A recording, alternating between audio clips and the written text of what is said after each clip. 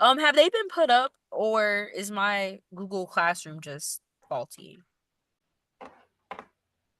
They've been put up. It's saying that you're sharing. It's not allowing multiple presenters. All right, go ahead. Try now.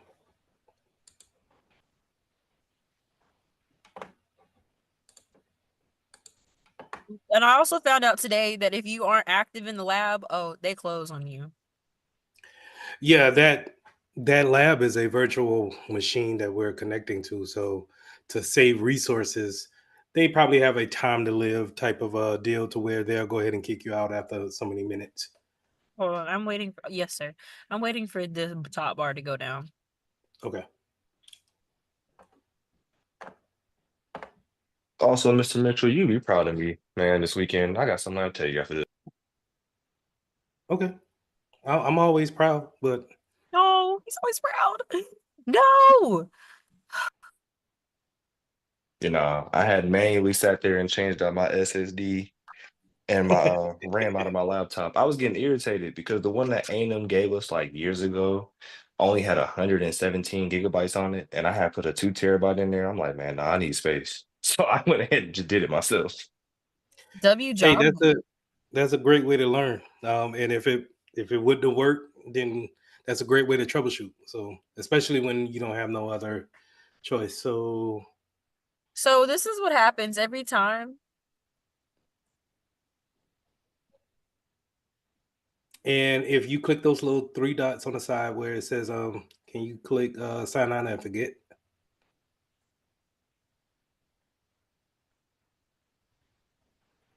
Now, here's the thing about signing out and forgetting with Microsoft.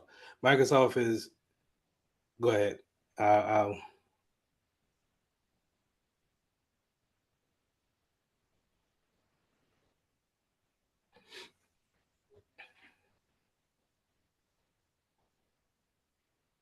okay. Do you know the password? Yes, sir. Can you open up an incognito window and do it there?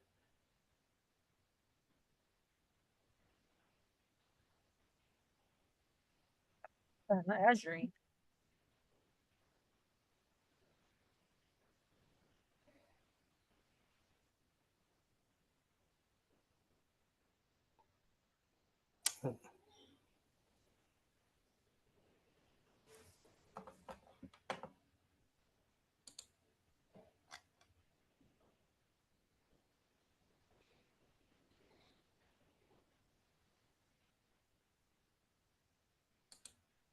Can I still do it from here? From the log in? Oh, can you hear me? Yes, I can hear you. I kind of wanted you to type it in because it may be holding some cookies from that. From that initial login? Give me 1 second. Let me see what the password is. Or you know what I'm saying, it may be the wrong password. Not saying that you don't know your password, but it may have changed and it did not change in that cache. So it may be trying to use something old, possibly. Yeah.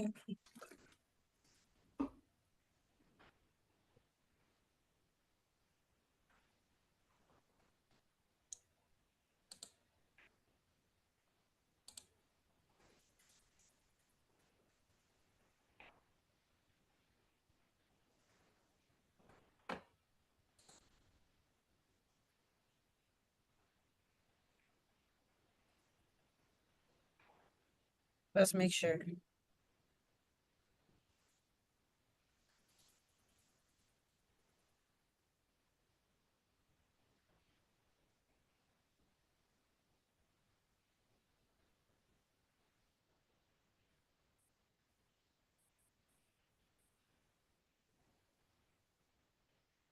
I feel like I'm putting you on the spot here. Cool.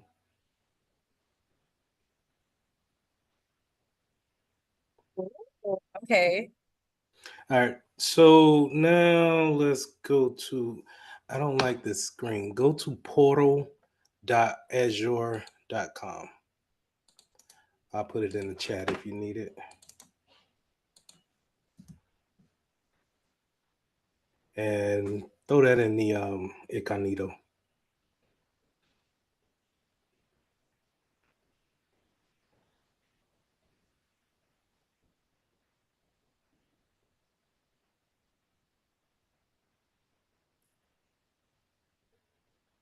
Take that the link from the chat and put it in the incognito window. Um, just because you may be holding on to old cookies. You're still logged in, right? With the incognito, that incognito two over there, that tab to the right. Yeah.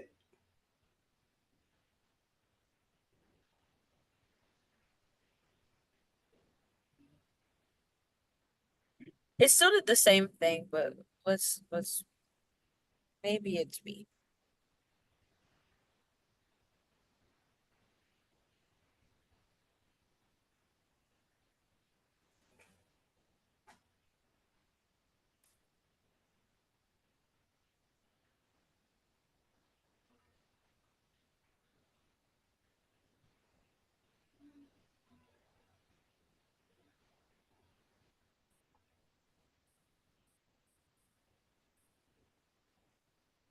And just for everybody to know, while we're troubleshooting this is we'll talk more about this today because we're trying to get into a virtual machine or in a virtual environment, and we'll be talking about virtual machines today too. So it all falls in together. So I'm glad on that.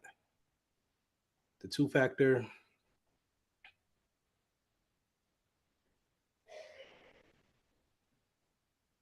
It is redirecting Last time. everywhere. Jesus.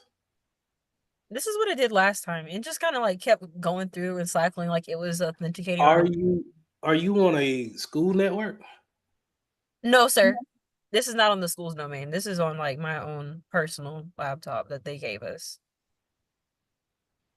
Why is it redirected so many times? And this is an account that I have never logged into any of my A&M portals.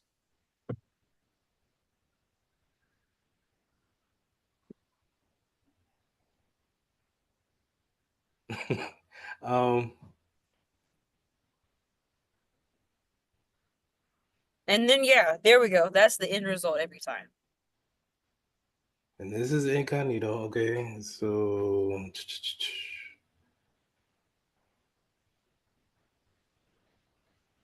is that account active? Yes, sir. It's my active account. This is the one I actually use for business. So this gets stuff sent to it every day.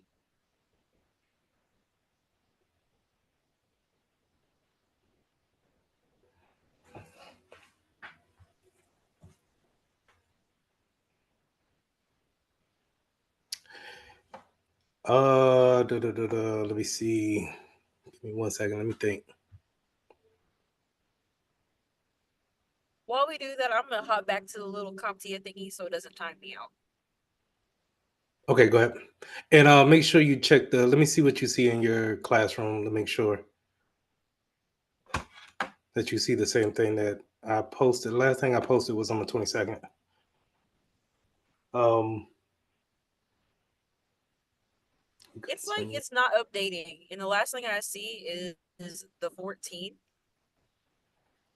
me okay. 1 second. I'll let this thing go down. Or I can actually navigate from here. Go ahead and stop sharing while you got your email up. Thank you. Thank you. There we go. Stop sharing. Don't share anything. Can you take away the rights, please? Hold on. I got it. No. Thank you. Okay. Do me a favor. Make sure you have your system updated as far as the OS is concerned. Mhm. And I seen that you needed a new Chrome version. Update the Chrome version. Not saying that that's it, but that redirection is weird. That's not normal actions. Not just to go into a Microsoft account. But we did get in. It did get into one piece But when you wanted to go over to the Azure part, it started to redirect as if you wasn't supposed to be there.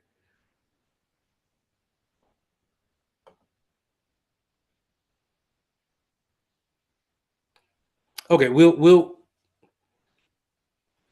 jump back on it. Okie dokie, thank you. Savala, you having the same type of issue, or So it was causing some issues. I think what it might have been, I think the school account. Did you use your school email too? The Bulldogs email? No, I did not. I don't use my Bulldog's email. Okay. Okay. Because I know for a fact when I tried using that, it didn't work. But it's my are you on personal are you on email. campus? Technically, yes, but no. I stay off campus, but I'm a grad student, so I guess they consider me on campus because I Well, take my no, on-campus I classes. mean more on the what Wi-Fi are you using to Oh where? no, I have my personal Wi-Fi. A&M's Okay, Wi-Fi is horrible. because the reason why I asked that question is that when it comes to governing what you can see and cannot see, uh, your school can look at that traffic. I always say, hey, they can look at the traffic. Um, your school IT department can look at that traffic and redirect you if you're trying to get to Azure, because Azure is it's just like going to their AD systems that's on premise, and so they may have a redirection in that, which it kind of looked like. That's what Sydney had. Sydney, is this your personal laptop or a school laptop? So I've tried it on both, like like the work A&M computer, and I tried it on my own personal, and both times it was unable to like assign in to the Azure part. And as far as using like the schools, like Sydney.Fleming@aamu.edu, our Microsoft account, um, that doesn't work for me. I've never been able to successfully authenticate and log in, so I don't even know. What? Is anybody else having issues getting into Microsoft Azure? Has anybody got into Azure? No, sir, I haven't. I haven't, but I'm gonna try again right now. I haven't tried it yet. We'll try. What? Oh, y'all blocked? Okay, I might have to create a user for everybody. I got into mine, but because I was unfamiliar with navigating it, I couldn't really do much, but I was able to get into it with no problem. So what is different than your account than everybody else's account? Did you use a personal, Bridget? Did you use a personal email? Yeah, yeah, all my stuff is personal.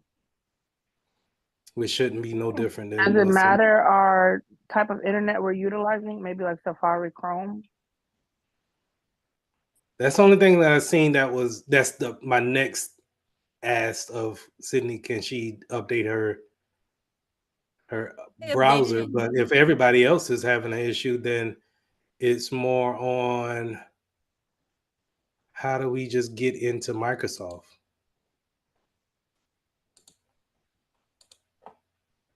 No, get out of here.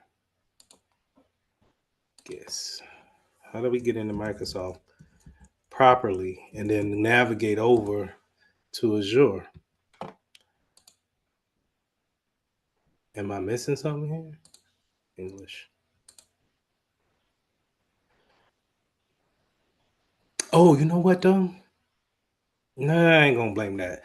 Microsoft did have a outage today, but I'm not gonna blame that because I'm assuming y'all probably tried this before today, right? I tried it on Wednesday and Thursday of last week, and it wasn't working for me.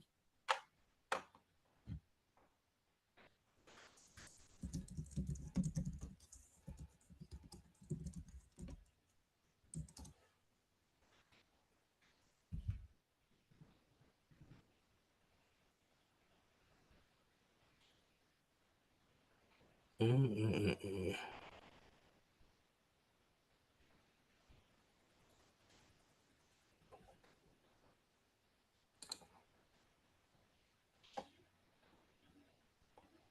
Microsoft jacked up. I don't know why it's going to default in Spanish, but okay. I was gonna say, okay, you can speak Spanish. Nah. So Sydney, go back to Incognito's, log in with your account, and then go to your Microsoft account. Now, I'm not going to troubleshoot it when I think this may just be a Microsoft issue because we'll be here all night. And this is, I don't have time for that. I don't want to blame Microsoft just yet, but see if you can go to your Microsoft account.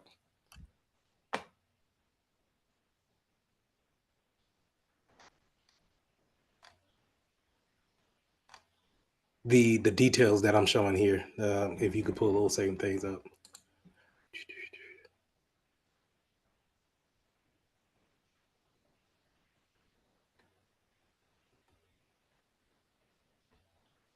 Okay. So in here, I should be able to put Azure.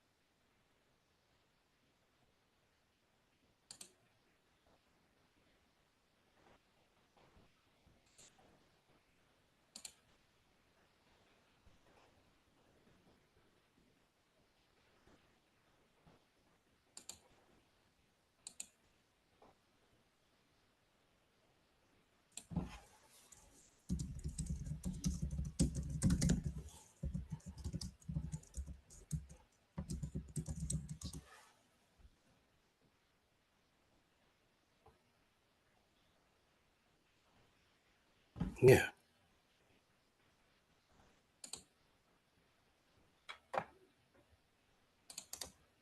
And then go where from the 2 laptops?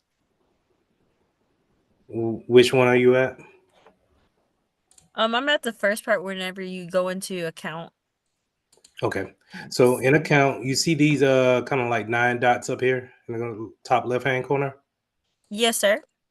Click that and then click on more apps, kind of over to the left. I mean the right, sorry. Mhm.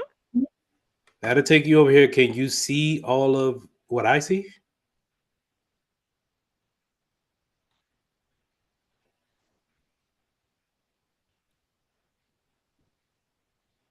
And it doesn't have to be one for one, but as long as you can see this particular page. Yes, sir. Okay, now check this out. Go to open up a different tab. Do not close out your tabs. Just open up a different tab Uh-huh. and type in Azure Microsoft in Google. And do not click on the first link, but click on the Microsoft Azure link, which is, well, the portal link right here that you see. Where it says cloud computing service, Yes, ma'am. services. The portal portion. Portal portion. Okay.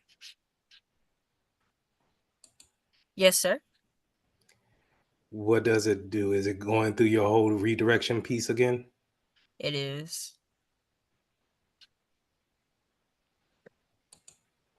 I'm gonna try it one more time.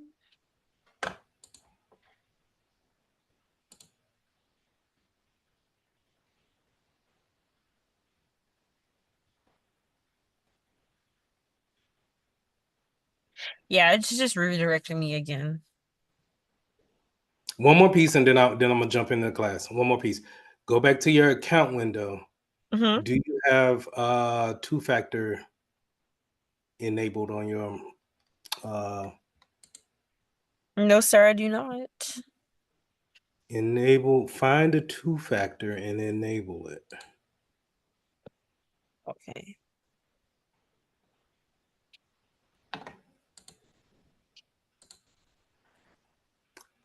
that may make you download a mobile device. A mobile app called Security, Microsoft Authenticator, Mhm.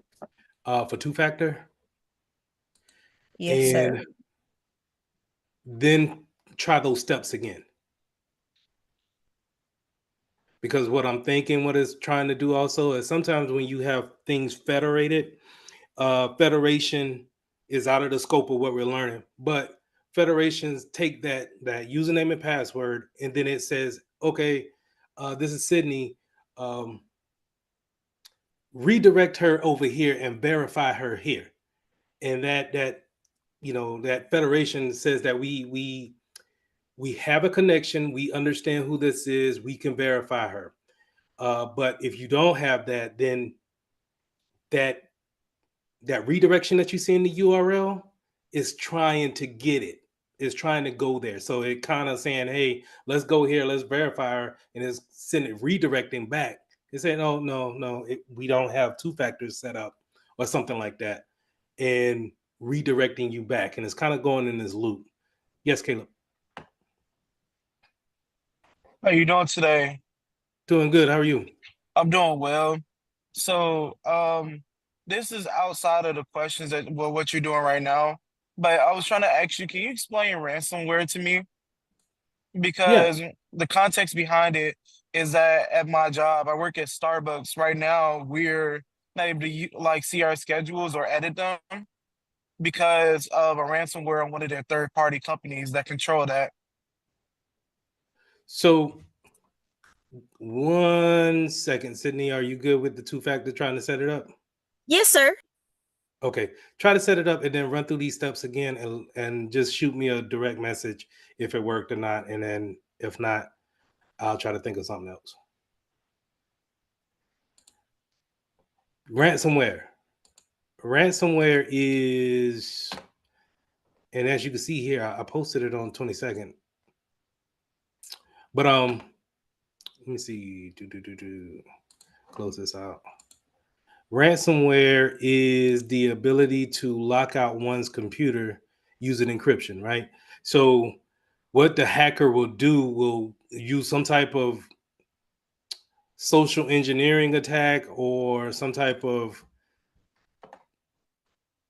way to lure that user in order to download and then click on a particular file. So you remember that time I said that sometimes you can take a thumb drive and write the most important person's name on that thumb drive and then drop it in a bathroom or in a sidewalk somewhere, and someone will see that and say, you know what, I'm gonna plug this in and take that chance and see that could intentionally um, go ahead and encrypt a PC with ransomware. Now, with the ransomware, what happens is that only thing it does is that it puts a password on all of the hard drives. So this hard drive right here that I got full up, that I only got a gig left. um, what this will do is that they can put a password on this particular hard drive, and now what I had access to, I don't have access anymore. And that particular software of hard ransomware can have like a web page or kind of like a full screen alert showing that, hey, um, in order for you to get your disk drive back, in order for you to get your files back, I'll give you the password for it, but you got to pay me some money. That's the ransom. Um, Ransomware is still prevalent. It's probably the number one um, virus, not virus, but attack out there, just because it's easy to implement. It's easy to play on people's intelligence, and and get that to, like you see already in firsthand, just kind of cripple a company, especially if they're not prepared for it. So this is the one that I came in contact with when I was working at a TV company. They wanted to, Bitcoin was just getting off the ground, but they really wanted to get paid in Bitcoin. And sometimes they'll leave this counter there to kind of entice you to go ahead and get in contact with them and give them the money. they will backdoor into that software and go ahead and put in the password to give you your files back. The problem with this is that they haven't left your computer. So if, even though you paid 2 Bitcoins to this person, 6 months later, they can go ahead and, if you didn't wipe that computer, they can go ahead and lock your computer again and ask for another 2 Bitcoins. But all in all, that's ransomware in a nutshell. You can you could go on the dark web and get some ransomware, and then try to implement it and get people to basically just lock up their machines. This is the number one thing. The number one thing to prepare against a ransomware is having backups.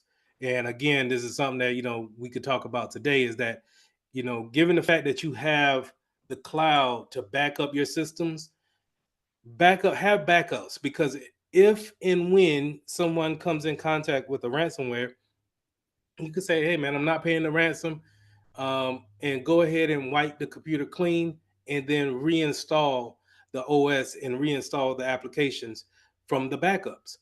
That way, you don't have to pay a ransom, and you don't have to worry about that person coming back on later and re-enabling that encryption. Any questions? No, thank you very much. Cause yeah, I was reading I was reading up on it and trying to see why we can't do our scheduling, and I seen that pop up on the news. So I was like, oh wow. Well, in the Yeah, article. ransomware is a very real thing. This is back when I was coming up, it was more of worms and Trojan horses and things like that. Things that you can, they'll put a link there, and then it downloads to your computer as something else. Back then, we didn't have toolbars. We had to download the toolbar and then put it up there, and that could be a Trojan horse. You thought it was one thing and end up being something else, and so you will use your antivirus to wipe it clean. Whereas a ransomware, it's encrypting it using something that's totally right. Like we already learned what encryption is. Encryption is taking something readable, making it unreadable. You typically can do that by just putting a password on it. So if you look here at your screen, when I go to the info tab and I put protection presentation, it's going to ask me to encrypt with a password. That's the only thing ransomware is. Then I ask for a ransom. You know what I mean? So I know the password.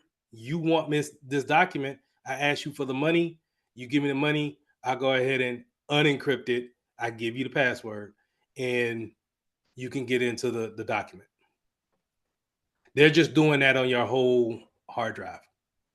I wonder if they're gonna get away with this. 9 times out of 10, they are. Yeah. They haven't, with all the cyber attacks that you've seen, you really haven't seen anybody really kind of taking an L on it. Not like how like our entertainers are taking L's. But good question, good topic. Any other questions?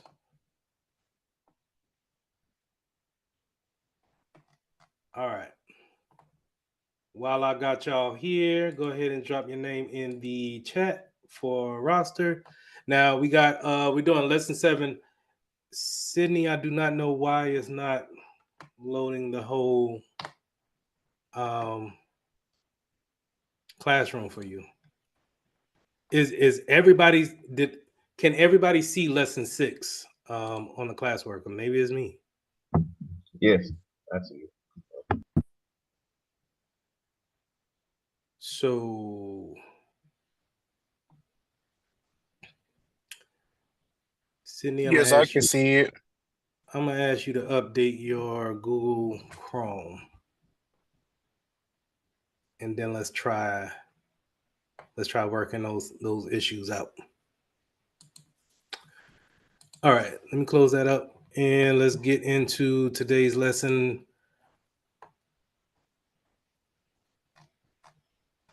Yeah, my name's in. Lesson 7, summarizing virtualization and cloud concepts. So the cloud is all around us. We use it every day. We just tried to get into it just a while ago with our situations of we got to figure that out of why that accounts is not going in. But anyway, we use the cloud every day. Now, that's a good while I'm here. That's a good way to have a backup.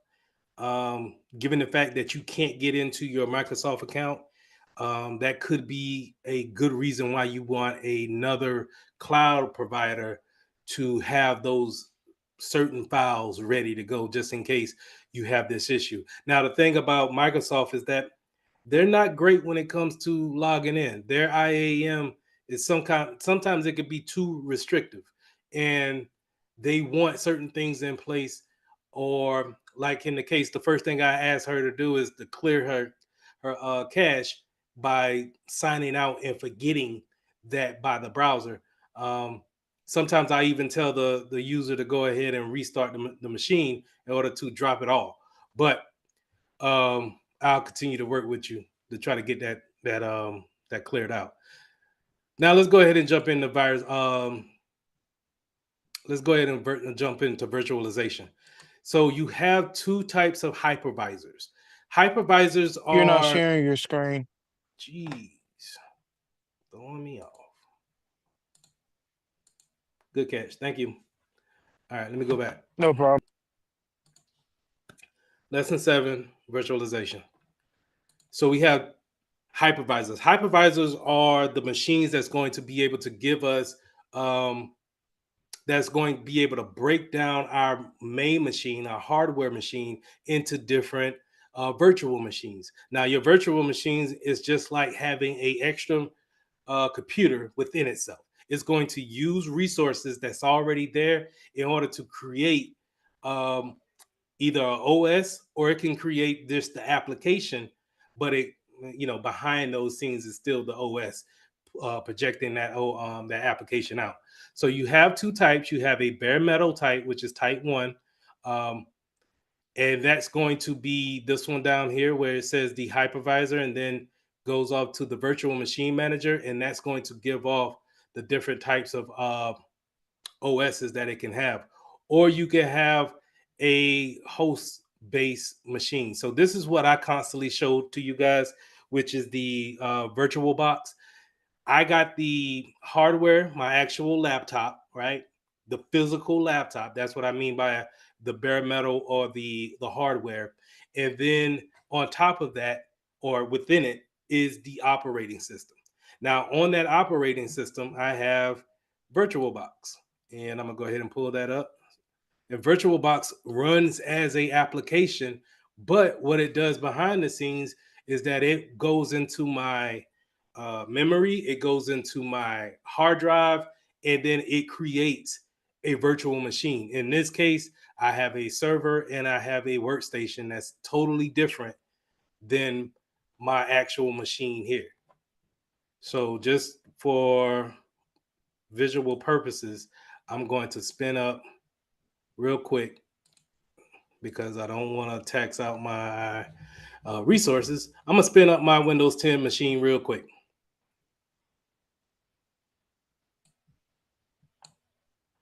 And for a lot of businesses, this is um, wonderful because back in the day, what we would have to do if we wanted, let's say, a test machine, or we wanted a server to run our application on, we would have to get a physical box, a physical computer, and make it into whatever we wanted to make it into. So we had to put the OS on it, and then we had to put the application on it. But here nowadays, where I can take my simple laptop and now put a application on it, that's going to spin up a whole nother computer. Now it may be slow as all get out, but it's still another computer that I can use to test things on. So you can see here, I'm pulling up Windows 10. Now, I'm not going to log into it, but I just wanted to make sure that you've seen. Really, what I want you to see is that it's logging me in like a regular computer, but when I drop it down into the separate window, I still have this computer to look at.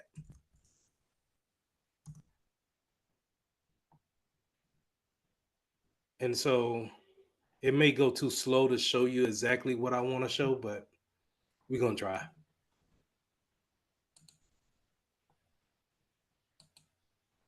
Going into computer management.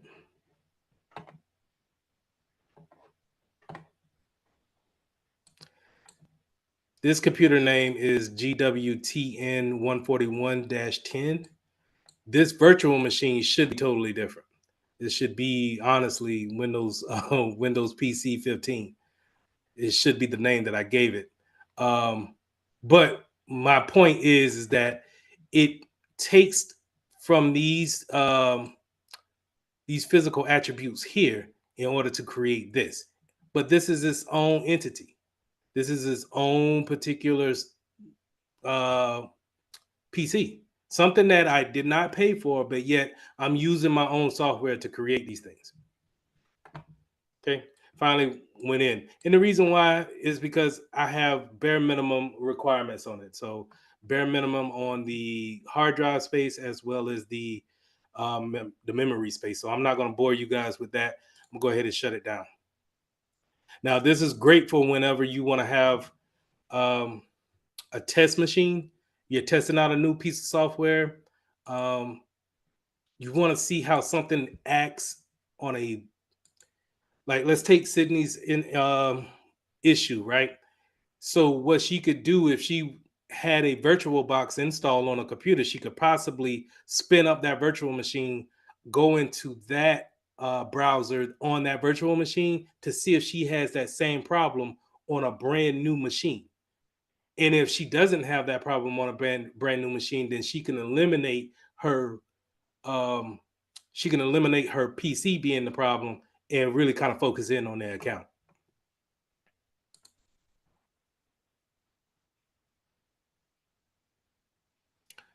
So remember, if I'm saying bare metal and type 1, then we're talking about just the hardware and then a hypervisor on top of that. The hypervisor that you normally see in the business is VMware. VMware is a big name company, and you typically don't see these outside of system admins.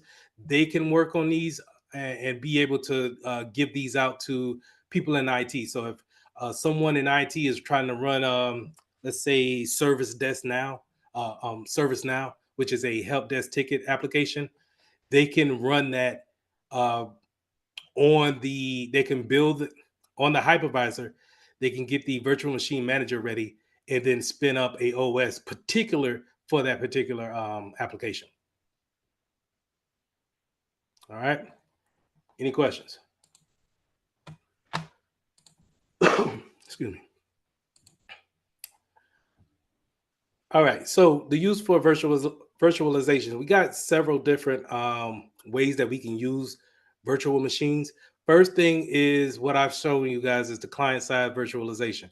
That's going to be something that's going to be local to that person, and they can use it for a variety of reasons.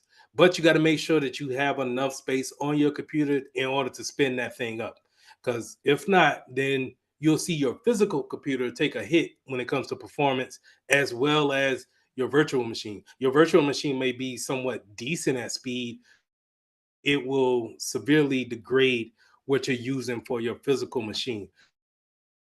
You have server side virtualization, creating the server and then pushing the resources out to wherever they're needed. Now, this is more, you're going to see more admins have priority over these. Your regular clients are probably not going to get access to a server and then be able to work in their applications 9 times out of 10.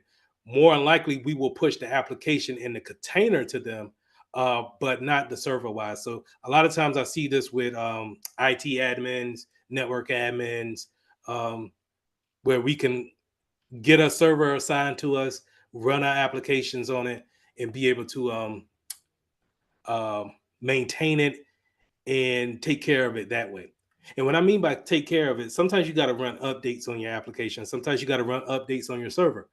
It's according what situation you're in, what company are you at. A lot of times you have your server team working on those things, and not only is your server team working with the physical servers that they may have in a data center, they have to work on your virtual machines. And now, when you think about a virtual machine, when you think, go back to this example, we can have hundreds, if not thousands, of this on one particular server, right? And now all of those servers that we need, because, and this is a good good way I can explain it. Your normal server is going to be built like this one, where you see how the VM is at the top, but it's going to be one server, one OS, and then the hypervisor will be on that, and then they can give each OS to particular applications. Okay, now this could be, it's according how much power can the server have in order to have as many guest OSs for it. But what I'm saying is that each guest OS is going to be a particular function for whatever it's trying to do. So if we're looking at an application may have a web server hooked to it, as well as the application itself, and then the database. So when you think about that, you're thinking about something that a user can interact with. So that'll be the web server that it is. The functions inside would be the application. But then how do we keep the client's information that they log in? You know, they're using their username and password, stuff that's on that profile. All of that stuff would be the database. Each three of those sectors will have their own different OS dedicated to just that particular machine or that particular OS. Okay. So for right here, maybe this first OS may be just the application. The second OS may be just the web server. The third may just be the database. Okay. And all of this can be encompassed in one particular virtual machine, which is great. On the other hand, we can deploy out containers. And if a user doesn't necessarily need the whole server, then we could just give them access to the applications by sending out containers. And these containers, they run similar to virtual machines where we have the physical server, the physical box, and the host OS. Then that Docker engine is going to dictate what type of application that we have on it, and then how we're going to push that thing out. So if it's a Docker engine that participates in Linux, then our application is going to be Linux based and is going to work in that particular setting. Okay. Now this is great for, let's say, in a warehouse where we have these standalone computers and we just want them to get to the database in order to see the application on the inventory, right? Instead of pushing that whole database, that whole application as particular machine or having someone image it for it, we could just push the application to a particular, let's say, a smaller PC, a Raspberry Pi or something like that, and just have that particular user log into the application, log the information that needs to go down, and then they're able to move on. Am I breaking up? Am I still clear, or if am I breaking up? You clear now. It's off and on.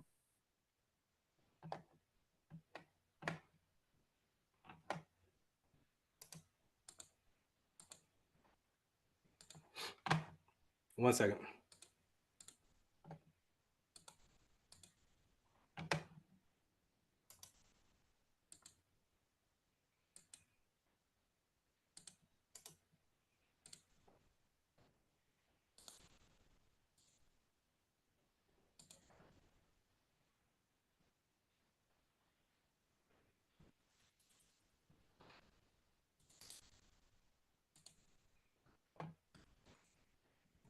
All right, y'all stop me if I'm breaking in and out, and especially if I miss a good part, bit. Um, so virtualization, the resource requirements. When we're throwing on these virtual machines, again, it's going to take away from our CPU and our RAM. Now, it can share the networking piece of it.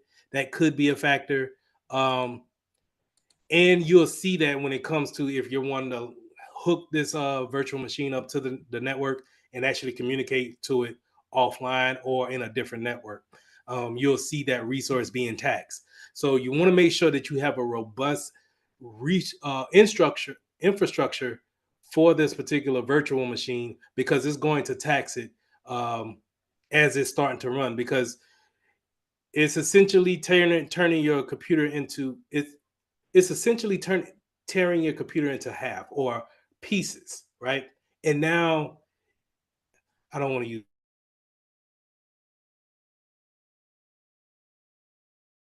I wanted to use an analogy, but y'all might essentially um, splitting itself, but having the same functions.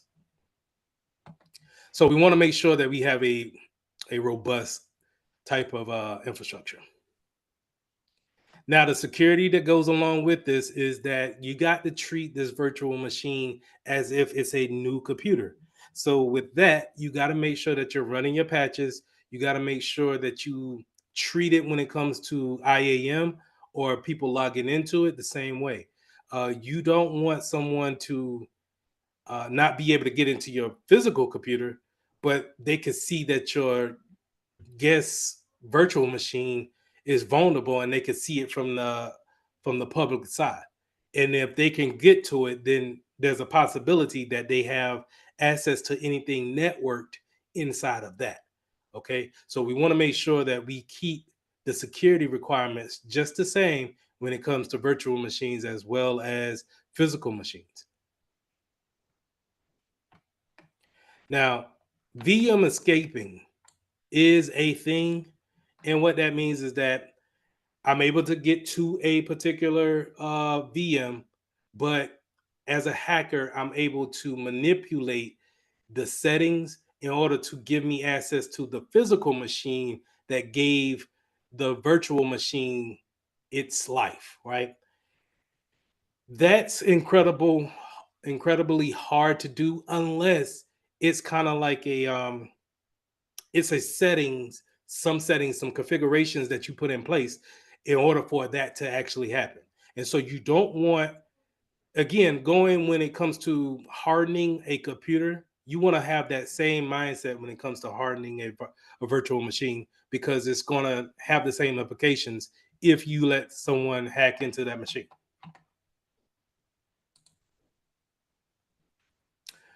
All right. Cloud concepts. The good characteristics about the cloud is that it's such a flexible machine. It can be spun up at the drop of a dime. It could be spun down just as quick. So the scalability is there. The high availability, where we can always pretty much get to it. Um, it could be in several different spots in America as well as the world. So not only can we use the servers that's here on the East Coast, but we can use it in the Midwest and the West as well in order to replicate our services, in order to kind of keep us with a high availability at all times. Now, the metered utilization piece of it is paying as you go. You use what you can, and then you pay for what you've used. If you don't use it, then they don't charge you for that. This is such an important thing, because when it's back in the day and we had to actually uh, buy every particular server, every physical server, the applications would get so advanced to where they're not utilizing all of the features that a physical server could do. And so now you had to dedicate one application to one server, and it's not even using maybe a tenth of the server's power. And so now it's kind of a wasted investment. especially if you could just have someone build you a container or a virtual machine to do the same thing. So paying as you go could be wonderful when it comes to your budget, especially in the IT department, because every piece of money that you could save could go to either upgrades or, in my case, I would love to, give people raises just because of the money that we save. Now, the high availability is great. Scalability, like I said, you're able to, if you had to order old servers in, you had to wait to maybe 3 to 6 months, not 3 to 6 months, sorry, 3 to 6 weeks for something to actually be shipped in. Then you have to get it set up in the data center. Whereas that could take something that is minutes in the cloud, it could take approximately maybe 3 to 4 months for it actually becomes ready to roll out physically. So the scalability of a service provider is top notch. It could be rapid when the elasticity comes into play, where it could be, hey, we need more we need more storage now. It could be a click of a button. We need more memory. It could be a click of the button. And so that's wonderful when it comes to the efficiency of time. Um, Now, shared resources is great when it comes to actually taking things from your computer and putting it on the cloud. That's, it's seamless nowadays. It can also go from mobile devices to desktops too, right? So you can use the cloud to back up the things on your mobile phones as well as your tablets, as well as any computer that you may have. All right, we talked about this in a little bit in Security Plus. We'll get back to it. Uh, Cloud deployment models. So these are the different types of models that you will see in the real world. Private cloud. Private cloud is pretty much you have a whole cloud setup to that one particular business. It's not shared with anyone. It's only particular to you. So now you don't have to worry about your IP addresses, or um, you don't have to worry about any type of files or folders that may be crossed over or seen by other people. Everything is particular to your particular company. Now, a lot of times, if you work for a company and they already have a database or a data center, they can, if they have the right network and they make that available to everyone via the internet, they essentially created their own private cloud, right? Whereas, I'm sorry, I started here, but whereas a public cloud is open to everyone, we see that with the cloud services that we constantly use. And my favorite one to always kind of bring up is Google. Um, with the classroom that we use as this class, this is in the cloud. This is how we share our information together. You can see it. I'm here in South Carolina, but yet I'm able to give you guys the updates as soon as I post it, and you're able to see the information there. um it's quick, but the thing about it is that when it comes to the public cloud, those companies that may need security or sensitivity as far as privacy is concerned, public cloud hosts a lot of users on a particular server, and that's where we kind of want to get away from. If we need that privacy, we want to go to a private cloud. A community cloud and a hybrid cloud, real quick, is we have we have a bit of our information on premise, we have a bit of our information in a cloud environment. And so those two things together will create a hybrid, right? So think of if you have your school.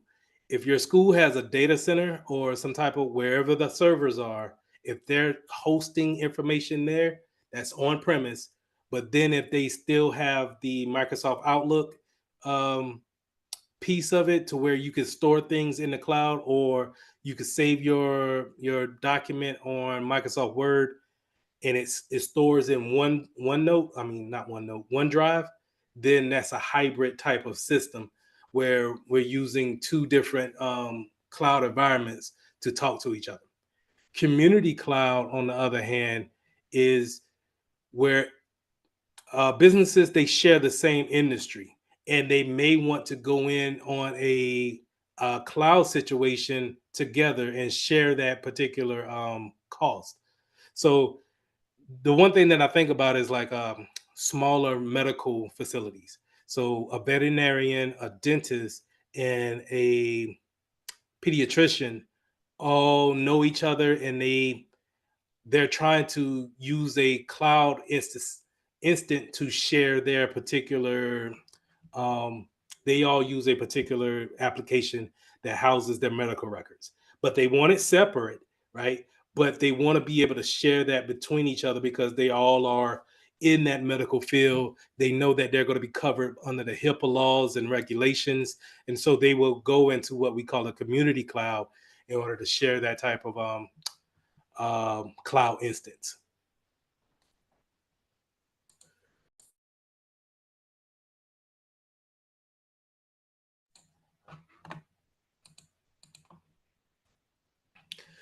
All right, service models. So the service models, we also talked about this in Security Plus. It shows up here in A Plus. Uh, Infrastructure as a service. Remember, well, let me see. Who can remember what I said about infrastructure as a service? What did I compare it to?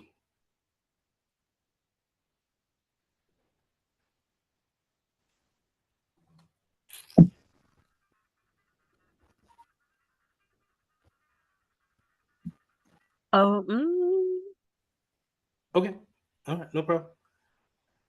I compared it to a chef, right? Someone who goes to the market and they could buy all of the foods themselves, and they could create spaghetti from scratch. So they don't have to necessarily buy the noodles, they can make the noodles from scratch. That's the same thing when it comes to infrastructure as a service. They're just going to give you the bare metal box here. They'll give you this hardware, and then you build everything up above it. Okay, that's infrastructure as a service. So whenever you see IaaS, you're going to think, okay, it's going to give me the most freedom that I can handle when it comes to building my own service model, right? Um, Platform as a service, I'm going to jump down here. Platform as a service is a little bit more than IaaS. It's going to give you maybe a OS there, and you'll be able to yeah, you'll be able to build upon the little bit of OS, and let's say no, it'll just be the OS there. They'll give you the hypervisor, but then they'll give you the OS that you want to work on. So maybe a Windows Server 2022, or maybe a Linux server. They'll give you that, but then you could build everything above that. Um, think of this as someone who gives you get a TV dinner, right? It's there, is but you got to throw it in the oven for maybe 30 minutes. A pizza, right? One of those pizzas from Food Line or whatever your supermarket is. Get it from there, throw it in the oven for 30 minutes. You're good to go. Platform as a service. It gives you a little bit, but you have to build upon that. But it's not as bare bones as a infrastructure as a service. Software as a service, if the other two, you have to do a little bit of work to get the food, then the software as a service is already just takeout, right? Already done, already fixed for you. But you have little to no say on how it's actually coming to you as far as the food is concerned. So whenever you get your food from Burger King or McDonald's, you can't tell them to cook your hamburger medium rare. They have to give it to you full.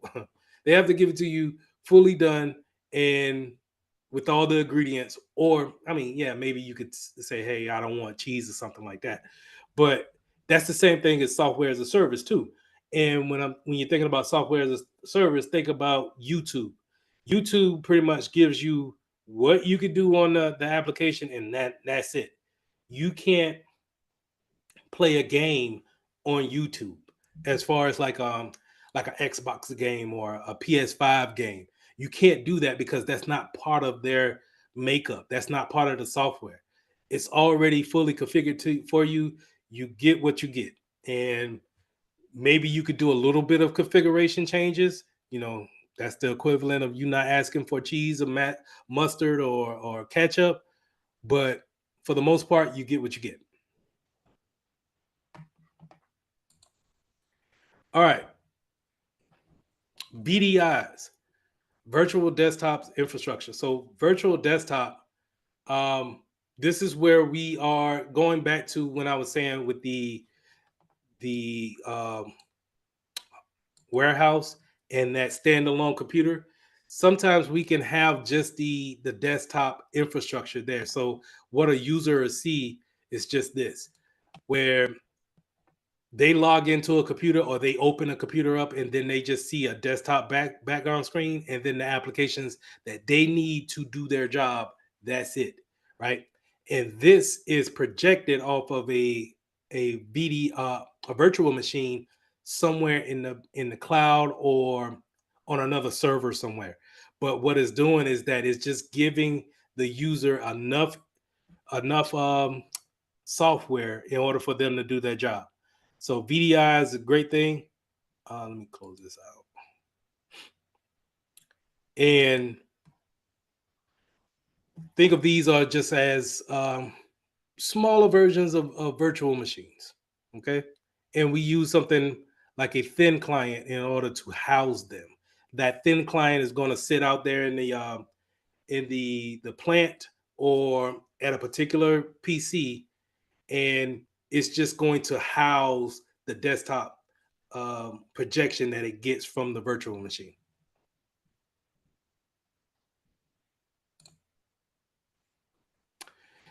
All right, using the cloud for storage. So we already kind of went over this a little bit, but let me make sure that I close everything out because I don't want to close that out. All right. Storage, we can use OneDrive, or that's my example that I'm going to show you guys is that, as you can see here, I'm using OneDrive as storage when it comes to the cloud. Everything that I have on all of my PCs, I use OneDrive in order to sync them whenever I make new applications, or like I do my slides here, have it synced with my photos and my videos. And you see my license there, man, showing everything today. But you can also share this information with others too, as far as documents, files that you may have on the cloud. So these things could be shared at an instance, where now you could just send a link instead of sending the whole file, and people can connect to your situation in the cloud and view whatever you want them to view. Okay. We use the same thing in the classroom too, where the classroom is, I upload the video to the cloud, and the cloud really just shows you a copy of whatever I uploaded. Okay. So we constantly use the cloud for storage, and it's almost nowadays is seamless, to where we, that's why it's, going back to your situation, Caleb, is that it's so hard to be hit with ransomware, because if we can just have a little bit of structure and set things up with the cloud, then we shouldn't have to worry about someone clicking on something and we can't roll back and get something from the cloud on a new machine. All right. Now, y'all still hear me? Still good? Yes, sir. All right. So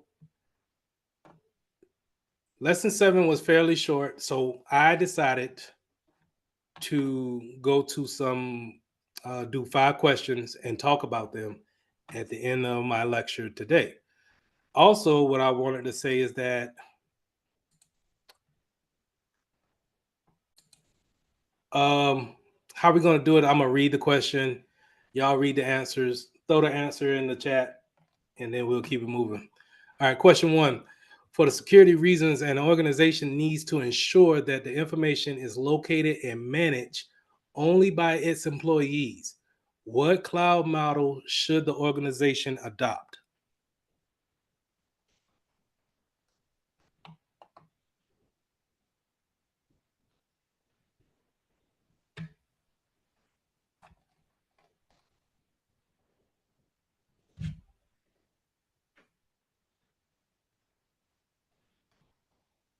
Now, if y'all could be so kind, can someone explain to me why it's private? Sure, I can. Oh my God, I'm sorry. I can explain it. So, with a private cloud model, essentially most of that data is owned or operated within the organization or the business owners. So, any possible private data that needs to be, stored will only be accessible by those organization members or business users. Why not hybrid? Mm, I feel like with hybrid specifically, some of the data is stored on site and some of the data is stored in the cloud. And for vulnerability reasons, without having everything stored in the exact same place, it poses risk of that data being accessed by any unauthorized member. Because anybody could just come to that on-site place and access that as well. Awesome. And for people like me who like thought process is a little on the childish side. I think of like Starbucks too to explain everything. Yeah, me. But like when you're thinking of it as a restaurant thing, it's public to everybody who drives by who can do it. Whereas private is just for those employees who have their own passwords. And then the communities for the people who are in the building, but it can't be accessible to like different things, even though it's not a Wi-Fi. But that's how I picture it, for understanding purposes. Whereas hybrid, just how my classmate said, that's like a both best of both worlds. But in this, they're not asking for that. They're asking for employees only. So that would be like our own private. You can't get in my club type of thing. So that's why I went with private in my area. Outstanding. And yes, hybrid was not mentioned. Well, it wasn't alluded to in the question. So good process of elimination, and y'all are on the right thought pattern when it comes to that. Now, well, real quick, can someone tell me what is a community cloud and why we didn't pick that? Community cloud. Oh, go ahead. You got it. Go ahead. Okay, community cloud. What I'm thinking about it is on an iPhone standpoint, when you're sharing information and stuff, it's shared amongst different people from different elements, able to utilize it in different aspects. They may not be in the same environment, but they have the ultimate same goal, or like in this instance, cloud same usage, where they all play a part. So if it's only for the employees, I feel like community would be like maybe the employees, the higher up, and then maybe even those who observe, and monitor in this instance. But that's not what's asking. They just manage only by its employees, which is outside of the community, if that makes sense. Yes, but with community, you need to be a little bit more close knit with the community. They have to be sharing some type of likeness. Okay, so yeah, the Apple situation was on that level, but they still could be doing something totally different. So I want you to think that they're all working in the coffee industry and they all use the same coffee application, and so they want to go in together with the same cloud instance. You get what I'm saying? So it could be Starbucks, Dunkin' Donuts, and your local coffee company, and they all want to go in with the same thing, That knowing makes that they're sense. covered under the same regulations and all of that. They're covered under that with the same cloud instance. in the community. Yes, sir. But you're Sounds in the like a right, plan. you're in the right ballpark.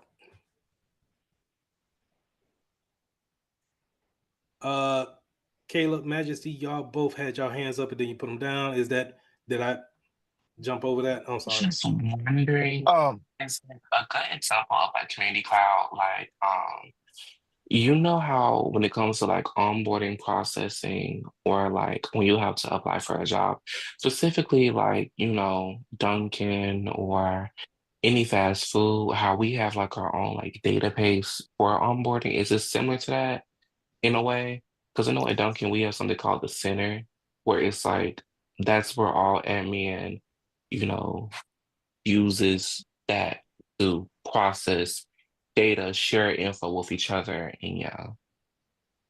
Say the first part one more time. What is it called again? So it's like when you apply for a job, like an onboarding process, usually jobs have like their own like data center or like admin center that groups all of those businesses together. Like for Dunkin', we have something called the center where it's like a cloud-based application where you can, register employees, do payroll, and et cetera, et cetera, et cetera. So it's just similar to that in a way where people are able within that organization of Dunkin', for instance, are able to share that data like across like the nation, to be honest. No, but you're in the right ballpark again. But it's not. That's more on we're grouping someone and everybody's having uh, the same permissions here. So we could put y'all in here and then we could say, hey, you only get access to these particular services that we want to give you as an employee. A cloud instance. Give me 1 second. Let me go to AWS. So a cloud instance this is how the conversation would go.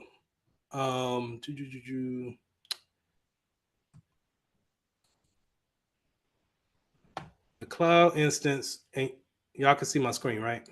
All right. So this EC2 instance is going to cost maybe, to keep it simple, $10 an hour, right? And since I'm a school, I have Metro Technologies, I'm a school. And then we have y'all work for Pivot Technologies, right? And then we have somebody else working for Alabama Collective, right? Those three entities get together and say, you know what? Instead of one person paying $10 an hour for this EC2 instance, how about we all get together and we pay 3 in the 10 is what? 550. We all pay 550 a piece. That's over 10. But anyway, we all pay like 375 a piece. Yeah, Right? 370. We all pay 375 a piece, and we can share that particular cloud instance. We won't see each other's information, but now we can have separate applications on it, but we don't have to worry about our server being what we call FERPA compliant. And FERPA is a compliance for education schools to be compliant being under regulations. So we all want to make sure that we're regulated and we are in compliance with the law. But we all also want the EC2 instance to run our applications. We don't have to run the same applications because maybe I got somebody that could do something a little bit extra for me versus Pivot and Alabama Collective. But we all are in the community of education. And so maybe we pick a EC2 instance that's going to be that has Blackboard integrated on each and every one of our systems. So maybe they throw that in as a extra bonus because now we came in with more people, more money, and we're using this as a community versus each and every one of these entities getting $10. We're paying $10 a piece. We're just going to pay $3.75. So you're in the right realm when you're thinking about, okay, these people are all have something in common, so we'll put them over here. But I don't want you to forget that going to get a particular service from a cloud provider is like going to buy a server, right? And if we all can cut the price by getting together because we all work in the same field, we all in the same community, then it can come out cheaper on the client side, paying it to the big tech company. Does that make sense? Yeah, it does. Okay. Caleb, did I answer your question or? I was just gonna add, I was just gonna add to it, just like in my standpoint of the community was just like what you explained, but it was just I feel like private was just gonna be the answer regardless, because you don't want like everybody knowing which like server, well, what cloud you use or Mhm. cloud model you use. That was my main thing. And if that's the case, then if you want to keep that privacy, then we go private, right?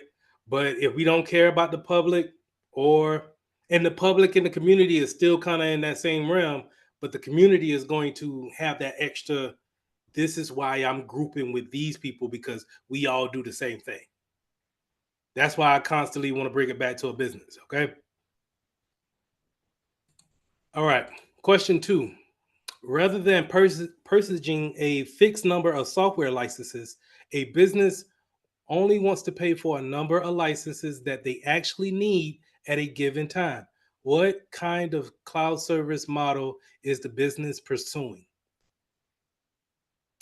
Go ahead and put that answer in the chat.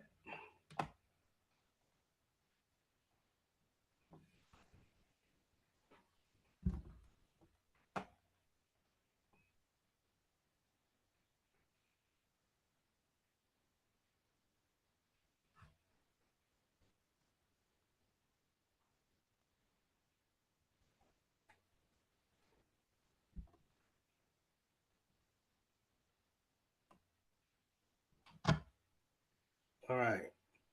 Sydney, do you mind telling me why is A?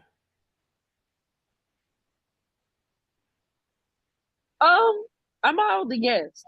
I'm not going to lie. Okay. Majesty? Okay, so as is a software as a oh, is that the right word? Mhm. No, look my nose real quick. Software as a service. Basically, everything comes pre-made. And because everything comes pre-made, you can scale on what you want to purchase. You don't have to purchase everything. So when it comes to your licenses, they have more flexibility. Going back to the question, um, we're basically not wanting to purchase a fixed number, which means we want more flexibility when it comes to us buying our licenses at any given time. So I feel like software as a service would be the best choice because it gives us the most freedom when it comes to payment processing and managing licenses. Correct. Anybody know what D is? I didn't speak about D, but do we know what DAAS is?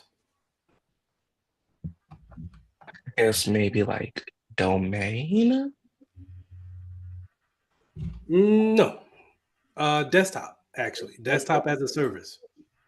Oh, So yeah. Um when it what's comes the, to I'm sorry, go ahead, Clark. what's the answer? A. Okay, I thought it would be they would use a platform as a service because it's a complete cloud environment and they can control it and run it and build and manage everything. Well, I was it's not that because it's broken down into individual. And normally when you see licenses, we're taking an application and um we're hitching it to a particular number, right? And Okay. so whenever you're using a piece of software that has a direct number to it, that license is only for you. So okay, um, your CompTIA website that you got that Pivot gave you access to, that is one particular license just for you, Clark. That's it. Anybody else that uses it is against the rules. So whenever you see something like this that says software licenses, we know that it's already set and done. There Okay. ain't much I can really do to it. The thing about IaaS, infrastructure as a service, and platform as a service is what? They give you the ISS, the infrastructure as a service and the platform as a service. If you are a cook, we're doing what? We actually are creating things from Yeah. scratch. I'm Mhm. sorry, say it again. Creating it from scratch, like you referred to the meal, you creating a meal. Yeah. Right. Whereas software as a service, hey, whatever they give us is what they give us, which is more on the lines of we only get one particular license for one thing. If you get a license for a infrastructure as a service, I could then turn that if I'm good enough, right? I could then turn that infrastructure into an application that millions of people can use. But what they said here in the questions, a business only wants to pay for the number of licenses they will actually use at any given time. So if they wanted to scale back, they could. If they wanted to scale up, they could. That's more likely going to be on a software as a service type of deal. Now, desktop as a service, it kind of goes into the platform as a service. We already are giving you a particular desktop that you have to log into, and then you create whatever you want to create there on the desktop. Okay. This was actually, I think they rated it as difficult. I don't know. But all right, question 3. Well, any questions on question 2? Any questions? No question. So the user, give me 1 second. Let me read this.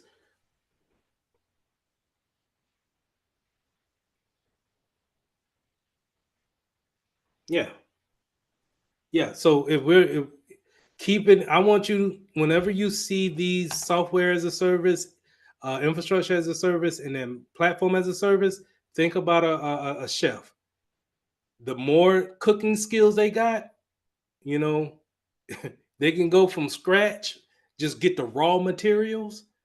That's going to be infrastructure as a service, because that infrastructure as a service they just going to give you the the server. They just going to give you the box. They're not going to give you any software, and they're going to say make it work. That's all you get. And we're not gonna plug it up for you. We're not gonna do nothing for you. They just give you the box, and you're supposed to have the skill level to build it into whatever you want to build it into. Platform as a service. Hey, I need a little bit of help. At least put the software on there so I can put my application on it, and then I can build and code, and then I can add some software services in there on top of that. But I don't know how to just build it from scratch and type in the machine code for things to come up off a DOS window. I don't know how to do that. So a platform of it as a service is going to give you something to give you a little boost. Software as a service, I don't even want to put in the OS. I just want the application to work. Just give me what you got. Um, Gmail. I just want Gmail to work. I don't want it to do nothing else. I don't care for it to do anything else. Just do email. But if you wanted to do infrastructure as a service, I'm then telling you to get you a server. Now build me a web server email from scratch. However you start that off is on you. All right. Question 3. A network technician installs virtual machines in a hypervisor software that runs directly on a server. What kind of hypervisor setup is this? Select all that apply.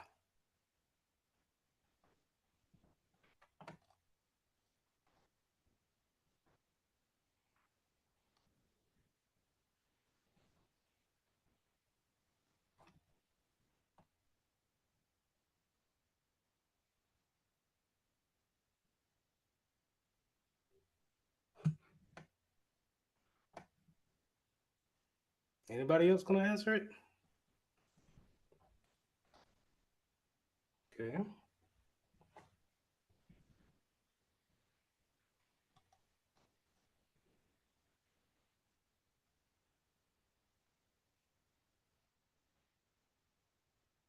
All right.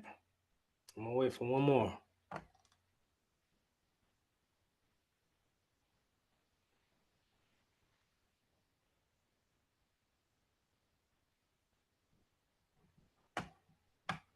All right.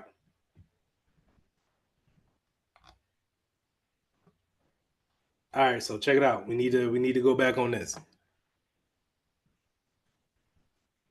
A network technician wants to install virtual machines on a hypervisor that's directly to the server, on the direct box. That goes all the way back to our first slide here. We're back here to type 1, bare metal. So when you look at this model, the first one, this hardware, well, okay, let me see if I can separate that. That's a picture, dog, on it. Insert draw. I'm gonna draw this. These are separate pictures, okay? Now, this hardware here is the computer. That's the laptop, that's the desktop, that's whatever you bought from Best Buy. It comes automatically with the operating system on it, right? Even Mac. You got the Mac, the actual Mac that you bought. You turn it on, is whatever operating system is running, and then you put the hypervisor on. That's going to be a type 2. After you put that hypervisor on, you could put on whatever you want to put on after that as far as the OS is concerned. The same thing goes for my PC. My laptop here is the actual gateway. I'm running Windows 11. I put on a hypervisor, which is VM. What is this called? VirtualBox. In the VirtualBox, what do I have? I have those little boxes inside that you see. This Windows 10 machine and the server 2019. Those are those boxes right here. Okay. This is called a host or host-based virtual machine or a type 2. Now, if you see anywhere on that test that it says it's a type 1 or bare metal, this is what it's talking about. It's talking about just having that hardware system and having something called like VMware installed on this machine. You're not probably going to see something like this coming from a store. This is something you'll probably see in a business setting. Okay. They're going to have a server, a big server that's sitting up in a data center somewhere. And on that server, they're going to have VMware installed. Let me show you VMware.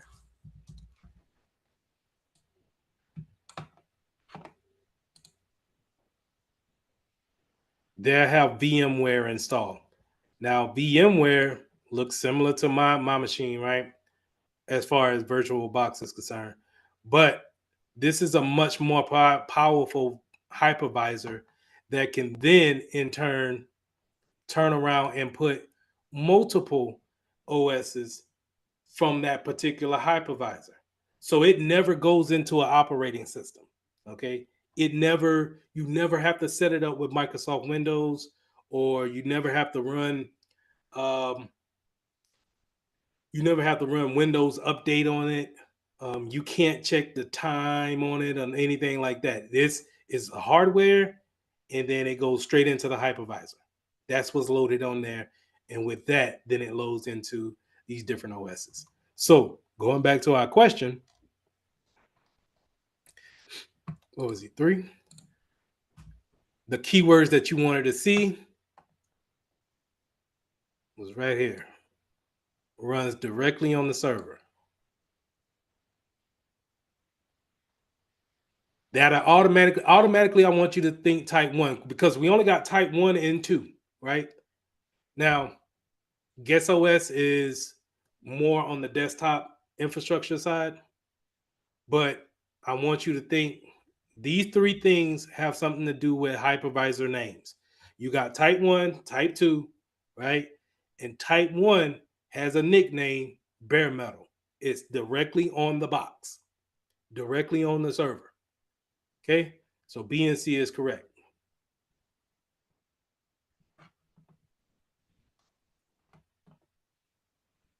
Y'all still with me? Yes, sir. Yes, sir. We All here. right. Thank you. Question Yeah. 4. A developer wants to ensure that no matter what server an administrator deploys an application on, it has the libraries and dependencies needed for the application to operate properly. How can the developer accomplish this?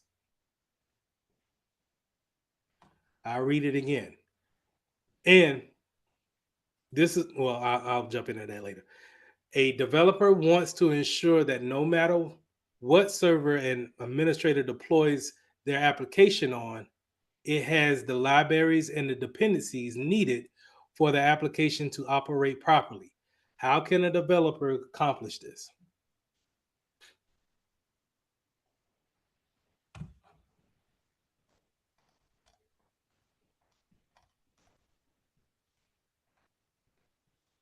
Now I gotta figure out which one I'm at.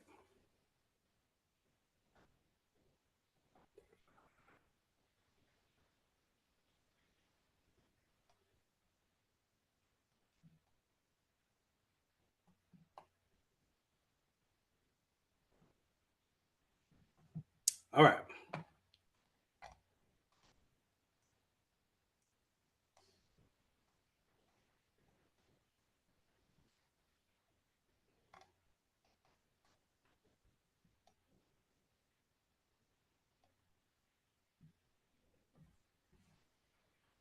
Majesty, explain why did you think it was D?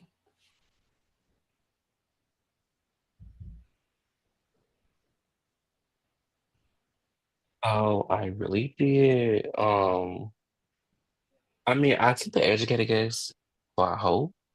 Oh, it's right. Um, Container virtualization, it's more well, it has everything. It has the libraries, the dependencies, and but just basically everything that the question asks for specifically in order for it to operate properly. So by having everything on there, it ensures that whatever application it on, it is very consistent. No matter the server or the environment it's in. Whereas like client side is dependent on the device. Um and server side is more on like the back end, if that makes sense. And what And about when it comes application? I'm sorry. and application is specifically just the application itself, not on like the dependencies. Correct. Now, Oh, period.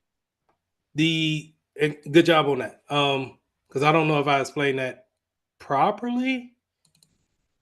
So when you have a container is going to have that application sitting out there, but it's already going to have everything that encompasses it.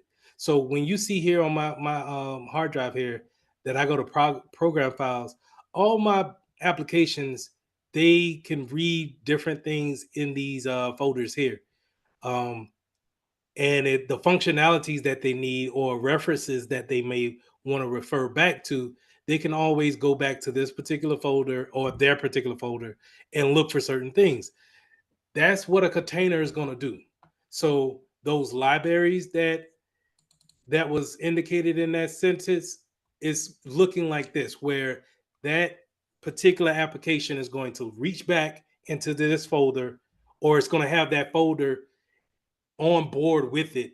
Let's say if they create an application and then they put it all in a container box, and they put it in a particular setting where that's the only thing that's running on that PC, then it doesn't necessarily have to run across the network to get certain things for the application's function.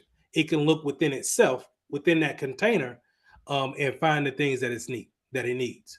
Okay, so the keywords. How do I get off that?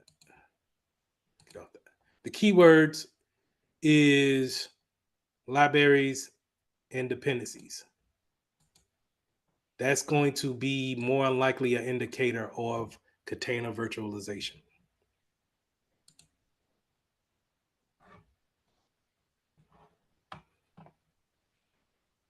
All right. All right. Question 5, and then I'll let y'all go for the night. A network technician configures a foundational cloud setup that will allow developers to start all the application development using a standardized server and database setup. What type of cloud service model is the technician configuring? A network technician configures a foundational cloud setup that will allow the developers to start all the applications in the development using a standardized server and database setup. What type of cloud service model?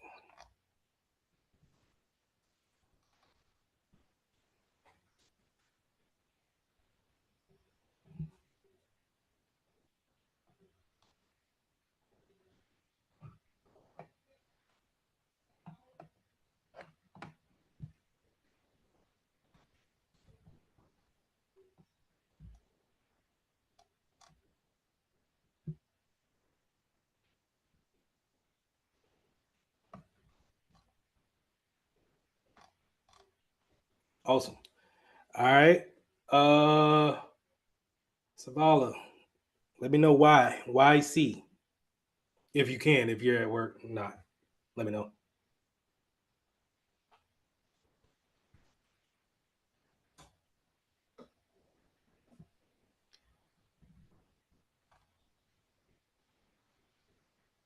Caleb, let me know why it was C.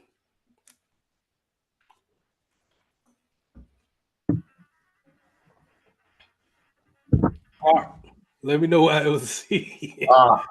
I got this I just wrong want in the last one. So the key word I got out of that one was the developers. In its environment, it's everything they need to run the cloud with all the right, applications they can use. I don't know. right. I can't explain it right.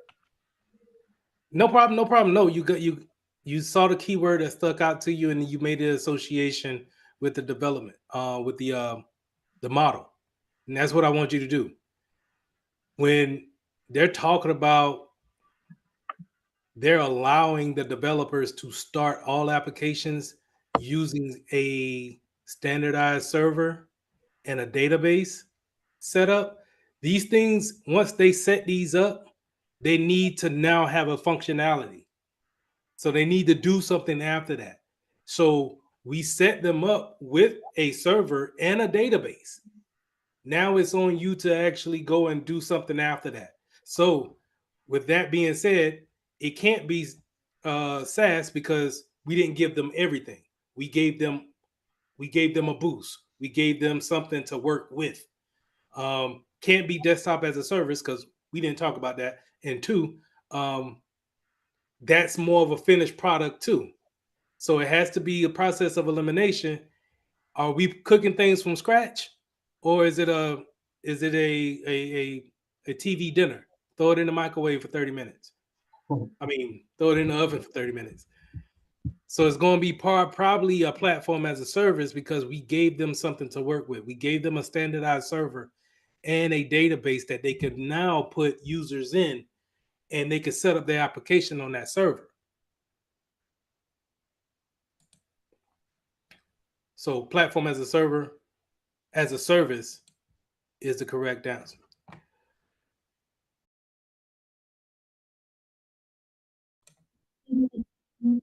When you open up a virtual machine, it's going to keep account of the same session, even though it's open up in a different tab, especially with the type of virtual machines that we're working with, right? So it won't let you, it's not like a website that's going to just show the beginning again. It's a real life machine that somewhere off in Colorado, somewhere, I'm just picking a spot. Um, and so it wants to really kind of kill all of the sessions and start over anew. And what I mean by that is that if you have multiple tabs open on that lab, close them all. Okay, And close, I would go on so much to say close everything, because sometimes it can record cookies, and those cookies and session keys are saved into your cache, and it remembers, oh nah, she had this open in this tab that you already forgot about, that's maybe minimized somewhere, right? So just gotcha, close all of your tabs and give it a little bit of chance to kind of stop, reset itself, maybe about 10-15 minutes, let it reset itself, then start that lab back up, and you'll see it'll start from fresh, or it'll gotcha. start with the last point that it saved at. Makes sense. And then my other step, I'm gonna do that actually towards the end of class before we leave. That way I can verify before you get off. Yes, ma'am. My other statement was um kind of had like a come to Jesus moment where like I don't necessarily like to ask so many questions because I realize that a lot of my class I don't want to waste time. A lot of my classmates are tech savvy. Me, that's not my field, as we already talked about. But I realized that the reason I wasn't able to do the labs and things is because I already tell you the verbiage, but I'm also doing it on my computer as it's going. So like say if it's saying Control T, I'm trying to type it in and it's doing it on my actual laptop and I'm getting frustrated and I'm just shutting out. So like this weekend when I was practicing, I'm just saying this just in case anybody else needed it, basically. After I did the lab, I kind of try to do it on the actual computer for certain things, but it's Mhm. harder because I have a MacBook. Don't judge me. But I'm trying to like, make sure I understand it. But just for anybody else who was frustrated, because me, I didn't have my labs together because I just didn't. I was really lost. I'm not gonna lie to you, but yeah. So that's uh another thing. Real quick, let's just go ahead and jump into it. No, where is it? Where is it? Man. And then they timing you. That's so Yes. disrespectful. Well, no, because it's an actual machine, and not only do you use it, others around the world use that same machine. It's not, see, a website anybody can go to, and everybody can use it all at one time. A virtual machine, maybe realistically, maybe two people can use it at one time. If it's a particular server, two people, maybe 10 people at the max. But then if you think about everybody trying to go to that one particular, okay, the laptop that you got in your hand, right? If we make that accessible to everybody in the world, meaning that we can take our Zoom session and we can go into your MacBook right now. You can give access to 10 people, but that's going to take away some of that memory for everybody, all 10 of those people, right? It's just going to take memory away and storage away. And so it's going to run slower and slower the more people get connected to it. It does when someone latches onto your computer for 3 hours, you can imagine that it just bogs up everything because of all the work that they're doing, the things that they're not refreshing. And if that's the case, that it's bogging down for them, imagine the other 9 people that's connected. So with the labs that we're working with, they put timers on it that if you haven't had any kind of access to it, not access, but any kind of movement to the mouse within 10-15 minutes, it asks you if you want to continue or it go ahead and disconnect you. Because then when it disconnects, it gets all that memory back, it gets that storage back, and now it can give that to someone else. Yeah, and then I was reading it. It was saying like basically they had the timer too. Well, maybe this was my perception of it because that's what how long you should be able to do it. Like each one has a different duration for the overall assignment, but you Hmm. can get an additional 15 minutes, but only 15 minutes. Yes. And with the case of what you were doing, and let me say that do not feel bad about the questions that you want to ask. That lets me know that you can retain it. If you because you're at none of the questions you have asked me has been out of the way of, oh, I don't think she get it. You get what I'm saying? It's more Yeah, of you are thinking more about the situation and you're asking the right questions. So I don't want you to think that, okay, well, they're not asking the questions, so therefore I'm not going to ask the questions, because I can almost guarantee you somebody else has the same question you have. yeah, because I just been struggling with them. But hey, I'm caught up now, with the exception of that one they won't let me back in. But yeah, I just wanted to bring that because I was stressed. I was stressed. I understand, and I'm sorry, but it you have to go over these because No, I if like they them. I ask do you like them though. something, if they ask you something on this test and they show you something and they're Yeah, gonna say, everything is not gonna come from these 9 lessons right here or those slides that I'm giving you. From what I'm seeing in those labs, if they ask you a step of how to install that GPU chip, just a step. We didn't necessarily go over that in the lab. I mean, in the slides. We may have talked about what a graphic card is, but we didn't talk about the steps on it. And so that's why we need to do the labs. yeah, Um, makes sense. the part that I wanted to share, so I'm gonna open up this lab and let's just jump right into it. I'm gonna open it up in a different window. You said that you were typing in the commands. You don't have to do that. They have a little T in a box right beside the command.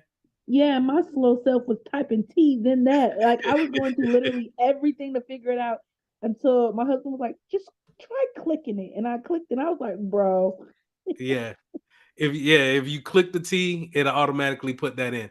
And I understand, but it's good. It's not all for naught because it's good practice to actually type in the commands.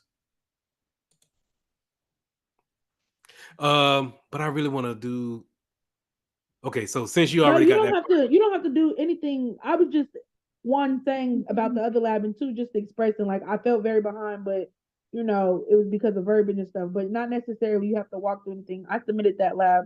I'm on my end, I'm straight as of now. But okay, yeah, don't you good. I'm gonna close this out and let's do our 10 questions or 8 questions. I think I got 8 or 9, and then we'll jump into this lab for the last thing. But I'm glad you asked that, and I'm glad we straightened that out. So I close it out just for you to see. Hold on, I'm not showing it, am I? I closed out that lab just so I can go ahead and give that back. And sometimes if you don't close it all the way in the tab.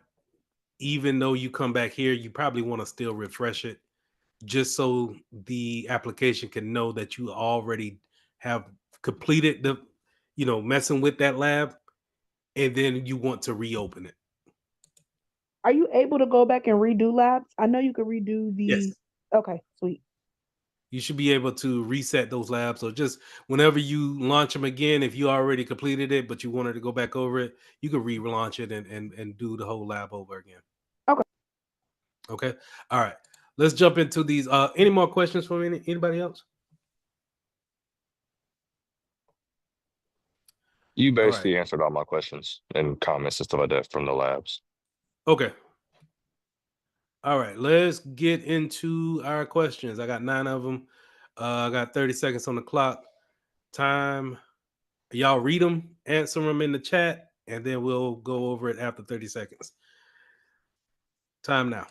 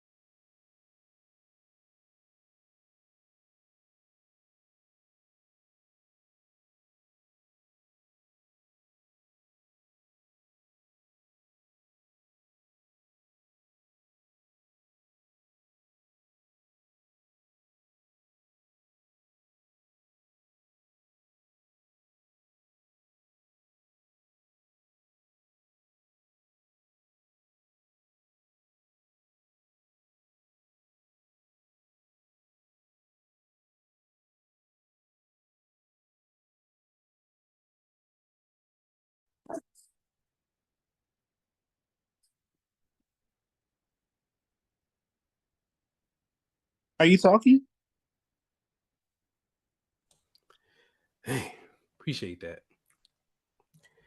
And the thing is, when you're talking on mute, you be going through it so smooth too. All right, let me try it again. A cloud administrator configures a cloud instance to increase its resources during times of high utilization and decrease the resources when peak utilization times in. What cloud characteristics does this represent? HA, which is high availability. B, scalability. C, meter utilization. D, rapid elasticity. Everybody pretty much says C, which is right. Being able to um, be charged for what you need, and then utilize be in charge of for what you need as far as the storage and then the amount of resources that you need is definitely a big component of the cloud. And while it saves us so much money than actually buying the equipment and bringing it in on premise.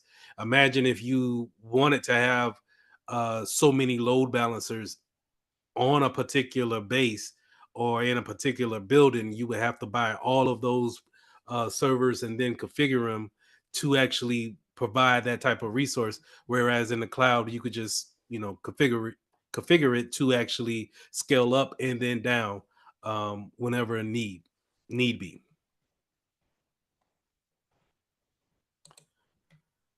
All right, question 2.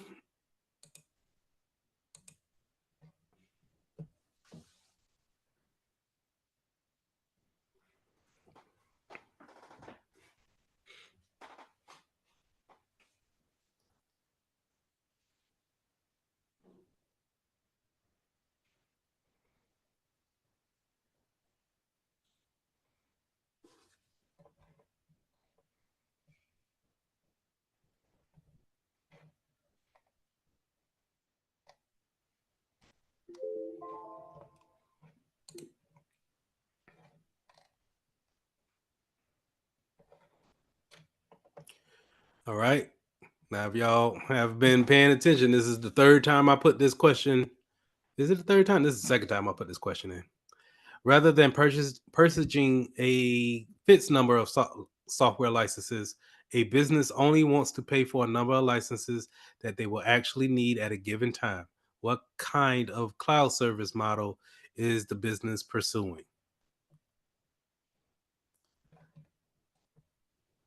All right, that'll be A, software as a service. Remember that when we're talking about as a service, anything as a service, such as platform infrastructure, and then software as a service, not desktop as a service, but we'll go a little bit further into that later on. When we're talking about these services plans, we're talking about, I made the analogy of the chef, right? How much can you actually do on your own? Um, and given the fact that they want to buy software licenses, meaning the application, the software is already completed, is ready to be licensed out to that individual. All right. Now that doesn't mean that they can't go in there and configure the settings how they want, but they're not going to be able to change the infrastructure or the software. It's not going to go down like that. That's more of the platform infrastructure as a service. So here, software as a service is going to be the best answer for that cloud service.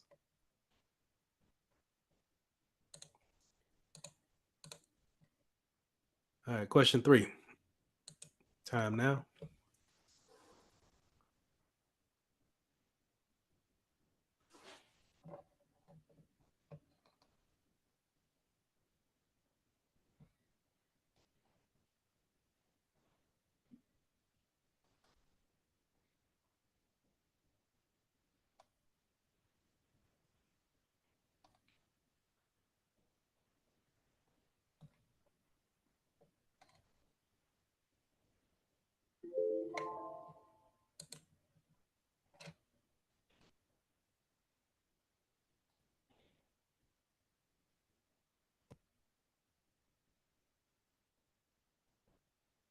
All right.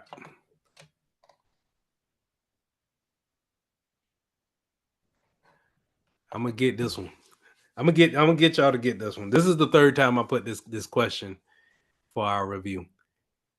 And I'm gonna make y'all, if we don't get nothing, we gonna get this one. A network technician installs a virtual machine in a hypervisor software that runs directly on the server. What kind of hypervisor setup is this? Select all that apply. Gotcha. Yes, B and C. We're running directly on the server. That's type 1. Type 2, remember, type 2 is going to be a workstation or desktop or some type of computer that has the hypervisor software installed, and then it has that on top of that. But if we're talking about just the physical device, something you can actually touch and feel, and then the software in that is the hypervisor, then that's going to be type 1. And that's also known as bare metal. So B and C is the answer for this.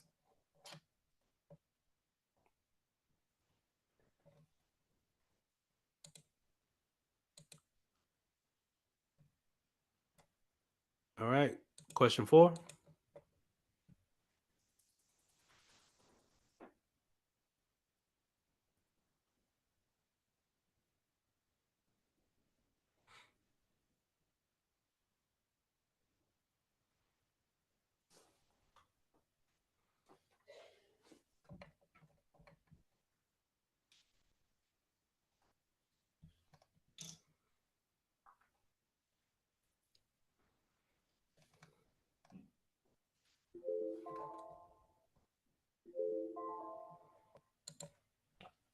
All right.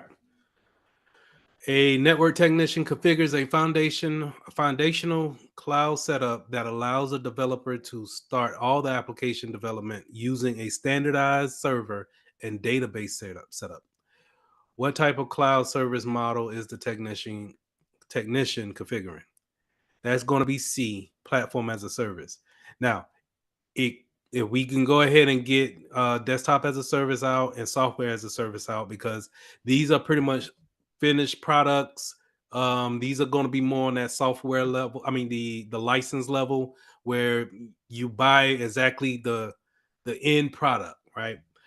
But infrastructure as a service and then platform as a service is also um, is places where we can do work and actually have an end product that we can, pretty much manipulate how we want to go. So remember, infrastructure as a service is going to be that person that can cook something from scratch. Um, just give them the bare metal um, hyper server, and they can create whatever they want out of that. Where a platform as a service, someone would give you a server, but it may have a OS already installed. It may have, in this case, a database to gather the users that you're going to create with it. And so, in this case, the question asks, they were configuring something for a administrator, but what they did was they gave them a standardized server as well as a database in conjunction with it. So if this was infrastructure as a service, they wouldn't have gave them that. They just would have gave them a server and tell them, hey, you figure out what you want to put on it. And then after that, you figure out how you want to set the database up. After that, you can figure out how the networking goes. And after that, you can set up the actual application to the clients.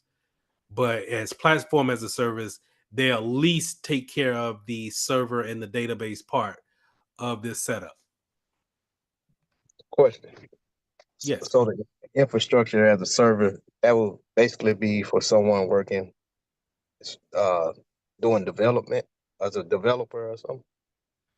It could be. Now a developer could get a platform as a service as well. Okay. This is really about how much of the application are they willing to build.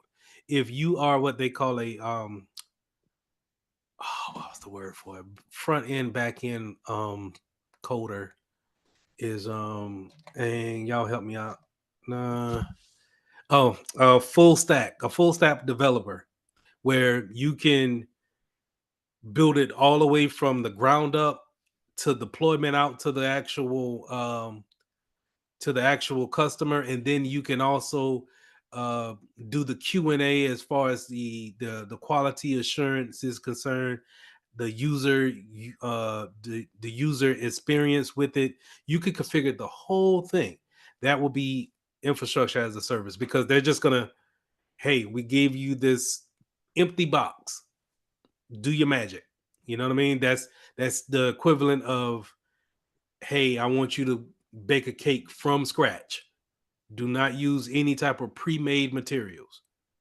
Okay. Um, that'll be more on those developer side now. But you may go to a spot where they may not have to do all of that. They may just want to just buy a particular server and the components that go along with it, and say, hey, this is what we want, we already got you these, now just create something that's good for us. Because the more that they customize, the more money will come out of the pocket, right? So you would imagine, if we go ahead and cut costs by getting our some of the components already set up for them, that we can go ahead, and it may not be as customizable as we like, but hey, at least we save tens of thousands, you know. Okay. Thank you. No problem. All right, question 5. 30 seconds, time now.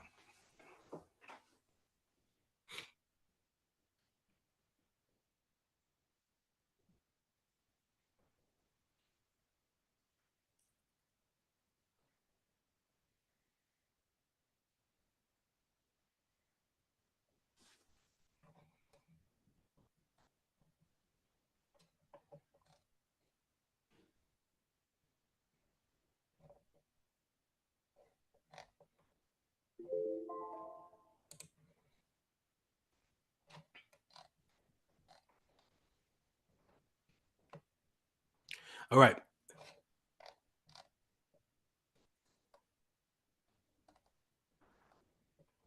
All right. A network technician needs to create a sandbox that has an isolated environment to analyze viruses, worms, and trojans. What is the most appropriate environment for a technician to do this in? Now, we got all D's, right? So, just real quick, somebody let me know why they think it's D. I just want to know your mindset on it.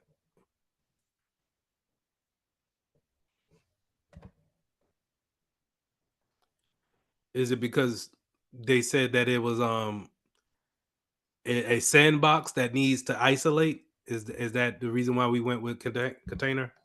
Yeah, that's why I went with it. Yeah, It's me Okay. too. isolated environment. That's the only doing process of elimination to me. Okay. So when we're talking about, when you see client side, server side, application, and then container, they're talking about um, how applications and software is deployed to a user, or where is it hosted at. And I could understand the confusion with, we're trying to isolate viruses, but that would be more if the container virtualization was to actually um, contain those viruses. It would be more on a security um, appliance or some type of tool that security uses. Container is a way to deploy software to a group of users. Okay, so we don't want to get that confused with any type of security controls that we may have. Client side, so client side virtualization means that we have the application, the software on our PC, on the computer, for the user. Server side will be that the application is on the server, and then we maybe our endpoint connects back to that server for communications. And then applications, means that we actually go out to a point and have those applications ready for us to use, similar to containers. So now the process of elimination should go like this. Since this is a deployment, let's go ahead and rule out container. And since we don't want, what we want to do is we actually want to create something dangerous on a computer by isolating a virus and not deleting it, not is quarantined, but is not taking it off the computer. We're gonna put it on the computer and then we're gonna mess with it on the computer. So we don't want to involve anything that other people are connecting to, such as the server and the applications, because those applications may connect back to a server to communicate, right? So those things we want to go ahead and eliminate. And like I said, we want to eliminate container because it's just a deployment type of uh, virtualization.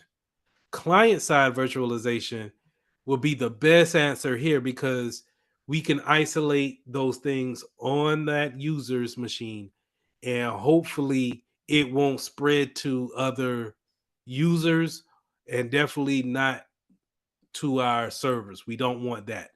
So the best answer right here will be a client side virtualization, which you could, throw it into. That's like me throwing it in VirtualBox that I always show you guys, this application, and then throwing that spinning up one of these virtual machines, putting the virus in there, seeing how it actually works, and then deleting it from the virtual machine. That's one way to kind of isolate that uh those type of threats.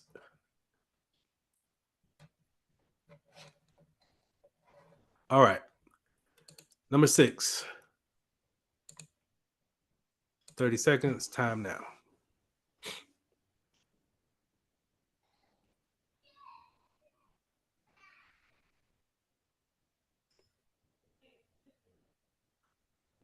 I don't think you changed the slide by chance. Oh no, okay, yeah, there now. Okay.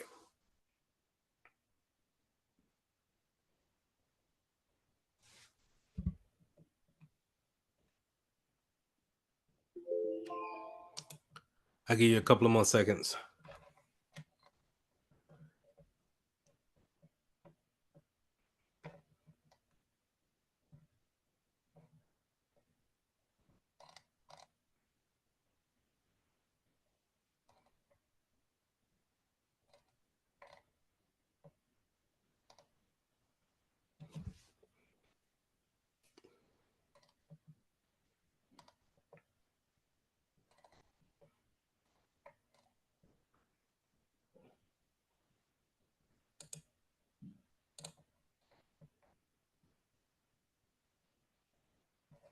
All right.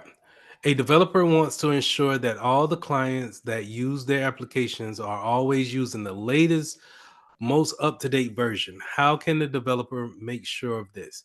Client side, server side, application, or container? I understand server side. I really do.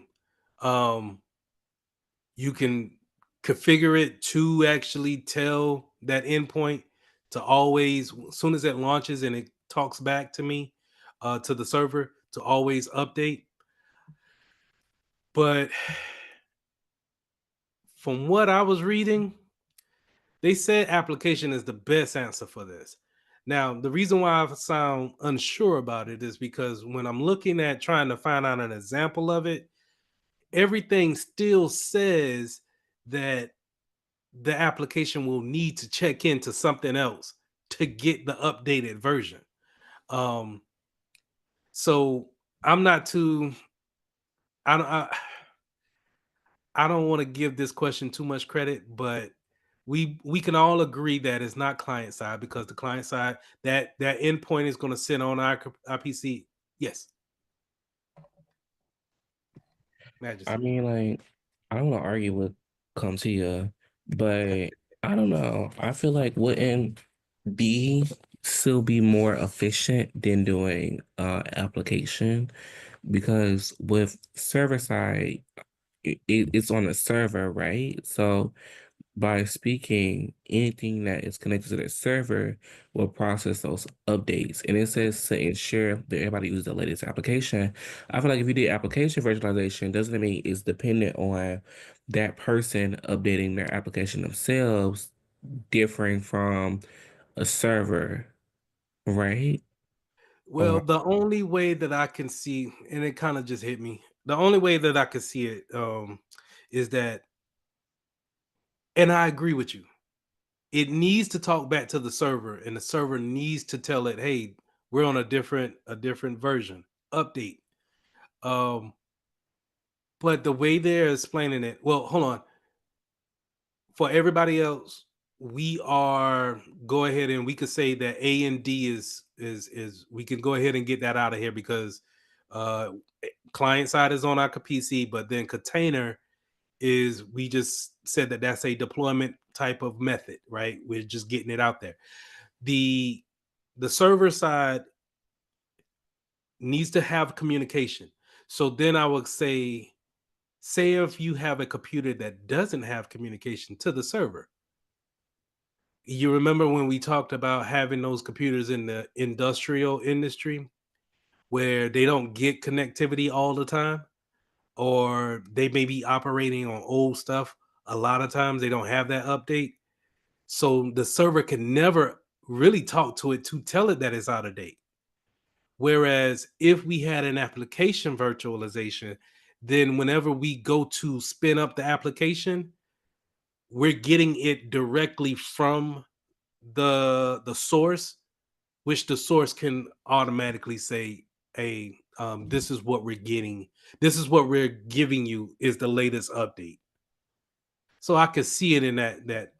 Does that make sense? Yes. Okay. Yes. The like Google Docs. That's a when you use Google Docs or one of those applications that you don't necessarily download, when you use it in their browsers, they can automatically say, yeah, go ahead and put version 10 out because we don't support version 9 anymore. Whereas if you had Google Docs, the desktop version downloaded on your PC, and let's just say like Bridget, when she goes on her 12-hour trip to Africa, it may need an update between those 12 hours. But then, it won't be able to get that update until it gets on Wi-Fi and then be able to, pull that update from the server whenever the server say, "Hey, update me."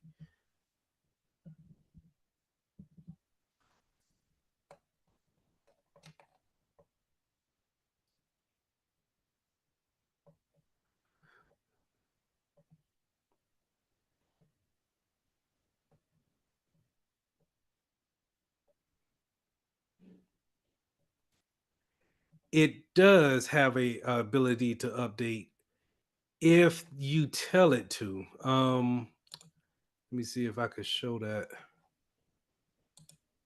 So most applications, especially web applications, um, they won't update unless they're configured to. So like when I do this, it's always going to do this automatically. I go to my settings here in Google Chrome and I go to the about. And whenever I click about, it's going to automatically check for the latest version of Chrome. And it does that, sees that I'm up to date. That's where I think we are with that's a good example of a server update. It's checking back into the servers at Google. Hey, is there a version 132 out? No? Okay, we're up to date. But it never checked for that until I went to that section. You get what I'm saying? And so if we use I just went to it. Azure desktop.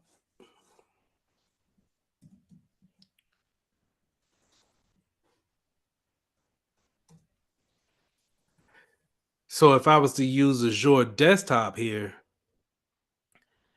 whenever I launch a Windows machine, the application that launches that machine to me is going to be the latest version because I'm not actually downloading anything, and it's just whatever Azure said on the back end it should be.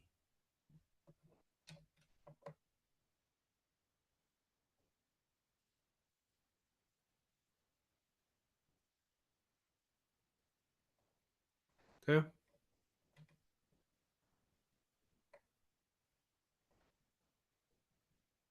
Any more questions? Or did I answer the question? I don't know.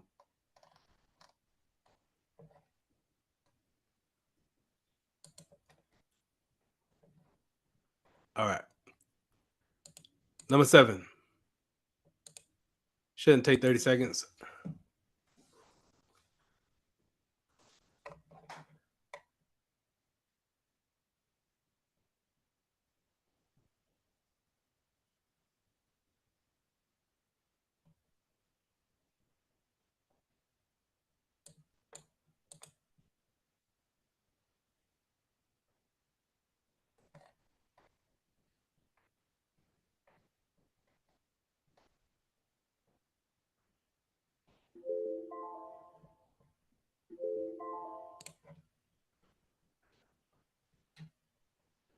All right.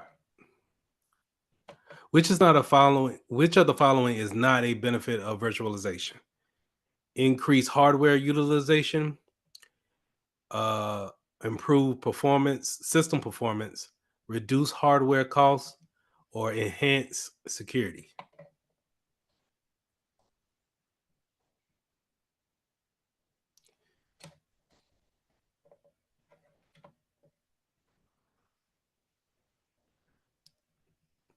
All right.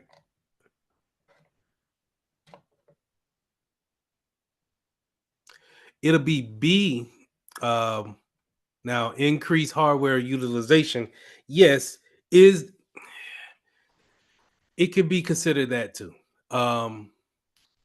But at the same time, when you think about the things, if you have the proper resources for a virtual machine to actually latch onto and use, you can think about it, even if it's just a place to the quarantine viruses on, then you can look at it as more things that you're using your actual computer for.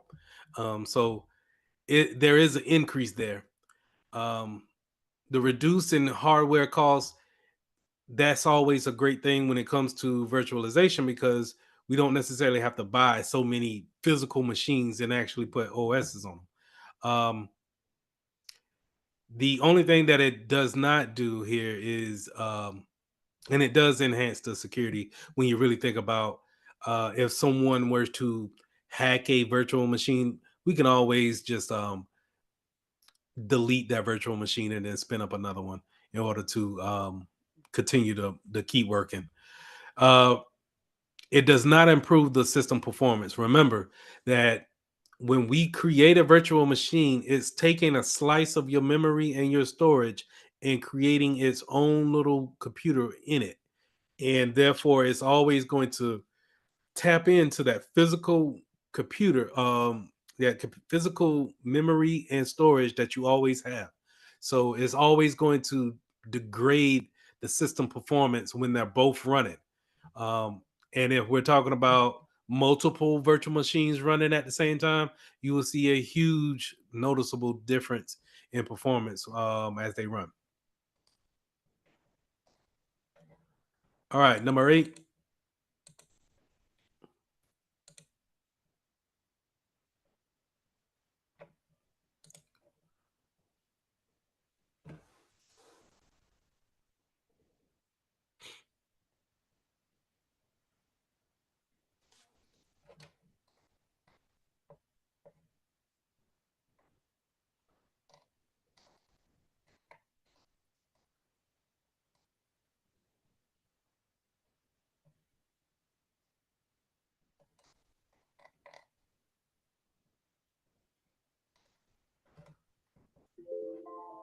All right. Which cloud service model provides the highest level of control over the infrastructure? Remember that infrastructure is bare bones. This is what we have. Let's just build it up from the ground up. That's of course going to be infrastructure as a service platform. Remember, we're going to give them a little bit to work on, but they still have a lot of control. Where software as a service is pretty much just going to be an end product. If I'm making my analogy with the chefs and cooking wise again, remember that person that can cook a pizza, they can actually, if they're going to do infrastructure as a service, they're going to be able to create the dough from scratch, be able to create cheese from scratch, sausage and pepperoni all from scratch, or be able to create it and be able to put it on the pizza and then provide it that way. Whereas platform as a service might be a pizza that you actually is made, but you have to pop it in the oven for 30 minutes. Software as a service is like going to Pizza Hut. All right, Domino's is already made. The only thing you have to do is buy what's there. All right, last one.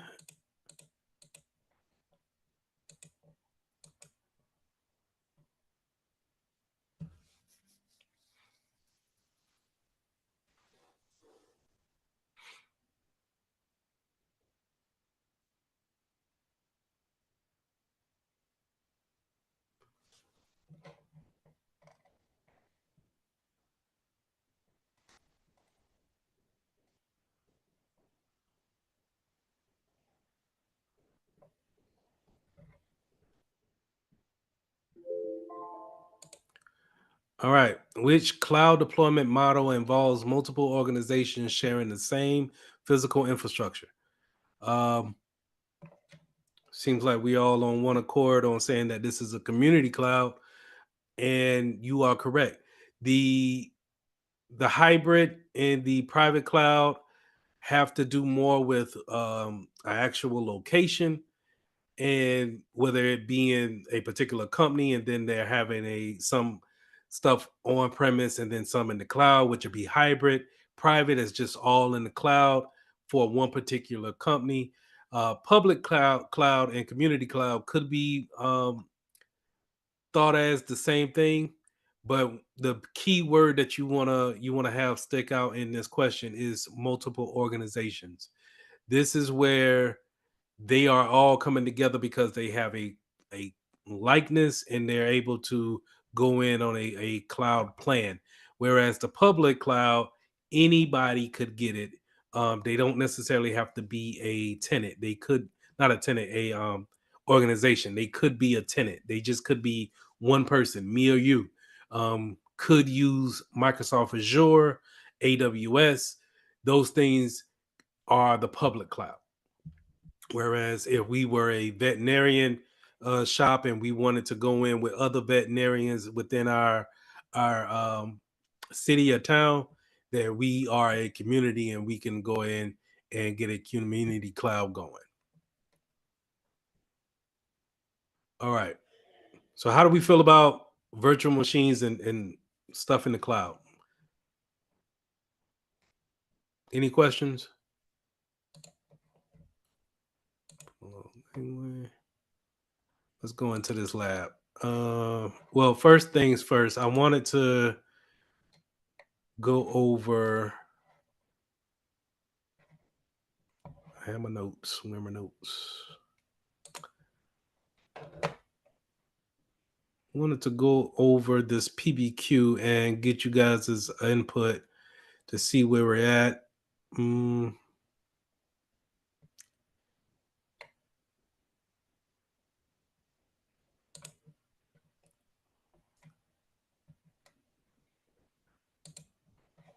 All right. If we can still see my screen, if you guys don't mind, let's help me out just to kind of label this board here. If you don't mind coming off of mute and just letting me know what you think each label should be, and then we'll jump into the lab. So The first one is going to be over here, off to the upper left hand corner, and our options are going to be here. That's your connector. IO connections. IO connections. IO stands for Input output. input output. This would be where we could plug in things such as our microphones, sound, Ethernet. That can be, those are normally those little, they look like little square metal houses on the motherboard. And again, I don't know if you guys heard me say, but the motherboard kind of looks like if you're looking from an eagle's eye point of view, it looks like a city or a town. And those, that's how I kind of see these layouts. And the roads are kind of like the circuitry going between each component. All right, number two, this would be this slot over here. What do we normally put over here in these slots? That's your RAM. RAM slot. And we use RAM for memory, of course. We went over that in one of the labs of being able to add more memory as we go along. Slot 3.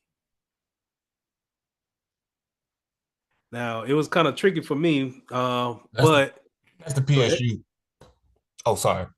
no, go ahead. PSU power. How did you did you commit that to memory, or does it something that sticks out to you? Well, memory from going through the lessons and doing the lab. Right. Okay. Yeah, for me, and that's correct. For me, I have to just kind of commit it to memory that this is the power supply over here. All right. How I want to go about this. Let's go to number 4. Number 4 is right here. We should get obvious on that. CPU. All right. CPU takes care of all of the commands and requests that we may have for our computer to do.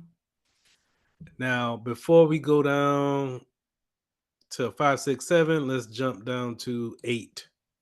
8 is right here. What is 8?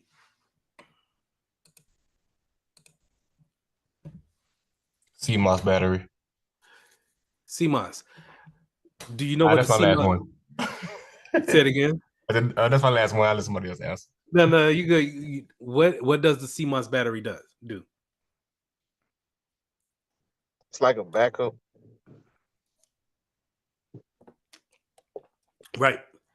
It holds a charge if there's all type of depleted power, and it's able to hold a charge and to have the settings there until it's able to get power again. A lot of times it's also there for time management, so things can be um, on time as far as syncing up with other devices.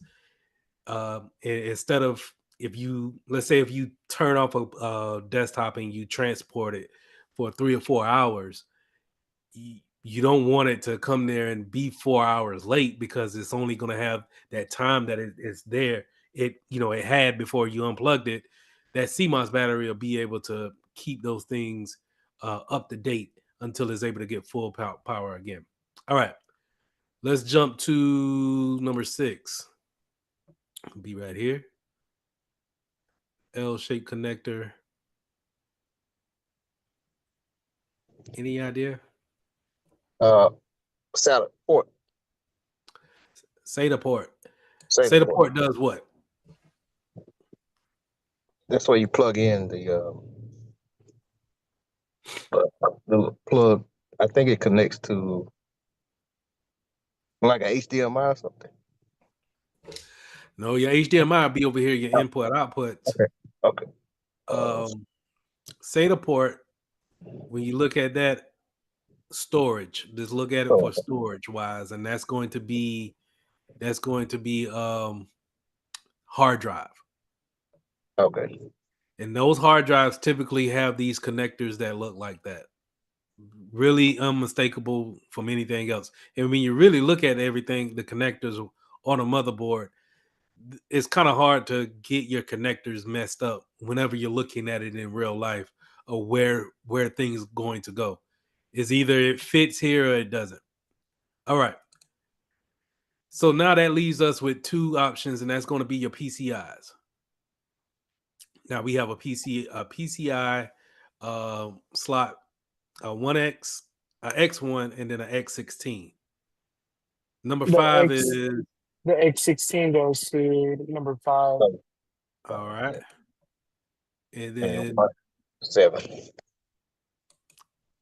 so how do we tell that PC that X16 was here? has more slots. That's all it is, just more slots. Awesome. And I wanted to say, but that's not. Let's just not go off of that alone. We also have a X4 and a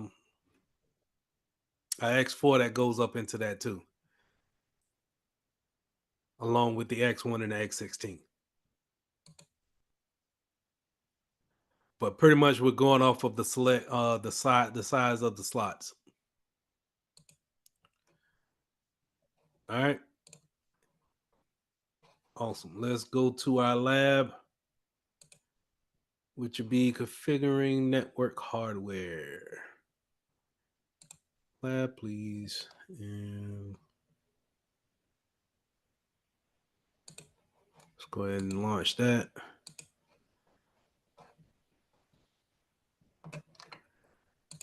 While I got all of y'all here, go ahead and put your name into the chat.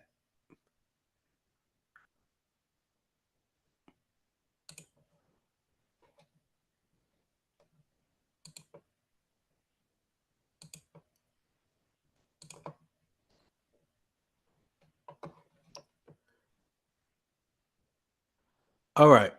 So the scenario here, and I like this lab actually.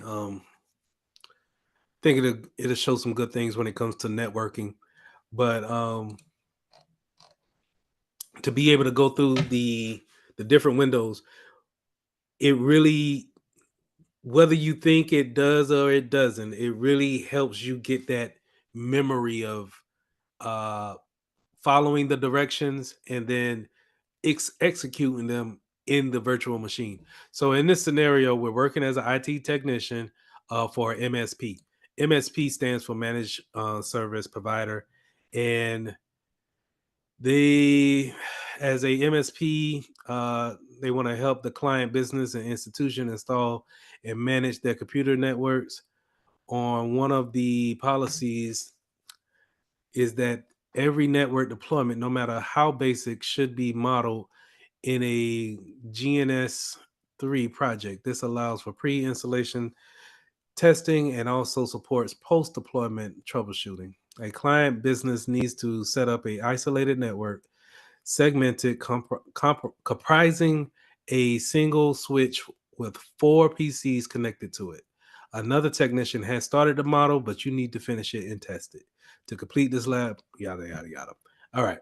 So let's go ahead and let's jump into it. We're going to open up that GNS3 application. And we are going to go to the recent projects. Let's pull up Ethernet 3 project. And this is where we see that switch, 3 PCs, and then this fourth one that's right now a standalone because it's not connected to anything and currently is off. So we don't really necessarily have to worry about it right now. So we're going to click that and say we're done. On the main toolbar, hit the resume all nodes. I'll do that. And then remember what I said to you guys, when these little dots turn green, that we have connection to our switch, which is in turn off to our router getting a IP address, right? So that IP address talks to the switch. That switch is connected to a patch panel. That patch panel goes to each PC. But you typically don't see a patch panel, icon on these logical topologies. So let's right click right click the line between the switch and PC1 for a shortcut menu and select Start Capture. So we're going to right click, Start Capture, and hit OK. What does that do is brings up Wireshark. Now, Wireshark is going to sit in the middle of communications. We talked about it last week of how Wireshark sees the information that's going from one computer to the next computer. In this case, it's looking at the communications from PC1 to the switch, which is going out to the router. So this is what we call in the security land man in the middle. Man in the middle is able to see the communications, and if we're not using any type of VPN or we're not using any type of security as far as encryption is concerned, they are able to see this in the packets that we'll look at shortly. All right. Now start yeah, we hit OK. All right, from the dock in the GNS, right click on PC1 and let's open up a console. So PC1, right click, hit that console. This is a console. A console is always going to be in a DOS window. It's typically, this shows like a dark purple, but on a Windows machine is black. Let me pull up my CMD real quick. Also is referred to as a terminal window in the Linux world, command window in a Windows world. But you see here, I got a black window with white writing. Is white writing, and sometimes they'll be black. Sometimes it'll have a gray background in a Linux system. So don't be deterred by that. But this is a way that we can find out information instead of going through the different settings and configurations trying to dig for certain information. We can type in certain commands and get it a lot quicker. All right. So we open up that console. In the terminal, PC1 terminal window, type help and hit enter to view the commands. So we go ahead and make sure our cursor is in there on that. Then we go back over to the T in the box, click that T, it enters the command, we hit enter. Now, all of these commands right here we could put in, and that means that you could put those in just like how you put in help here. So if I wanted to put in history and click enter, it should give me some type of information back, which it only gave me the two different commands that I put in. So history shows the list of commands that you put in. Let's go to, you could quit the program. I'm not going to do that. Let's go to echo, display the text output, also set echo. No, let's not do that. Let's do version, right?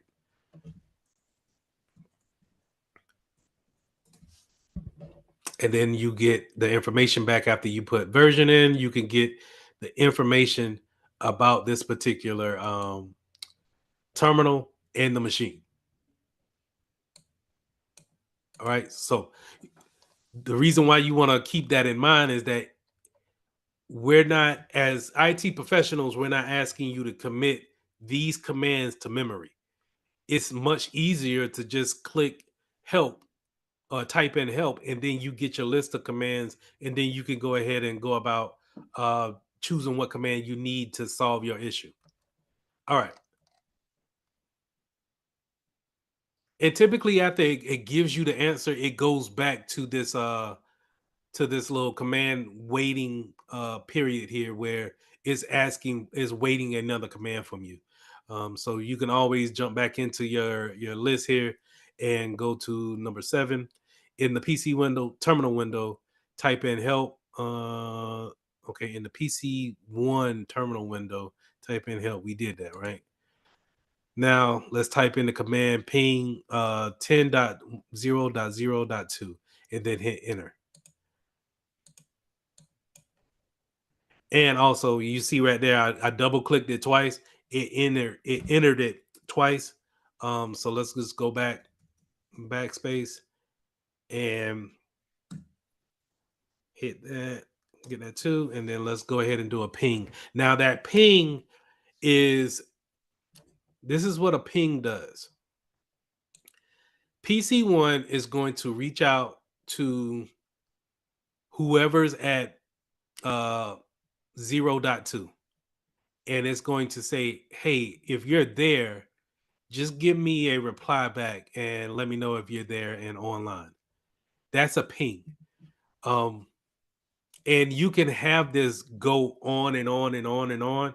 It's a certain command. I think it's a -T command. Not sure. Let's try it.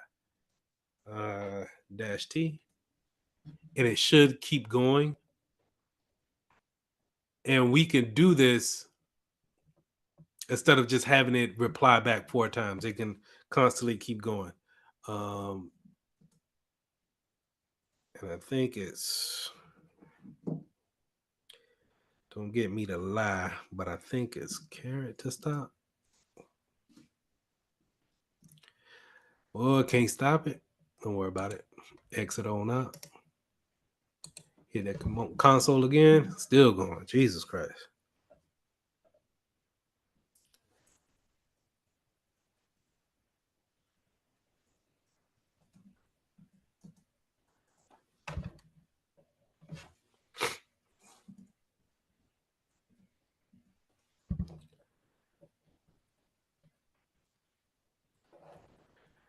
We use our little friend Google.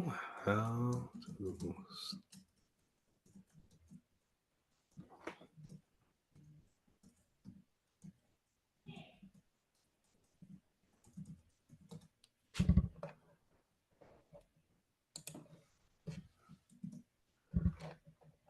Jesus Christ. Y'all seen that? I didn't know what I was going to do. So guess what I did? Put it right there in Google. Gave me the answer. All right. Control C. Stop that. All right. So that ping again is asking that other computer, hey, if you're there, just give me a response back and an acknowledgement, and just let me know that you're here.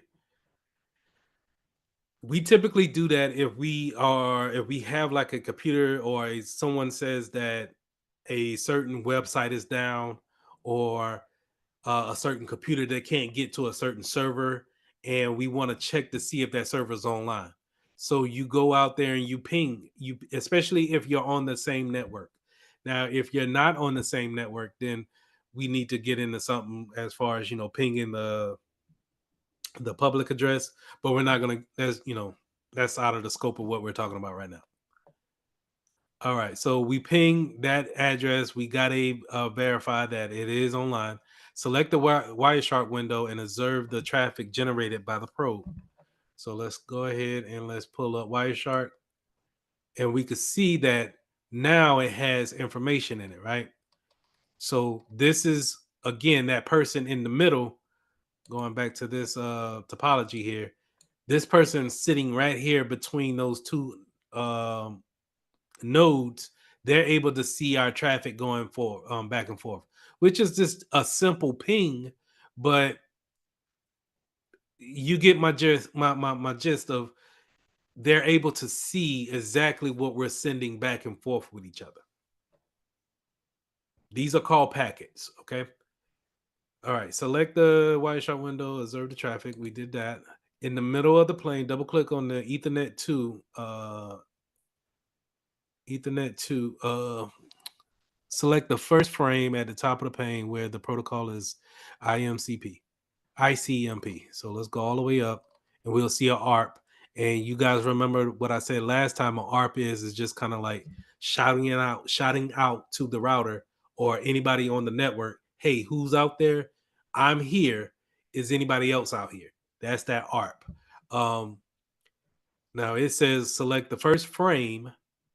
That's a ICMP, and that's the protocol that we see here, right? So we're going to select that, and then we're going to expand the Ethernet 2 value. Now, when they're saying expand that, they're saying going down to the second section, and expanding. Let's drop that down for the Ethernet 2 piece. And we see some information here, such as these source and destination addresses, which are written in MAC addresses. Now, MAC addresses are the hardware address for each component. That means that it's different than your IP address. This is something that they can't turn in. This is something that came from the manufacturer and is particular to that machine. Nobody else should have your MAC address. Okay, but this is how they have these formatted. So we did that. Let's to the next one. What sort of address is shown in the source and destination field?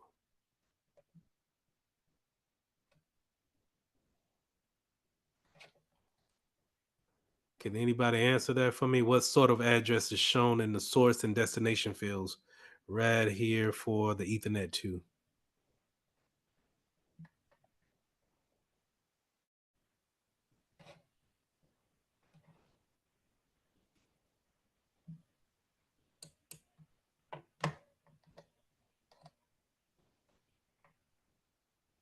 That's the MAC address. So we remember that the IP address is going to be 4 digits. They're going to look similar to that 10.0.0.2, whereas a DNS is going to be similar to an IP address, and ICMP is a protocol.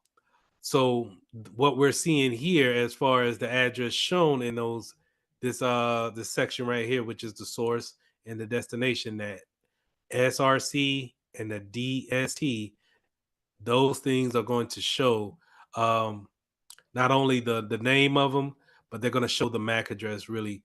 Well, the name of it is really just private underscore the last 3 octets of the MAC address, which is particular to each machine. But anyway, it's the MAC address. All right. Now, using that same Ethernet 2 frame, record the source address of PC1. That would be, it's always going to be the SRC is going to be abbreviated for source. So it could be the private underscore 6800, but I would say always put the full MAC address here, which would be the first 3 octets from the manufacturer, and then the last 3 octets that is particular to the hardware. So let's go ahead and drop that in there. 66 68 00. All right, moving on. Using the same Ethernet 2 frame, record the Ethernet address of PC2. PC2, let's go to, since we don't have that here because we have the source address of PC1, let's go to PC2 and let's fire up a console and let's see if we can get that Ethernet address of P2. Oh, let's see if I this Ethernet address that should be 10.0.0.1, right? No, it's not.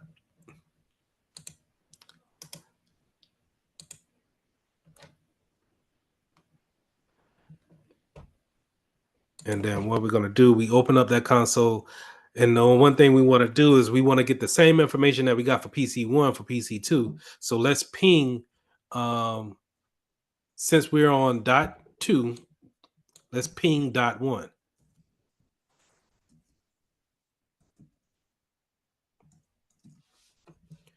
We get a reply back.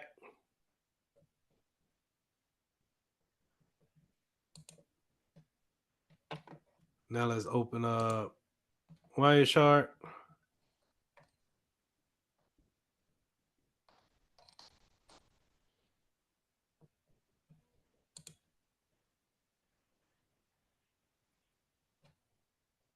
Well, I didn't need to do that. That should be the destination. If we recorded the source right here, the destination should be where it's coming from, which is be PC2 because that's what we've been pinging back and forth. So we could take the, let's go back up to the same one, right?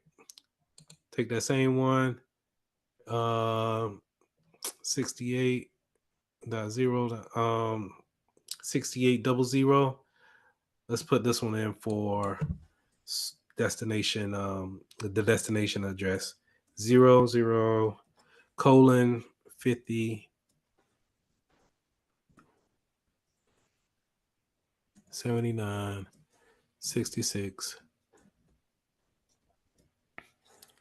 6801.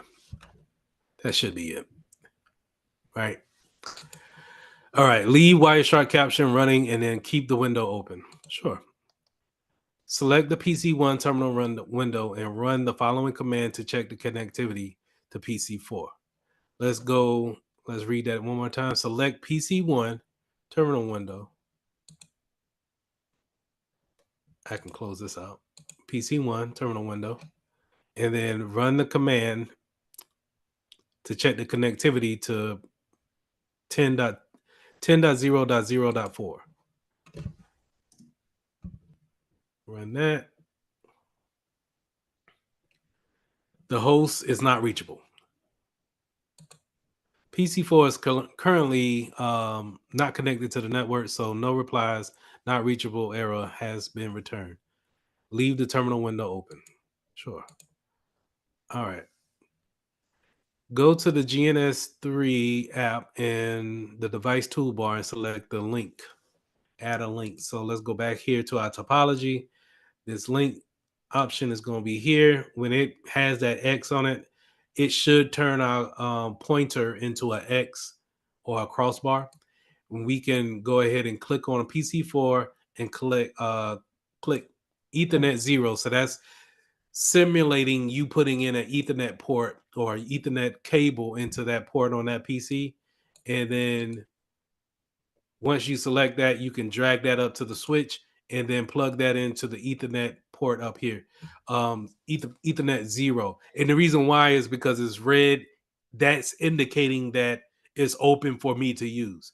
Ethernet 1 through 3 is already in use and green, so already connected to their respective PCs. So I'm going to click Ethernet 0. And you can see as soon as I plugged it into the switch, it automatically started pulling a IP address from the router. Okay.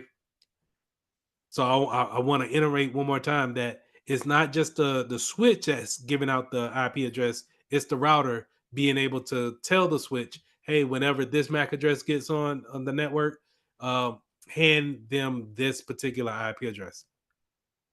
All right. So we've done that. We've done that. Click the link. Click the add link again to disable the tool. Did that. Select the PC terminal window and run a ping to 404. Click the T. C1. All right. So we got our reply back from 04. We're able to go and let's go select the score button to validate the task.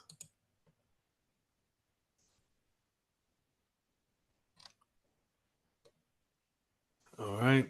Switch to the Wireshark window and scroll to the first plane and to the end of the capture and select the ICMP packet. Let's bring back up Wireshark and let's scroll all the way down to the bottom. Now we can see that we see some 04 entries here. Using the Ethernet 2 frame details, record the Ethernet address for PC4. So let's go ahead and click on that, and we see since we want to record the source address will tell us the answer that we need here, which is the MAC address here. So let's go ahead and let's put that in. 00:50 79 66 68 03. Am I boring y'all? Now we see how to do it. Okay. All right. So remember that since it if we're talking about the source, if they're talking about um getting a source address, it's always going to be either listed here in this column or destination going to be listed in this column. But if you're going to be looking in that Ethernet 2 packet, then it's going to be more than likely the MAC address that's represented in this particular case.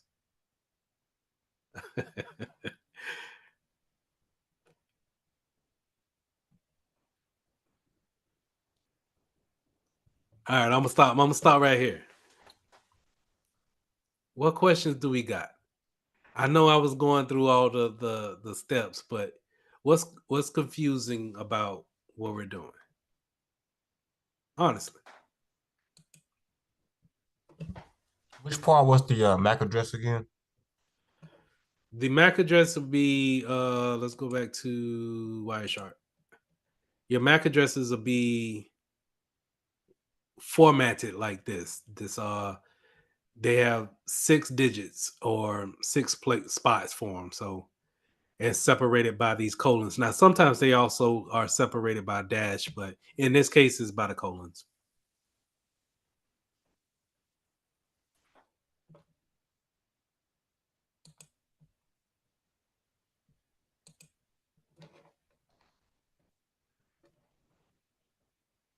Now, if I'm losing y'all, now I'm not saying that, and this is the thing about this particular lab, I'm not saying that they're going to test you all on this and have you do this by memory. I'm not saying that.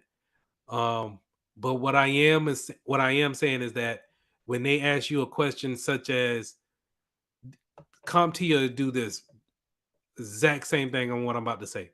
They'll say, look at this Ethernet frame and tell me what is the MAC address. And they'll have this and other MAC addresses that look similar. And you will have to decipher which one it is in a multiple choice question. I promise you that might be there. And so while you may not understand why I'm pinging back and forth, but you'll get it. It's more introducing you to this is how we go about networking. And so I don't want it to be overwhelming, but I do want it to be something that we tackle before we go into other things such as configurations with Core 2. Because when it comes to troubleshooting, they're going to bring up things like this. How do you use Wireshark? And remember, I introduced Wireshark to you guys in Security Plus, so you definitely know it's going to be over there.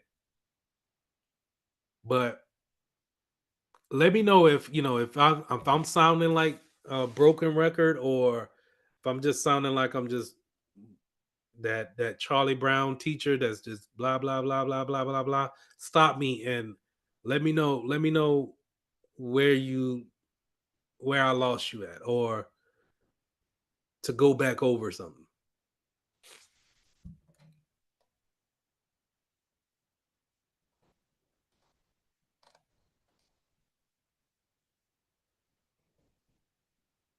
Okay. All right. I'm gonna finish it. All right. Let's jump back into it. Run another probe using Wireshark to identify PC3's hardware address. So let's pull back up Wireshark and let's run a probe on PC3. So let's ping.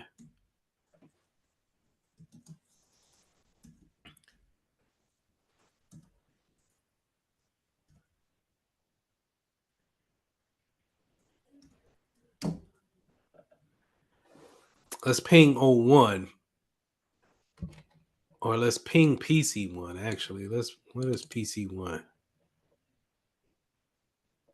No, I don't want to do that.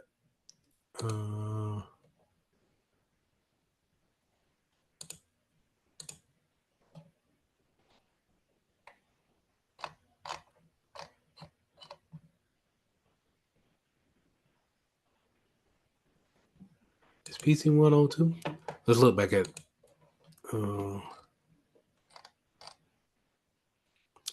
So now that I ping that, we can find. We see that now we can see the entries for what I just pinged from, which is 03 to 01. So now let's look at that and what do we want? We want the MAC address, run another probe to use Wireshark to identify a PC3 hardware address. And when they say stuff like this, hardware address, that means MAC address as well. Okay. I'm gonna say that again. Whenever they say hardware address, it's another term for MAC address. And the reason why is because it's physically mated with that particular device. That MAC address is physically edged onto the device. You can see if you pull out that motherboard on a, let's say, a NIC card, you will see the MAC address actually edged into the NIC card computer chip or motherboard. Sorry. All right, so we know that double zero is the PC1. So O2 should be the answer for PC3. So let's put that in.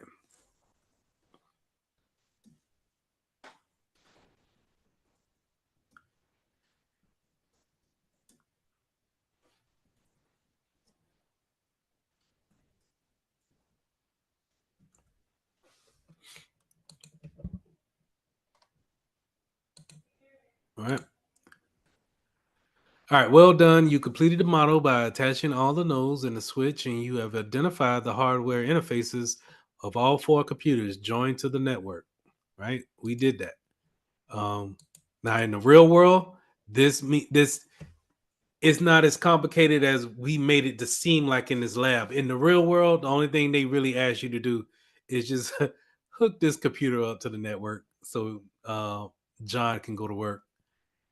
That's the only thing we really did. But in this lab, we were able to hook this up to the network as well as see his coworkers here in, the legal department. Everybody can see each other, everybody can communicate with each other. Not saying that they can't do IM messages back and forth or use Zoom back and forth. But what that means is that if they had a storage network or a drive, um, some type of hardware drive or a same printer that they wanted to use in that network, now John can connect his computer to the network and they all can print to that printer, or they all can put a document in the storage on the same network and see it, and then other people cannot see it because they're not connected to that switch. Okay. Now let's answer these questions real quick. Which of the following types is the network you configured? Is it a LAN, WAN, WLAN, WAN, or PAN? Anybody want to take a stab at that?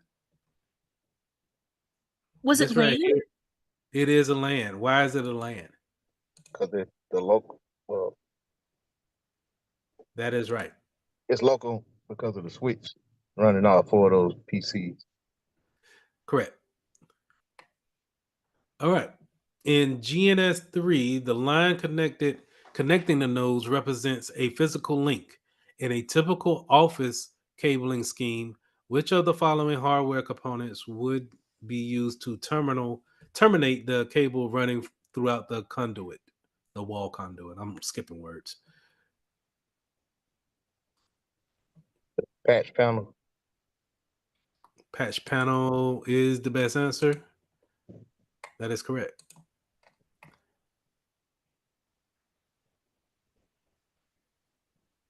All right. The customer wonders whether costs could be reduced by using a hub in the network instead of a switch. Which of the following factors are limitations of a hub-based Ethernet? Select all that apply.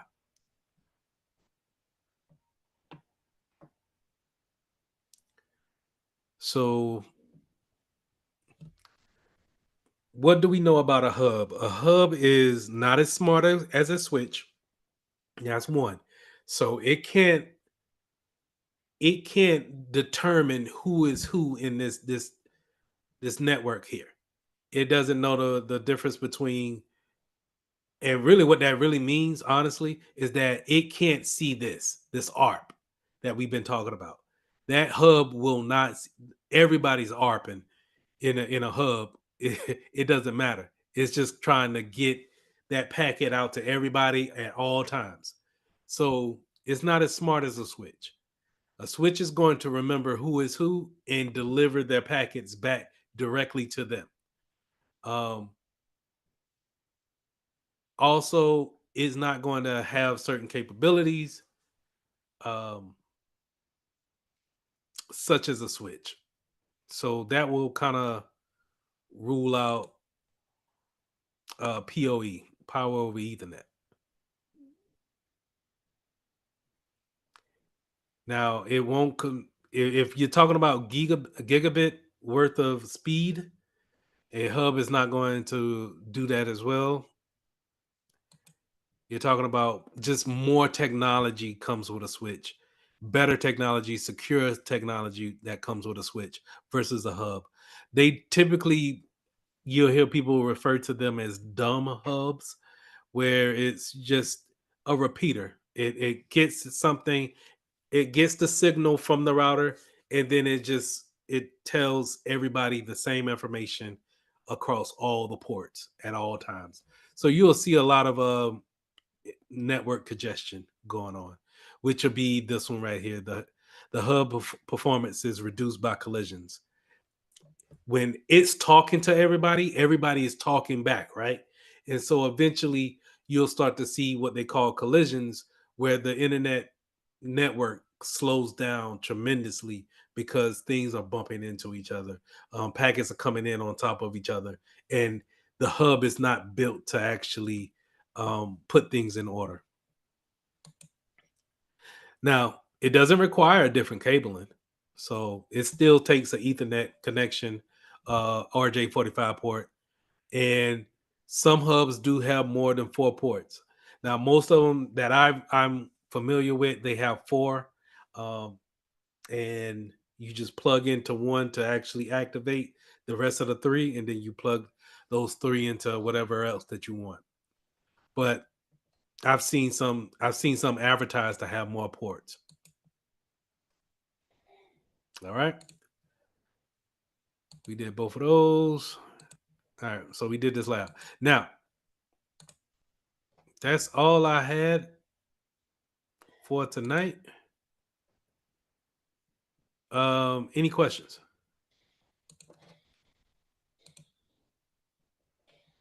I have a question. I still have to complete that lab and submit it, but I haven't finished that one yet. But I see the last maybe 2 or 3 had me mixed up, but I see what you did on it. I will submit Okay. it. Yeah. Um, Even if I do the lab, y'all, just please go back and do the lab, because like I said, it's not, while they may not ask you step by step what to do, they may ask you those little questions that they ask at the end. Those things you might see again on the exam. And those are the things that, oh, okay, yeah, you know what? I spent so much time working on MAC addresses. I know exactly what they're looking for when it comes to this MAC address and how it matches up with that IP address. That's what they're trying to get you to understand. That when I do something like CMD and I go IP config /all, and you see the physical address, when I highlight this, that's my MAC address. as much as what we've been, we just sat there and watched me do that lab. We should have that in our mind now that, oh yeah, Lee did say that the MAC address and the physical address are one and the same, and they're typically written like this. And they're probably going to have some type of IP address linked to them. I don't think you should anymore. Hey,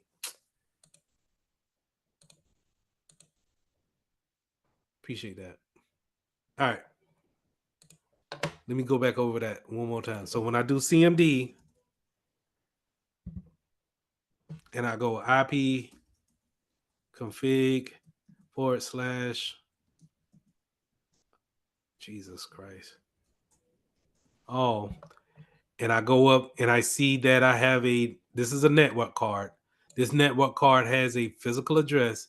That physical address is the MAC address. And like I said, you're going to remember, oh yeah, the physical address looks like this. The MAC address looks like this, regardless if it's colons or dashes separating the numbers. I know that to be true. And it's probably got an IP address that looks like this.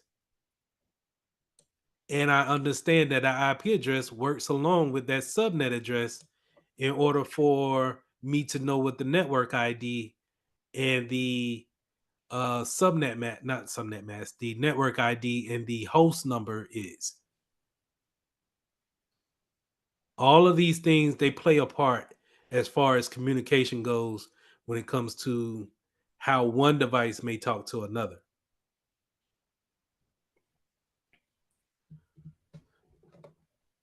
But I think I probably got y'all eyes glazed over. So I'm gonna go ahead and let y'all go. If y'all got any more questions, let me know. Delasia, did you were you able to get that lab back up?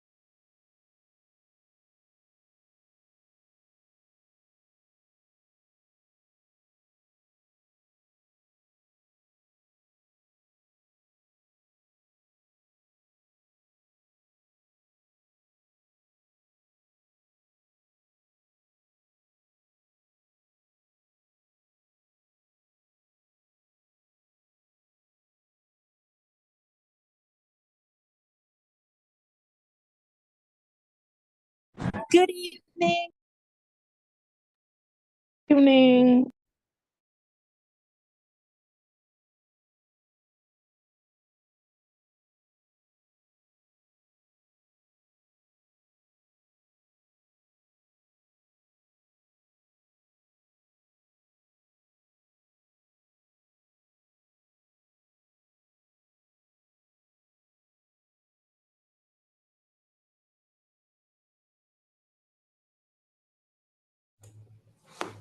Hey, how y'all doing?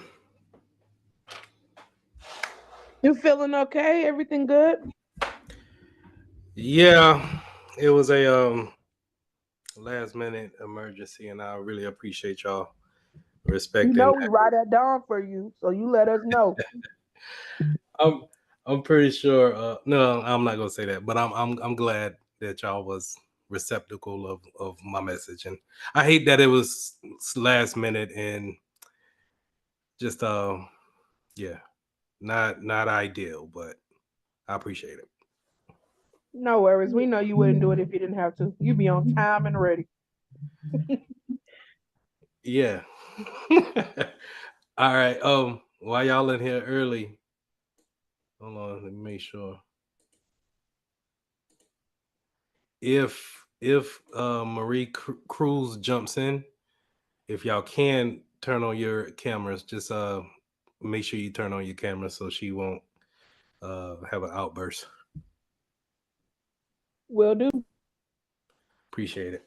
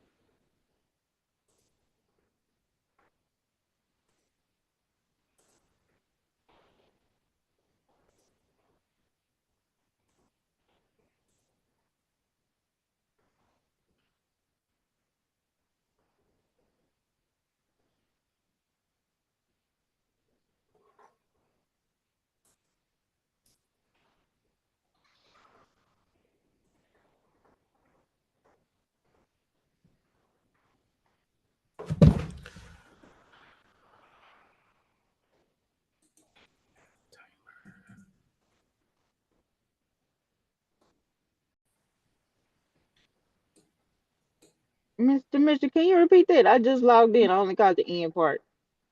I was saying the end part. So we're gonna go over the mobile section that we would have went over on Tuesday, and we're gonna touch on printers today. Thank you for allowing me to cancel class on Tuesday. Had an emergency pop up that I wasn't too happy about. So, and also, if Mary Cruz decides to get into the classroom tonight, if you can, make sure you turn on your videos so she can see your faces and ask the questions that she needs to ask. Okay. All right.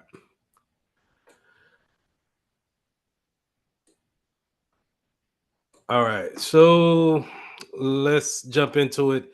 Today is our last time talking before the new year. Um, and then we'll be back in class on the 6th.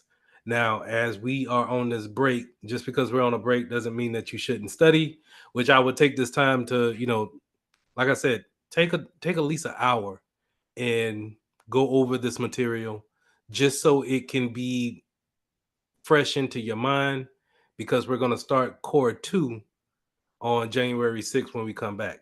And if you got any questions, or if you want me to hop on a quick Zoom call, get with me over the break and we can see what we can get going. Majesty.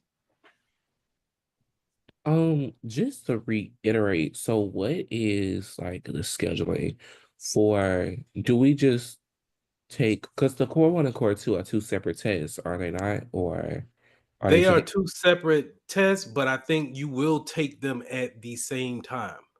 So it will, if it was 100 questions, it will be 100 mixed questions of core 1 and core 2. Okay, and then are we supposed to go ahead and schedule that? Well, we have to do core two then when we come back then.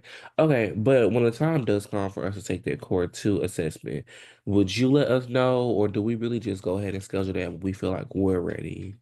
The dates are in the classroom, but I'll make sure that I'll bring it up at least 2 weeks before that date hits, so you guys we can start studying back on core 1 and core 2, because Okay. right now we're in a study mode, getting doing mostly questions. But when we jump back on January 6th, we're going to be doing power slides with definitions again, learning, not really doing that many questions. And then once we get finished with core 2, we want to start studying again for core 2 and 1. But I'll let you know of those dates so we can go ahead and get you ready to take that full exam. Okay, thank you. No problem. After that full exam, then we'll jump back into Security Plus. And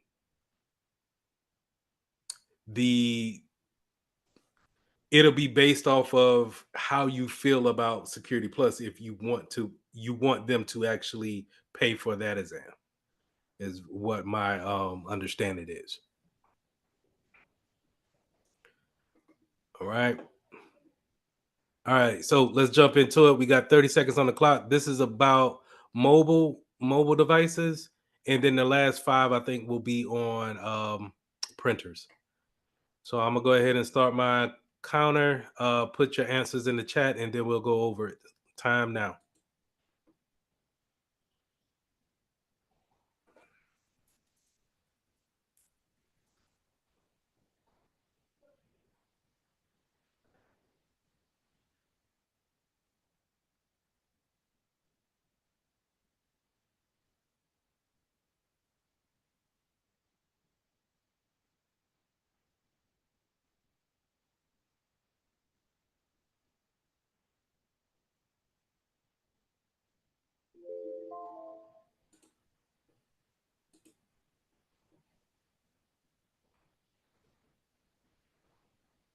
We rolling.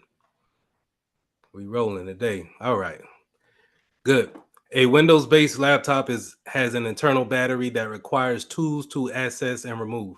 What steps must a repair technician take prior to opening the laptop and installing the replacement? Select all that apply. Now, we know for sure charging the battery is not it, right? So we can go ahead and kick that out of here. Discharging the battery, powering off the laptop, and then disconnecting the AC power. B and C is automatically in there. A, on the other hand, is a toss up, in my opinion. Um, to discharge the battery, we are, remember in the lab that we had where we were changing out that battery, we turned off, we unplugged the laptop, we turned it off, we unplugged it, and then when we unscrew the panel, we unhooked the power cable from the motherboard, then we turned it back over to discharge it. So let's go back and let's read it. A Windows-based laptop has an internal battery that requires tools to access and remove. What steps must a repair technician take prior to opening the laptop and installing a replacement? So, yes, when I say we're on it, we're on it. We're thinking about it. All of these steps, A, B, and C, are all that we would take. But this is how they want to throw a curve at you, is just by putting that one simple word in there prior to actually open up the back. And so B and C will be just the things that we need to do before we actually discharge the battery.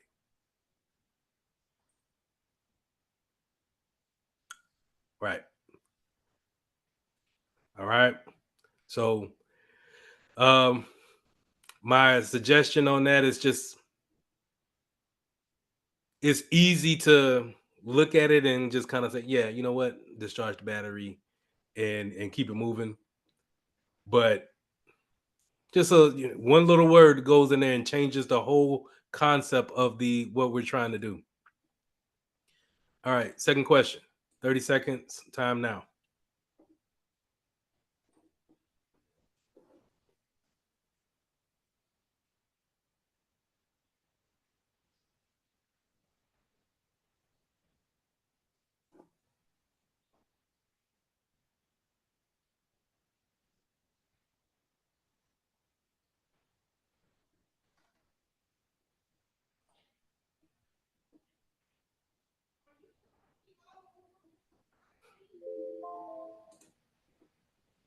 All right. A network technician is working from a coffee shop and does not want to use the insecure wireless connection. What can the technician enable on their smartphone to provide the laptop with its own Wi-Fi connectivity?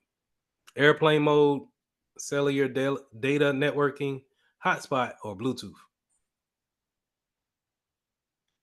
All right. Pretty much across the board, everybody knows that all of the A, B, and D does not give you any type of connectivity. Well, cellular data networking can, but that's more of that, having that laptop will have a SIM card inserted into it, being able to go off of your mobile device towers versus a hotspot that you could just spin up real quick and create a Wi-Fi signal. So hotspot is the correct answer. Good job on that. Next question, 30 seconds on the clock. Time now.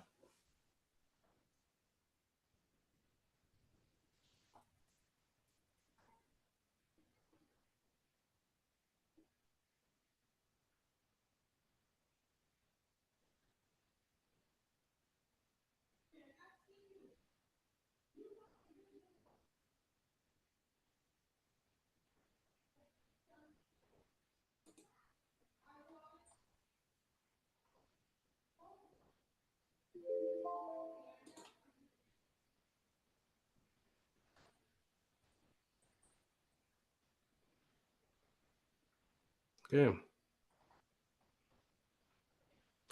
Do y'all remember this one from earlier? I just had this problem before. I mean, with my device, it's literally just yeah. I've had this problem before.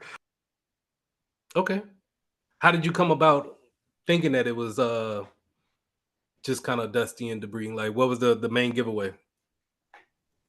Well, as soon as I saw it as an option, I understood that that's the main faulty for not just what is it, laptops, but game systems. Like I had both a PlayStation and a 360, and Hmm. whenever that I had a storage device on the actual power cord external to the actual console, and it came with a filter. Whenever the filter was hot, the console that was connected to it also overheated, and it would cause discs to burn and all types of stuff. So it's just something I know about devices in general. Gotcha. Which is cool. And using that common sense factor is definitely gonna help in this certification. Um any type of filters or fans, they if they're on some type of device, or for any mechanical um device for that reason, such as I'm thinking about my furnace in here, or the filter on my car, they are there to block any type of dust or any type of debris, and then really kind of keep a good airflow always going. So in this case, this is a perfect reason for that. I had this question in this class before, and so I thought that everybody would remember that, and everybody kind of would thought about dust and debris being the main thing. So that's good. All right, so let's move on to number 4. Time now.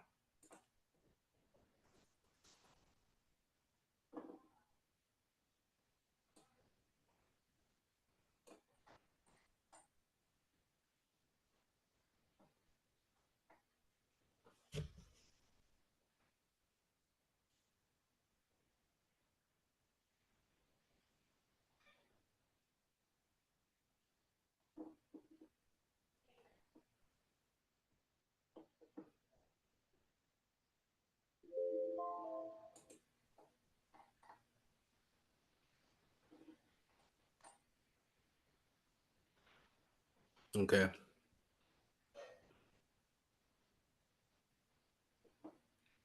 All right, let's get into it. Okay.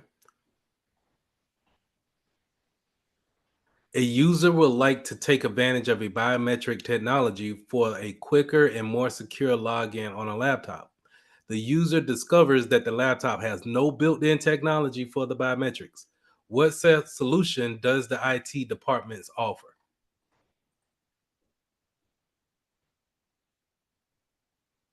All right, let's go through it. The two that we can kick out, I would say, Gotta go there's. back. I'm sorry. Go ahead.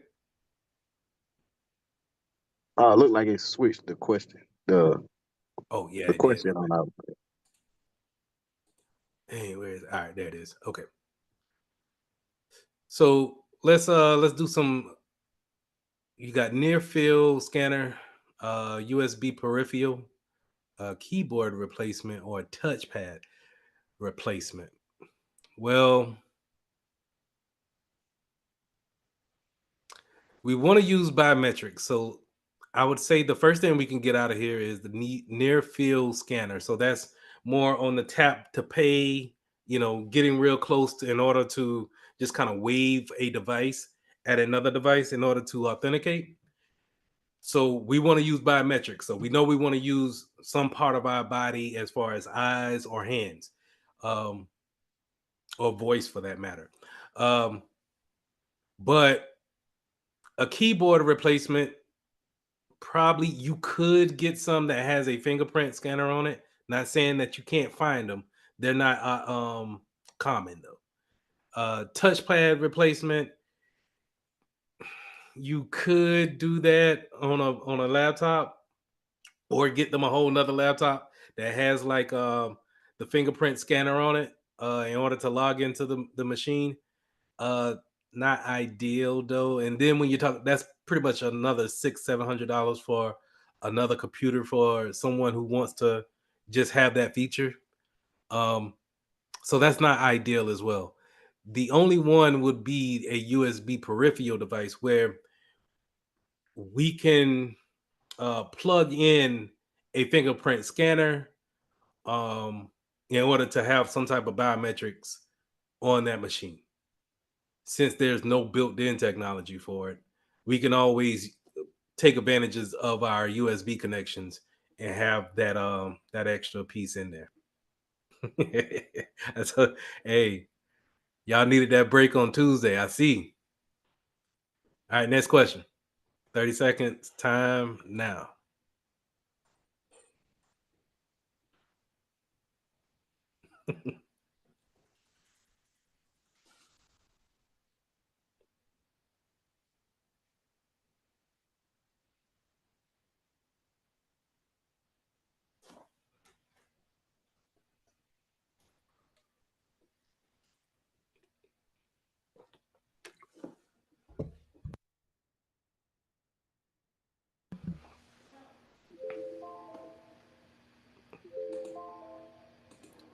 All right. A user returned a laptop to the help desk with complaints that the screen was too dark and that the desktop image that they put on it burnt into the display. What type of display does the laptop most likely have?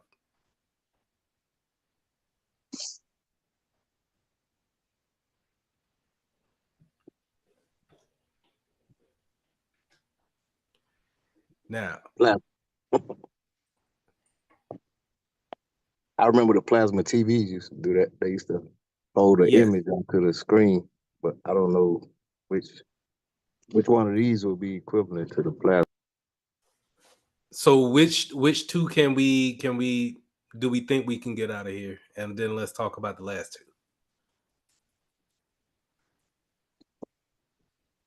two. Uh, A and C. A and C, let's get out of here. Hold off on D just yet, Savala. Um, Why? touchscreen. I'm sorry. Go ahead. I was gonna say why hold why C? I automatically do the remove A because that well not but like in my head I was like remove A, but I didn't have a reason to remove C. We didn't talk about TFT, Oh, but I that know. is a form of a LCD, I believe. I would have to check that, but yeah, LCD. But we did talk about LEDs, and LCDs doesn't have the um, notoriousness of burning holes into the screen, such as LEDs or OLEDs, OLEDs. So LEDs, they have typically a a light background, and when I mean light, not like weight, but as in a brightness. There's a backlit background that actually projects the screen out to you. And so when you look at a TV and you're in a dark environment, you'll turn on an LED TV and it kind of looks uh like a dark gray, and then the picture shows. That's that backlight, that backlit light on that. Whereas a OLED, OLED, it's so it's more small dots that's actually um turning off those little bulbs. So a black looks like a true black. It just looks really like that part of the screen is off, which it typically is. The problem with that is that in earlier versions of OLEDs is that they will typically start to burn in images if that stays on the screen for a considerable long time. So the one thing that I'm worried about with an OLED is that I like to watch sporting events, which is like um, 3 hours long for each event. And if you think about it, okay, so what could actually be burnt into a screen? If you ever look at the TV logo, so the NBC logo that's in the top right hand corner, that could typically be burnt into the screen because while all the other images are moving across the screen at times, that NBC logo doesn't move, and it's constantly just shining so bright in that one corner to where burns it burns out those bulbs in that particular image. And so Long story short, LEDs and OLED are the two that we can keep, but OLED is probably going to be the one that's burning in that image into the screen. But their picture is there. All right, next question. 30 seconds.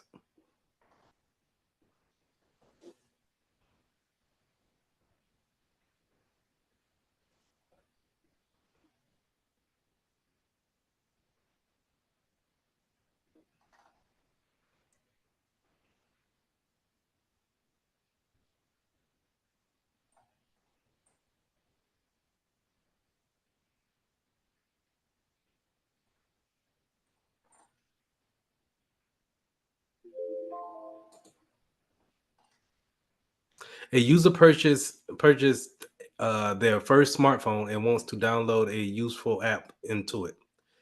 What must the user do before they can actually use the app store? Grant privileges, synchronize between multiple devices, auto discover, or configure an account.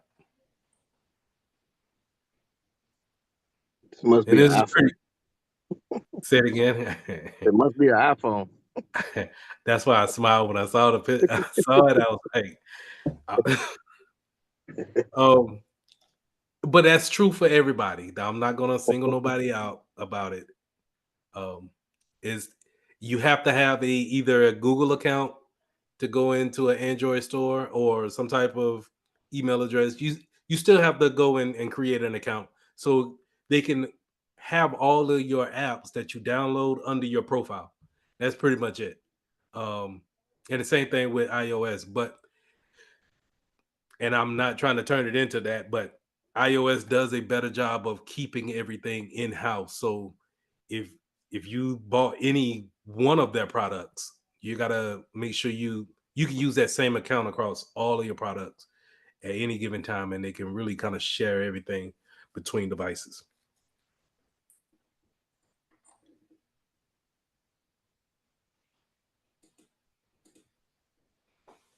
All right, next question. 30 seconds. Time now.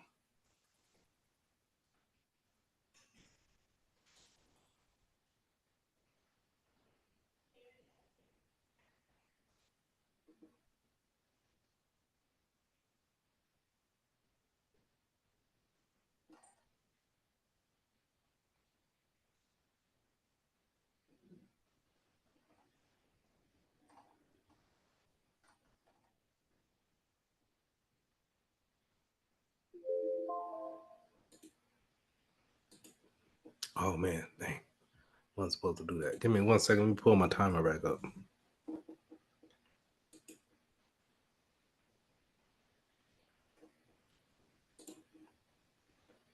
So, a network technician trains a new employee on the company's devices they receive during orientation.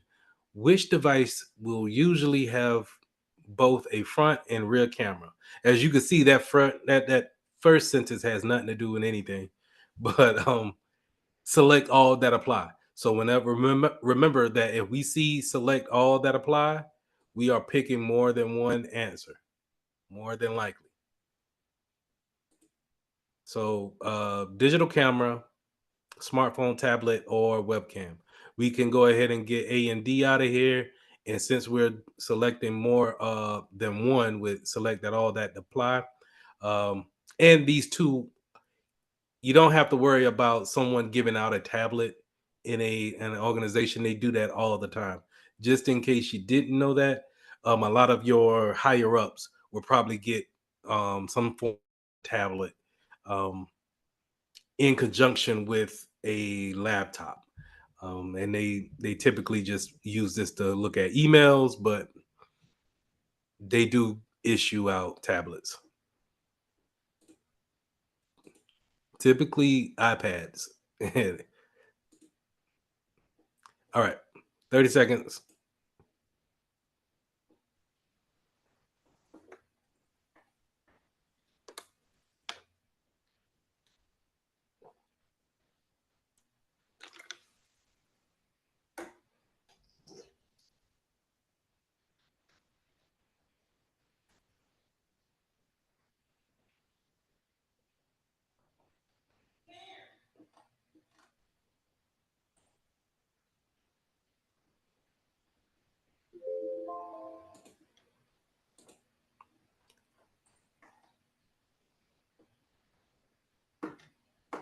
All right.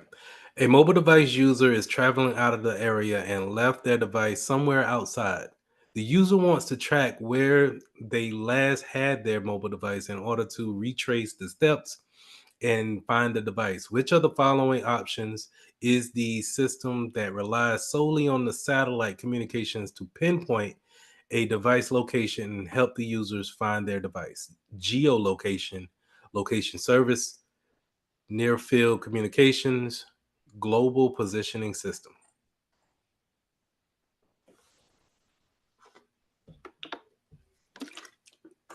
I'll tell you the truth. Hold on now. Did I forget this?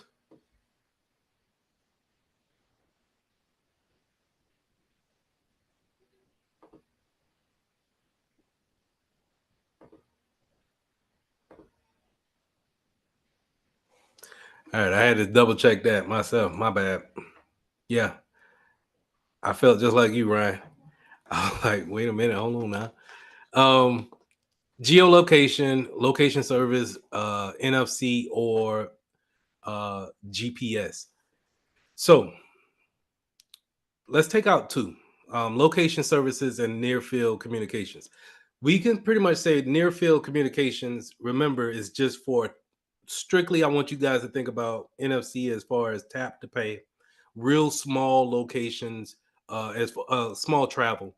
What I meant by that is, in your personal area is how NFC actually works. Location service is typically going to be on your mobile device, and that's going to allow you to be tracked by the satellites, right? So my my mix up was with geolocation and then global positioning system. And the reason why they kind of mean the same thing, where geolocation is going to be using the world to find out where you are at or where something is. But when we think about the question, it says which of the following options is the system that relies solely on the satellite's communication.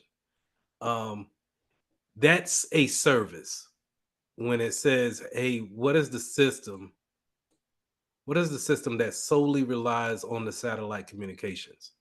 Yes, geolocation is is that, but that's more of the definition of, hey, we could see you from the satellites in orbit. But the service is typically called GPS, where we see and we want, in order to have that type of service, um, and it's typically that system is in the name. Um, that service is GPS, and that's what we want in order to find um, that particular device in this case. So I'm not mad at geolocation. I would argue that that's also the same thing as GPS, but geolocation is more of the definition of where are you at from the standpoint of looking down on Earth versus the positioning of a certain device or having some type of system tell you or guide you along, using GPS.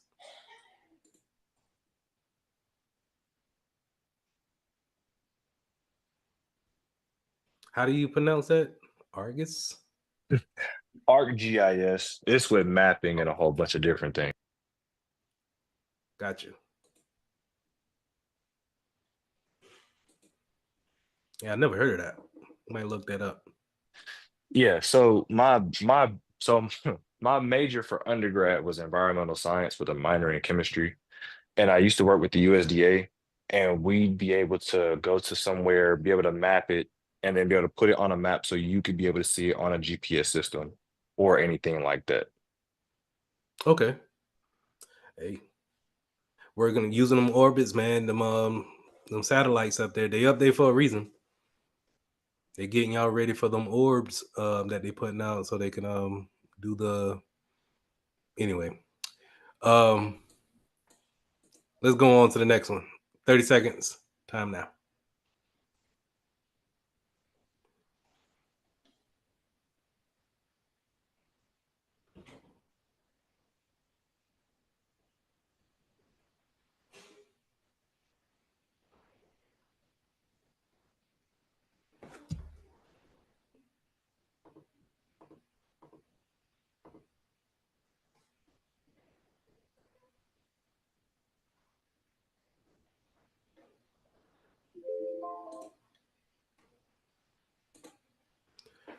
A company uses cell phones that do not have a SIM card and can only be managed by a particular network provider.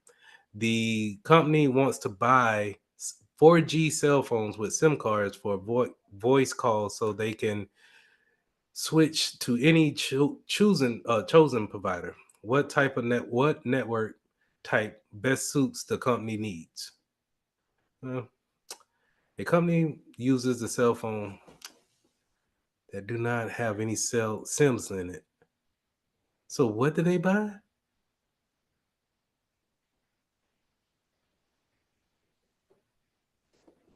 The company wants to buy a 4G cell phone with SIM cards for voice calls so they can switch to any chosen provider.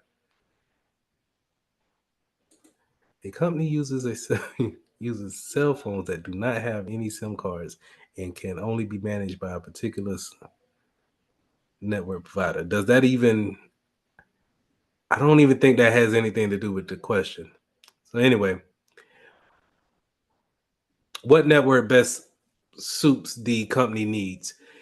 Well, GSM is going to be more of a global standard that doesn't actually deal with networking as far as cell phone towers. CDMA falls in that same category. Preferred roaming list um, is also not a cell phone tower type of a service. So the only option we have really is the LTE network, um, which you see that advertised in these phone companies. The reason why I kind of read the question over is because you can automatically read the question and say, okay, so what's the first thing that matches up with a cell phone company, and then we go ahead with that answer, because they're looking to buy some type of. They're really looking to get onto a carrier's network, is what they're really asking for. And GSM and CDMA doesn't fall into that category. And we can pretty much say, okay, process of elimination, LTE is probably my best option here. But I just felt like the question was not asked in a real good manner. But they kind of, didn't give you too much of a curveball on the answers to where you can go ahead and rule out these things right here, because I don't think anybody heard of a preferred roaming list.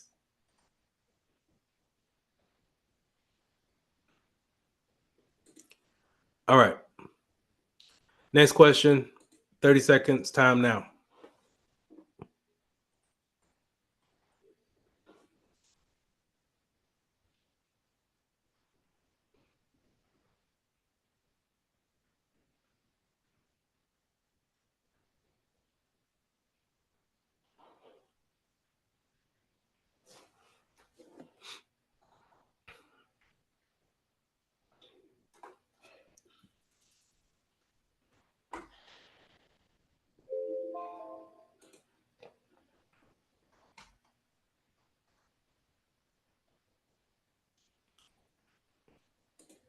All right. Enterprises uses different models to specify how they provision mobile devices and apps for employees. Which function of an enterprise management allows the organizations to perform remote wipes on devices? So we talked about this several times. Is really only one good answer for on this list here. The App Store is not going to give you a option to actually manage any type of device. And originally, this question didn't have these words in parentheses. They wanted you to understand what these acronyms were. Um, but I went there and I put it recited so we can make sure that we understand that when it comes to management of mobile devices, whether we're talking about what apps we can have on there, or if I want to remote wipe it from a remote less location, then we're talking about mobile device management, MDM. So if you see MDM or it actually being written out, we're talking about um, management of devices, whether it's cell phone or tablets in a business setting. Okay. Um, Mobile application management is what takes place inside of the mobile device management. Okay. And I'm not too sure enterprise mobility management is a thing. I never heard of it that way, but in order for whether it's in an enterprise environment or not, MDM is what we want managing over our mobile devices. All right, let's jump into these printer questions. 30 seconds time now.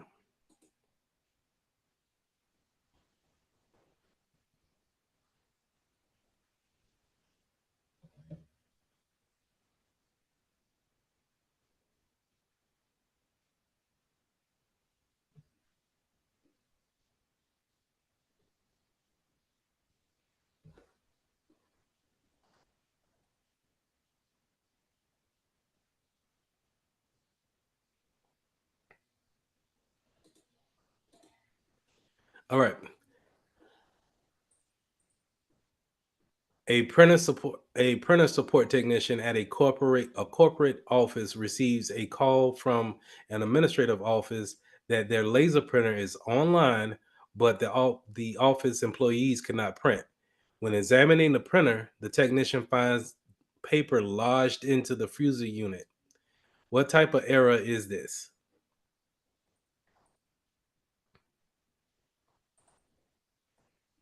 All right. Printer jam, print quality issue, carriage mechanism fault, incorrect page orientation. So the only one that's is talking about physical mishap of paper. Um, this is typically going to be your paper jam, and everything else really doesn't apply for this question when you really look at it. All right, awesome. Next question, 30 seconds.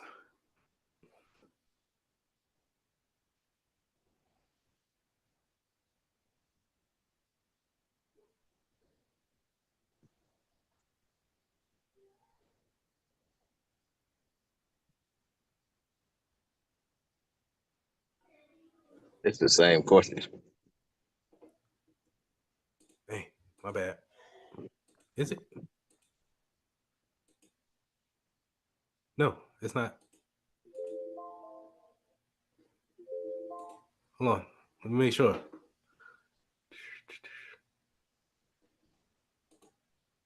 Yeah, this one's an inkjet.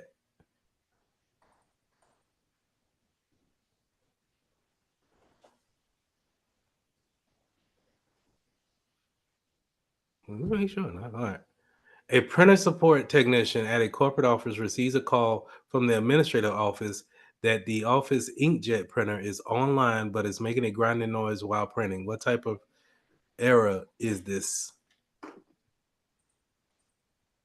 Now you good? You good? But that's good that you said that because let's take a look at it. While it is similar, right? The This one is talking about a laser jet, a laser printer, but this is a office inkjet, and that grinding noise is something to take a look at, but it's not saying that, hey, when we look at it, unlike this question right here, the paper is lodged into the fusing unit. It's just making it's we assume from the question that it's actually spitting the output out. So it's printing something, but it's actually just gnashing and grinding as it's actually spitting out the output. And so with that, we could say, okay, let's rule out print quality and the incorrect page orientation. But since they're not talking about a paper jam, the carriage mechanism fault is probably where we're going to be looking at replacing some part inside that's probably worn out or just needs to be replaced at that time. Is probably going to stop that grinding noise from actually sounding off every time someone's print.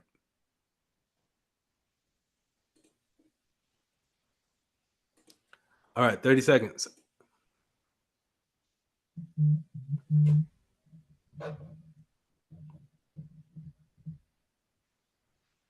I'm sorry, I was receiving a phone call and I denied the phone call, but it stopped me from actually listening to the answer that you said for the last question. Oh, for the last one, give me 1 second. Let me let's get to this one and then we'll jump back.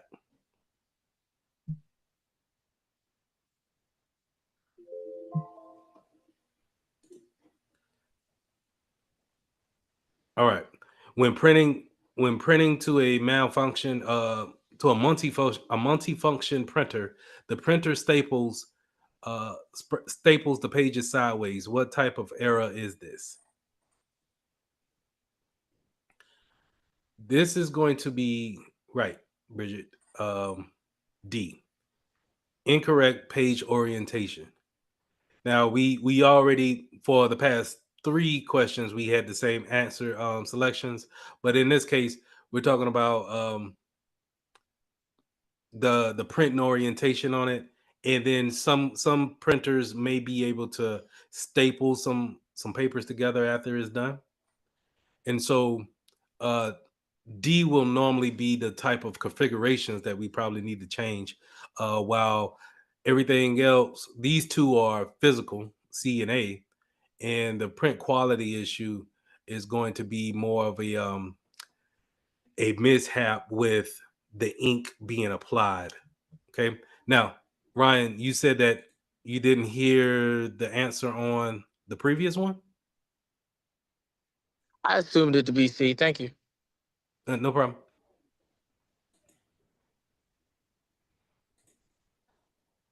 All right. 30 seconds.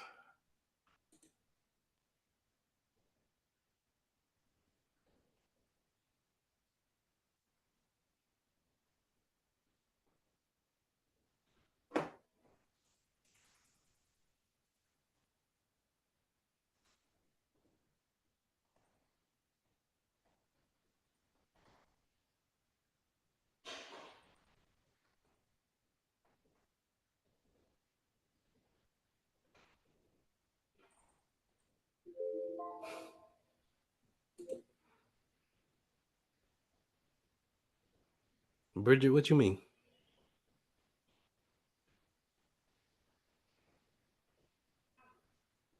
My finger slipped. Sorry. A or D? D. Oh, gotcha. Okay. All right. Yeah. What type of printer uses heating elements to create the image on paper? We're talking about heat. We're talking about thermal. Um, inkjet is going to be able to use kind of like a bunch of pixels, and the laser is going to actually have a heating element, but it's going to use um, the laser in order to project the image onto the drum that applies to the paper. 3D printers are going to actually create uh, physical uh, physical objects off a design in a piece of software, and then thermal is going to actually heat up and actually apply a almost like a overlay to the printer. I mean to the paper in order to create the out of all of these printers, when it comes to actually like printing off papers and stacks of papers, thermal printers are going to probably be your best bet as far as quality is concerned. All right, last one here, 30 seconds.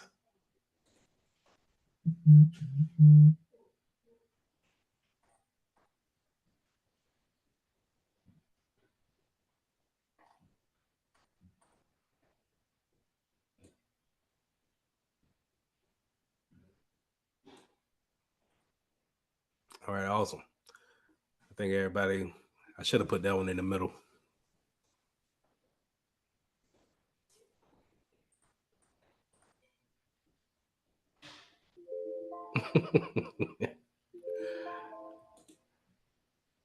um.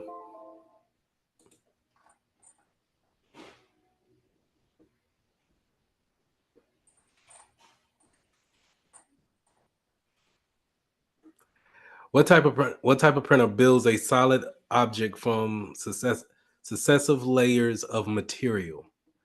Inkjet, laser, 3D, or thermal? And 3D is going to be the I don't want to say obvious, but it's the answer here when it comes to um, building a actual object. Um, when it comes to the other printers, these are imaging printers, so they're taking some type of image that they have and then applying it to some type of paper, or it could be some type of a picture to a camera piece of material. I forgot the photo sheets. We can do printing in that, but in that way we are putting a 2D layer onto a flat plane. Whereas if we're building some type of solid object, this is where it's going to be having a 3D or a more multi layers applied to an object that can be used for multiple reasons. Um, 3D layers are, we have one of the sidebar note, we have one of the a big company here in Rock Hill, South Carolina, where that's all they do is 3D print, and um, they can build anything from medical devices to car parts or pretty much anything. And I like their company model because it's nothing major that they're building, but they may need some type of proprietary uh like a washer some type of cylinder object that they sell for nothing, but they sell a big quantity of it, and then you know it could be always made over and over and over again. So great product.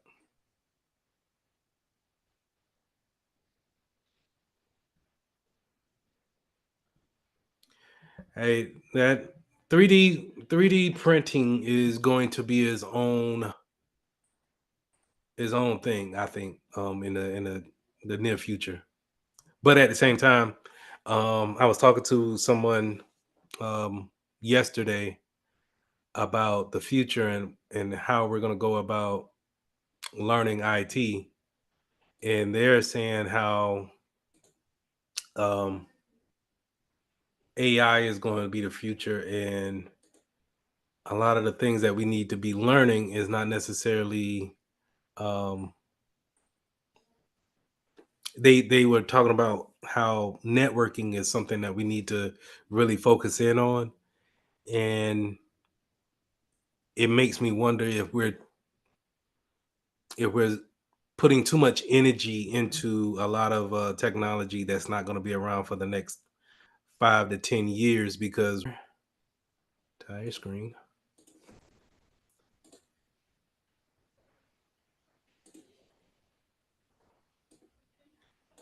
I want to bring that over here.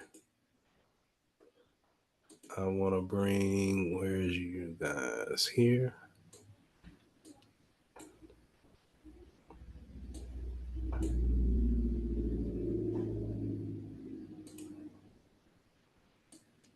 Y'all see how messed up this thing is, man? I can't do my class right, man. I got to get another screen. All right. Get back. No, I'm not doing that. I don't do take backs. I can't do that. No. So I got to make it work some kind of way. All right, let's get into this PBQ scenario. Let's read the scenario. You are a lead IT support technician at your organization. Many of the company's laptops you are Many of the company's laptops are underpowered in the terms of hardware. However, the company only recently acquired the laptops that cannot purchase new ones to correct the issue. Therefore, the management has requested that you create a guide and train a small team of technicians in rapidly upgrading a variety of internal laptops components such as RAM, for example. In addition, since they are a various of laptop brands in most companies, you will need to provide a basic guidance on the laptop maintenance, including the disassembly process. As part of the guide, you will create a few scenarios from examples of what the technician should do when performing a laptop maintenance.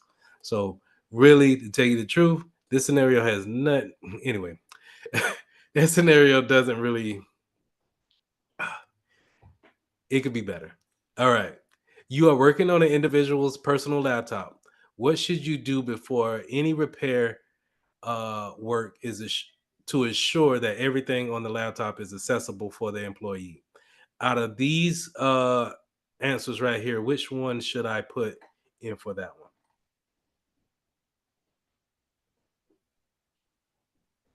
You're working on an individual's personal laptop. What should you do before any repair work to ensure that everything's on the laptops is still accessible for the employee?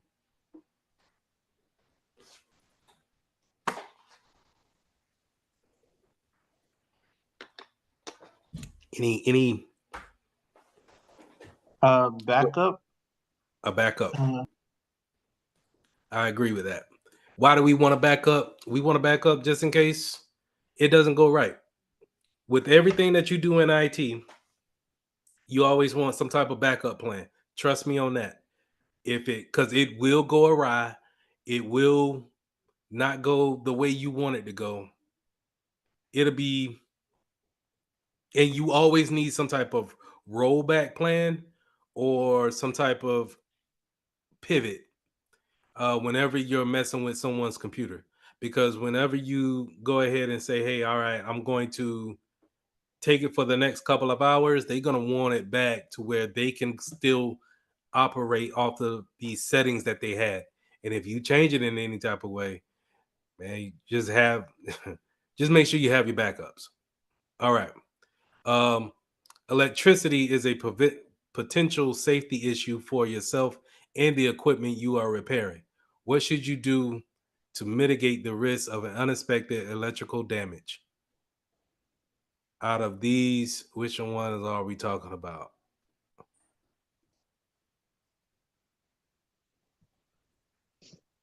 The ESD, safe workspace. Right. Creating that ESD, whenever we're talking about electrical work or if we're talking about electrical safety, then we're thinking about cutting down on the electrical static that we can create with our bodies, our shoes, our clothing. And so if we seen on the labs multiple times, we put that little scrap on the your wrist, and you may have an electrical static pad under your feet in order to conduct all of the reduce the electrical current that you have running. All right. You notice that the employee laptops looks new. What should you do to ensure that you can still complete the required maintenance?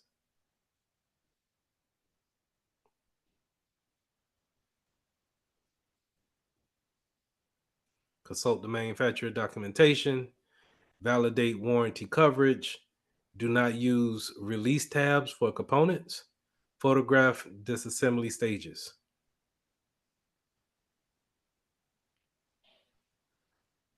Well, I guess why that's why they put that in there. Any guesses on that? Consult manufacturer document. Not quite. So check this. Validate warranty. Yeah, I was gonna say a warranty. That's what I was gonna say. Validate the warranty. The thing that you want to really make sure on this question is that this is the only thing that they really kind of pointed out that it was new. And since it's new, then we're thinking If anything, it has the manufacturer warranty.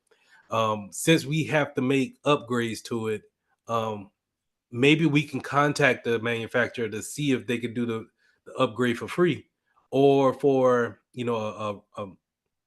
if we mess something up, can does it void our warranty? Are they able to fix something after, let's say if um we open the laptop, we do the upgrade, but then we have electrical current, we shock the motherboard. Are we still going to be able to get a new motherboard from the manufacturer, since it was new? And maybe there's a warranty that we voided by opening up the back case. So those are things that we want to look into before we actually go ahead and perform any maintenance on it. Now, when performing the laptop repair, what are some actions you would take? Consult the manufacturer service documentation. I would say yes. Um, you always want to consult the documentation, but in the real world, it's a lot of that's a lot of documentations. A normal a manuscript is going to be at least 500 pages long for some components, some software, and you typically just want to see what the specs are, to see what you're working with, and then be able to make sure that you have the major things in place. But you definitely want to, if you have any questions, consult the documentations that the manufacturer put out. What else? Use a standard plastic bag for storing components. I would not go with that, because there's other ways to separate the material that you're going to take out of a laptop. And when we did our labs, we didn't see any plastic bags there, right? So I wanted to call it tacky, but that's not the professional word for it. Diagram cables and connectors. I would say yes, you need to do that, if especially if this is, one of your first times that you're actually performing any type of maintenance on a laptop, and you're moving cables around, you're moving components around, and you want to make sure that they go back to where they are. Diagramming those things before you actually move them could help you out tremendously. In today's world, I would just suggest you to go ahead and just take a picture of it, and then refer back to it whenever you're putting those things back together. Disconnect the power and the peripherals. We should all know that that's what we're going to do, when it comes to our power, and then the things that we have plugged into them. When we start working on laptops, we're making sure that everything is disconnected as much as possible, um, and then even disconnecting the battery if need be. Photograph the disassembly stages. A little bit overkill. You don't need to. I don't think so. In my opinion, um, I don't think you need to do that. This is a little bit overkill. Use one set of tools.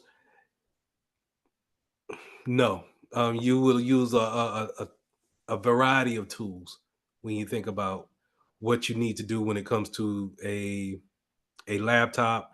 It's not just using a Phillips screwdriver. You may use a 5 star, or T5 bit, or star bit on the screwdriver, in order to use that, get those type of screws out.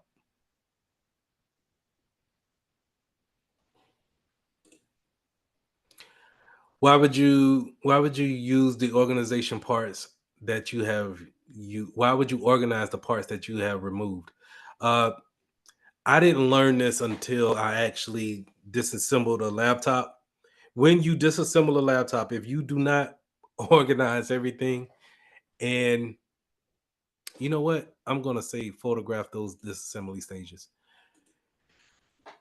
When you take apart a laptop,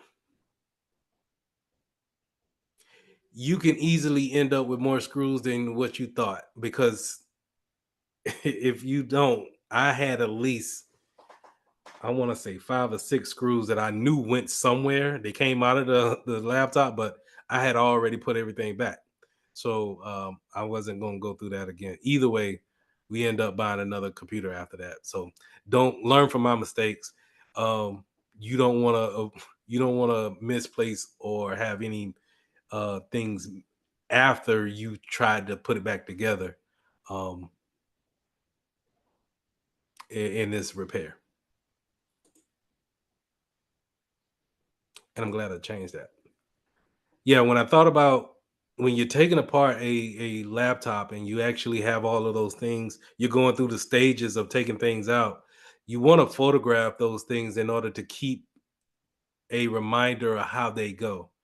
And that's a good way of, if you don't, that's a good way of ending up with screws that you really don't know where they're going, because everything is kind of layered upon each other. And then you kind of lose track of everything. Okay. Any questions?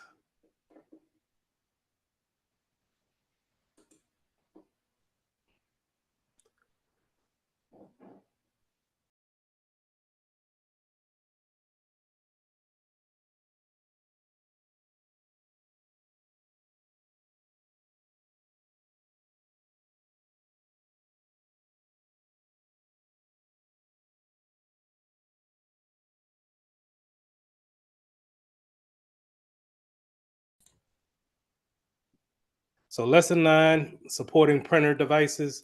This lesson is going over um, the complicated world of printers, right?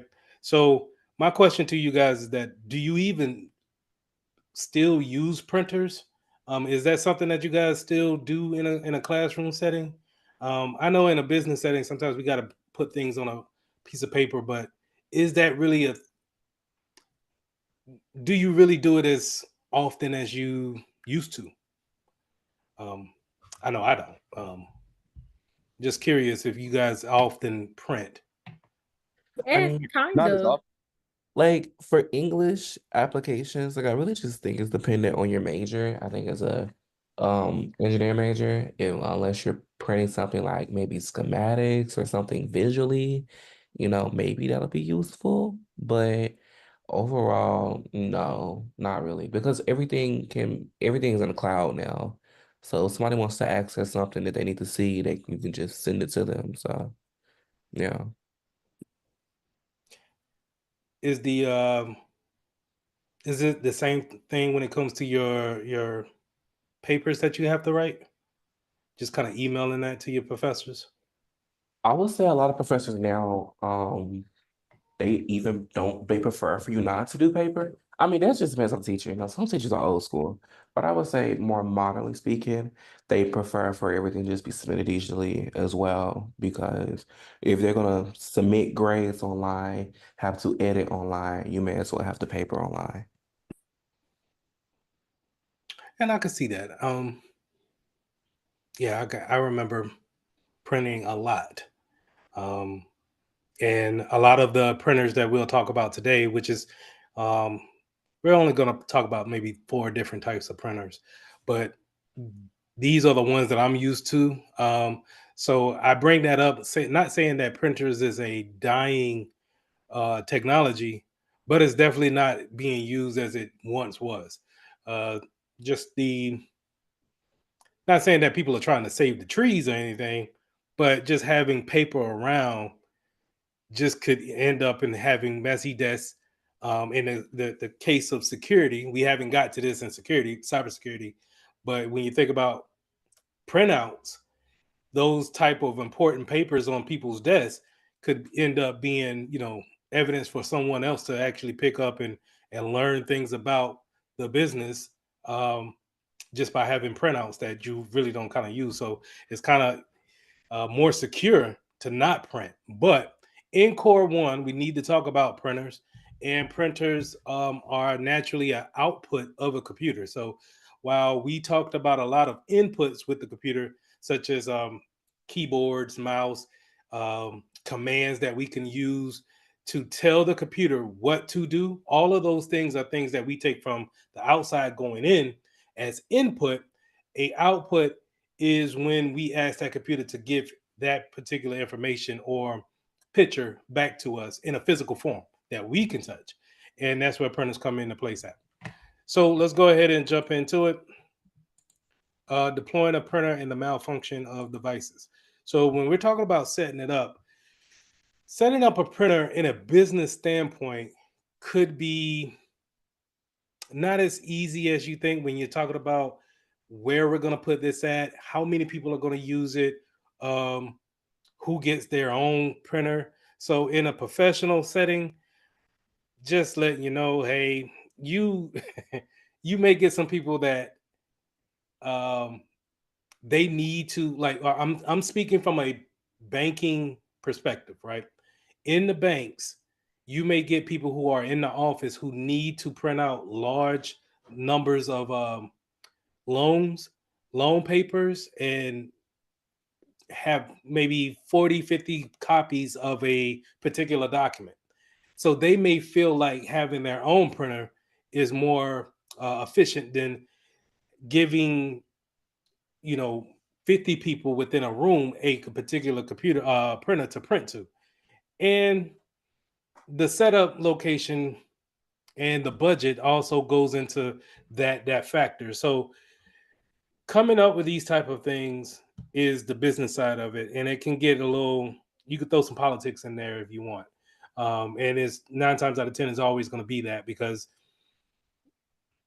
it really just come down to what do you do for your job, and then if you need to print that much, and more than likely if we just want to make that computer mine at my desk, then we could do so. But here's the thing: when I got highlighted here, is that you got to make sure that you have the power source for it, and if it needs to be networked, that's kind of what you want in order for IT to have some type of management over it. You need to have some type of Ethernet connection to that printer. If not, you need to have it set up with Wi-Fi.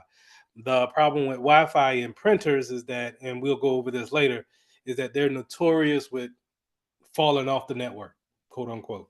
And what I mean by falling off the network is that you see them in your print queue or in your print setup, you just can't connect to them at that particular time. So they kind of go into this real deep sleep state, and it's just you catch the devil trying to wake them up. But also, things to consider is that if it's a quiet environment, some printers are loud by nature, right? So you get that ribbon going, or you get that dot matrix going, and it can kind of destroy the piece that's in a particular work setting. There's nothing like having a quiet room, and then all of a sudden you hear that printer kind of gear up to break that noise up. So keep those things in mind. Now, when access and security is concerned, then you got to think about who can actually, if we're talking about someone plugging into the printer or maybe using Wireshark to see if a printer's online and then using that as a stepping stone into the network, then we need to make sure that it's locked down in a security standpoint where only the people who are connected to that printer have access to it. Okay. Maybe people who shouldn't have access to it, they can't even see it on their computers.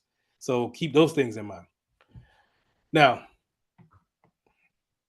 I shouldn't have to go over the proper lifting techniques, but if you see some of these large laser jet printers, you'll see that these are like very sizable printers. So if I would say it's maybe about 2.5 feet tall. I've seen some, and maybe a foot wide, maybe coming in at maybe 25 to 30, 40 pounds. And so lifting those things up to go onto a desk, a work desk, could be daunting. And it can really, if you're a small frame person, you may not want to try to lift that without having someone else to get on the other side. So having a proper technique or to lift with your legs, not with your back, is also something that I had to learn in working in the bank, but also, off record, you got to learn how to really kind of do that thing with work clothes on without, you know, having some IT jobs allow you to have jeans and a collar shirt like I got, but some places, such as a bank, I had to wear dress pants as well to go with the collar shirt, and you had to have that tucked in. So being able to lift heavy objects like that and adjust your clothes after that, that probably won't be on the test, but still, it could be daunting at sometimes, and sometimes I even had it to where I would just wait to after hours in order to do that. Um, Now, when you get those laser jets, the big laser jet printers in a box, you want to make sure that you keep everything in that box so you can actually set it up. So it may come with a tray, an extra tray. It may come with your freezer or the rollers, extra rollers. Maybe you keep that in the IT department, but when you're unpacking it, you want to make sure that you take off all the scripts in order for the printer to actually run. And we want to do test runs, test prints to actually make sure that everything is working, make sure it's set up to the network, and people can actually print to it. So I would always set a printer up, do a print test, do a print test from the machine, from the actual machine on the screen, right? Then I'll go to my laptop that I have with me and do a test print from my laptop. So that way, but then I will also have someone in that department who normally uses it to also print from that same printer so they can verify for me that, hey, it's been set up properly, and they can get to it as a department. Now, going back to the standalone printer, and what I mean by standalone is that person that feels like, hey, I need my own printer, or maybe a printer that's just dedicated to a couple of individuals. Those are typically going to be, um, they should be networked, but 9 times out of 10, not 9 times, I would say a good bit of times, they are using USB connections directly to that computer in order to make that connection. And so if they're using a USB connection to a printer, then you want to make sure that they're not on the Wi-Fi, right? You just want to make sure that no one else has the drivers for this particular printer, and that is only for this computer that we have the drivers for, right? So your security standpoint needs to, go a little bit higher when it comes to standalone computers, because while they're not on the network, they are part of the network, right? So they're using another computer adjacent to actually get access to that can possibly have access to the network. Now, Ethernet, we already went over this a couple of classes ago, where you can give your IP address to your printer, whether it could be a static IP address or a dynamic IP address. Now, me personally, I like the static IP address approach to it, where we're just going to assign an IP address to this printer. That way we can keep it in our logs, and we know that this printer has this particular IP address, and we don't have to really kind of guess about it when we're running reports, or we see any kind of actions come through, maybe on a ticket or so, right?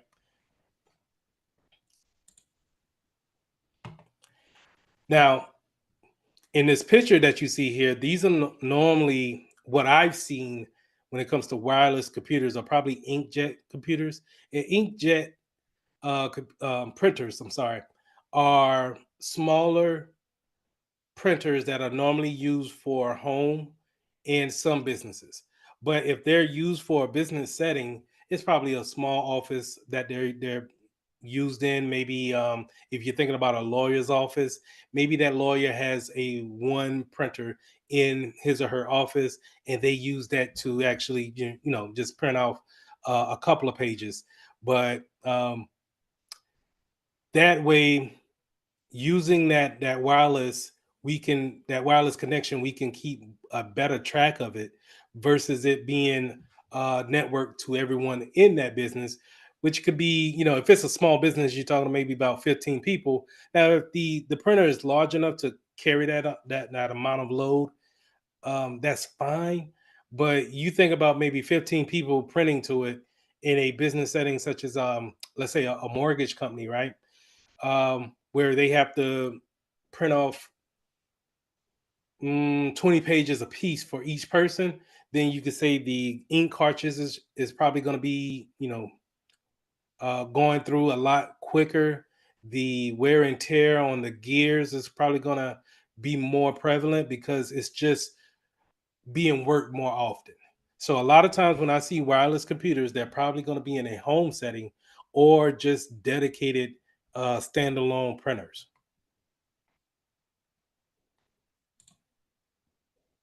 Now, I already talked about print drivers, but let's go a little bit deeper into it where when we have those standalone printers or we have something in a small environment, we want to put print drivers on there in order for our computer to talk to them. And that's anything, when I say drivers, that's what I pretty much mean when it comes to any software, right? Your drivers, matter of fact, let's bring this up. So you guys can see my screen. Make sure now. Like I already brung this up. These are kind of like default printers that I can go ahead and remove from my my settings here. But this is my HP that I have in my office. Now,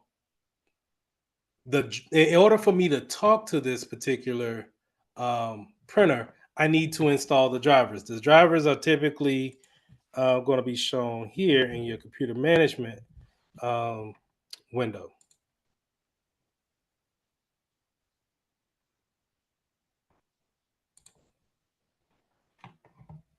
Right. So we go to computer device manager, and let's go ahead and expand that out. And we can see here in printers, I should have my HP. So where's my HP at? But typically, whenever I have my drivers installed, it should go under my printer category here. But it's under the print queue. So, but I don't have a fax. So I have drivers for it, but typically this is where my drivers are going to be at. All right. So I can highlight that and I can go to properties, and this is where I can update those drivers in order for it to talk to my computer. Now, if your computer doesn't have these drivers, then you're not able to communicate with my printer, right? Just that simple. But if you were to go out and download these drivers, which you should be able to, let's see if this is what I used to do back in the day when sometimes you'll go to a company and they have lost the install disk for the printer. And so you need to go out and actually search for the drivers yourself and then have them install. Um, and so you could just pretty much take the model of the printer, throw it in Google, and do a quick search for it and try to come up with their series for drivers. Now, and that's a pro tip that I would always give is that if you're looking for drivers or if you're looking for some way for a device to actually talk back to a computer, it's going to need some type of drivers in order for that communication to work. Okay. So just plugging it into a computer doesn't necessarily create that driver situation to happen. It needs software in order for it to talk to your computer and the device. So another example I give is that um, when you plug when you plug your Apple phone up to your Windows computer, they can't talk until you install the software iTunes in order for them to have that conversation. They can only have basic conversations, right? Where you could see the folders, but you can't unlock all of the features that you want. And so the same thing goes for any type of external hardware that you plug into your computer. You're going to need some type of software that'll run along with it. Now, if you don't have that software, you can probably look it up on the vendor's website.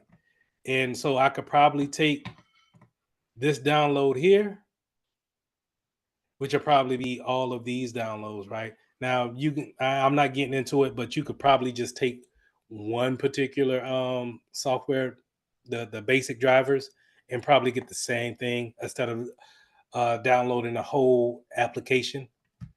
But that's out of the scope of this course. But what you want is basically the basic drivers. You can download that real quick, double click it on your computer, um, install it, and then now that communication piece has been set up between your computer and the printer, that they should be able to see each other. Well, they could see each other, but they now can have that communication that they need in order to, you know, do more things with the printer.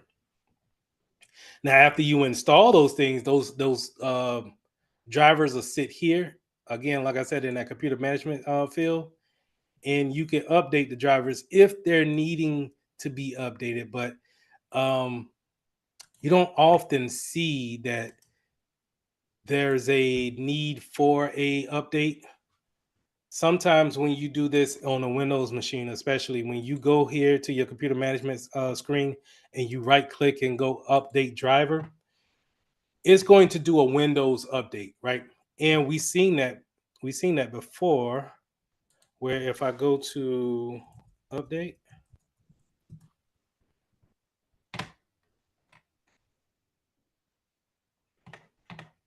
yes, that is right. Some have it on that page. Some have it if you look into the sorry, no. If you look into the printer's screen and you dig down into the menu, you may even see the drivers there to where you can export, or it'll take you to it. Yeah. And if I remember correctly, I think that's how it went. I'm pretty sure. But a lot of times they come with a disc. But with that optical disc that they have, it's a good chance it's probably going to be lost. Let me get to my updates. How come it didn't come my update? Okay. So, like I said, sometimes it'll do whenever you go and you want to update it, it'll do a Windows update to see if there's any update for that driver available. And this is where we've seen it at before. We will go to our Windows Update advanced options, and then we can go to additional options. And here we can see driver updates. So these are not just for printers. It could be any other devices that I have connected to that motherboard, right? To my actual computer. So in this case, on my computer, my Bluetooth driver needs to be updated. Um, the Realtek is 9 times out of 10 going to be audio, I think, needs to be updated. Um, the external hard drive that I got up here needs to be updated. And then the Magic Control Technology Media, I have no idea what that is, but it needs to be updated. Gotta look into that. That's probably some type of software. But anyway, those are where your drivers are going to be updated from. So in Windows, this is how they're gonna, you know, update those things. Now, if you feel like you don't get those in your system updates, you can always, like I said, look up the particular device, see if there's an update on the consumer's page, and update it from there. I have the colors that you normally will see um, in a printer, a laserjet or inkjet. Um, Now, in a lower tier inkjet, you only see a black and a color inkjet or ink cartridge. Try to do that to where it can show. So this is my color inkjet cartridge. and this is the black one that I have. So these are kind of on the not kinda, they are on the lower end. And so on a higher end inkjet, you'll have those particular cartridges individual for each one. So you'll have one that's cyan, magenta, yellow, and black. So cyan will be more of a reddish color. Nope, I'm sorry. Cyan is bluish, a bluish color, kind of like a light blue, and magenta is more of a reddish maroon color.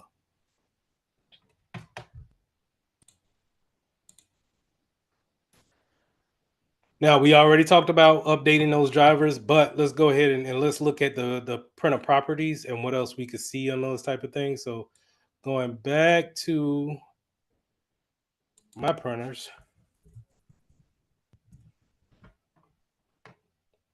open those up. And what I want to do is I want to make sure that I'm looking at my particular printer and seeing if I can go into any other options that they may have. So I know the last time I was on a Mac, you could see the icon. The icon will kind of look like this on your printers, and you should be able to right click on it and see the printer properties there. And then you can look into what other features that you can have. Now, this is a good place, and this is where I always do my test print page from. I rarely ever do it from this particular window. For some reason, it's iffy from this black window here. And what I mean by iffy is that I feel like I will hit the print test page from this black window and the printer doesn't receive the command. But if I open the properties up and I kind of get this Windows 2000 type of format window, I don't know. I feel like I get a better connection that way, and I'm able to hit uh, print test page, and I'm able to get a connection each and every time. So this is where I always my personal preference where I perform my print test page from, and that print page that test page is typically going to just have like printer information such as names, um, Wi-Fi that is connected to, or the Ethernet that is connected to, um, and ink levels. And they may give you even like a kind of like a ink layout of showing you if there's any streaks in it. And we'll go over, the type of uh, what does that entail whenever they have like these misprints. But from here, you can also see the color management. So that's pretty much just looking into the ink to see, um, how much life ink cartridge have left. Now here on the security tab here, this is where we can lock it down to a particular user or a particular group, right? And this is more in a small business form. So everyone here in this user group has access to my printer, right? Now, the thing about this is that this is how we're going to do when we go back to IAM and Security Plus. This is how we segment people off from what they can do and what they can't do. So if I don't want you to print to my printer, then you're not allowed in this particular group, right? So especially my administrator group, um, and I'm not putting my individual account here on my group either. But even if I do have you up here, it goes a little bit further to where now I can put the permissions on what I want people to do. So even if I have to put you in the group, I can say, hey, the only thing you can do is print, um, but Lee can do all of these things.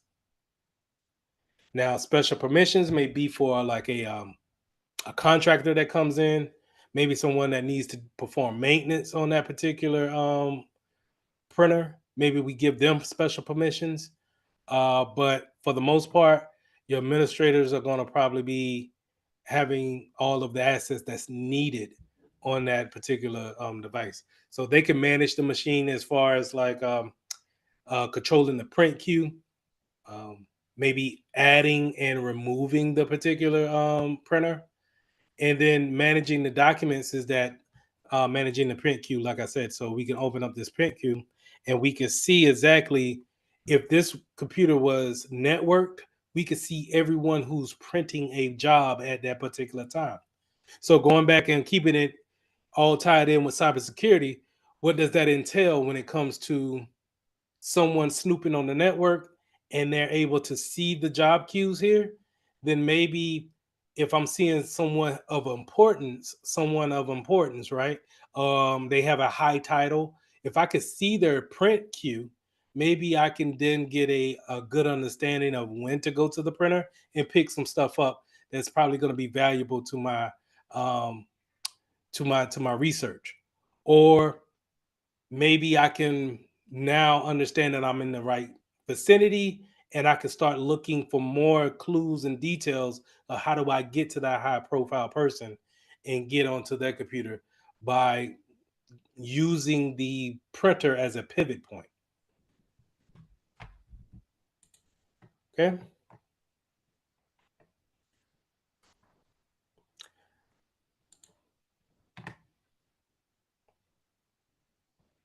Close that out. All right, moving on. Now, in the preferences, printing preferences is different. It's more like choosing what you want the paper, the output to actually be. So we're talking about if we're changing the size of the printout from 8 by 11 to 4 by 6, and we're doing postal cards, then this is where we'll change that particular setting here. Um, this would be great for these settings are great for small office standalone printers, because once you change those settings in a real world environment, um, you might forget about them, and then other people trying to print to it, and then you go into this whole thing of, hey, well, Susan, she changed the settings but she didn't change them back, and now I'm trying to print this important document out and I need to print 75 pages, and now it's printing on 4 by 6s instead of 8 by 11s, and we just wasted all of that paper and all of that ink at that. So you want to make sure that if it's a standalone or a small environment, then let people know that you're changing the preferences on that particular printer, and they need to change it back before they do any kind of printing. If it's network, right? If it's a standalone, then and if it's just for one person, they probably won't have to worry about that, right? They can do whatever they want to do. Just realize that when the next time you print, it's going to probably keep those same preferences, right? Also, orientation is a big thing too. So keeping it portrait or landscape, um, it could just end up in frustration. That's all. Where you're looking to print something in portrait, and if it comes out in landscape, then it's just not fun doing that. And in a cubicle setting, when you're sitting down and someone changed the preferences on a printer, and then when you get up and look, and oh man, I just printed this whole 20-page paper out and it's all in landscape and I needed it in portrait. So um, just keep those things in mind. Excuse me, when you're talking about network printers. Now, having a print server is great for IT for the IT department when it comes to managing those printers, seeing what's online, what's off, seeing if there's any type of print jams, if we need to run out and get uh, ink cartridges to replace certain things on the network. It can really give us a insight on all of these type of elements going on when it comes to our printers.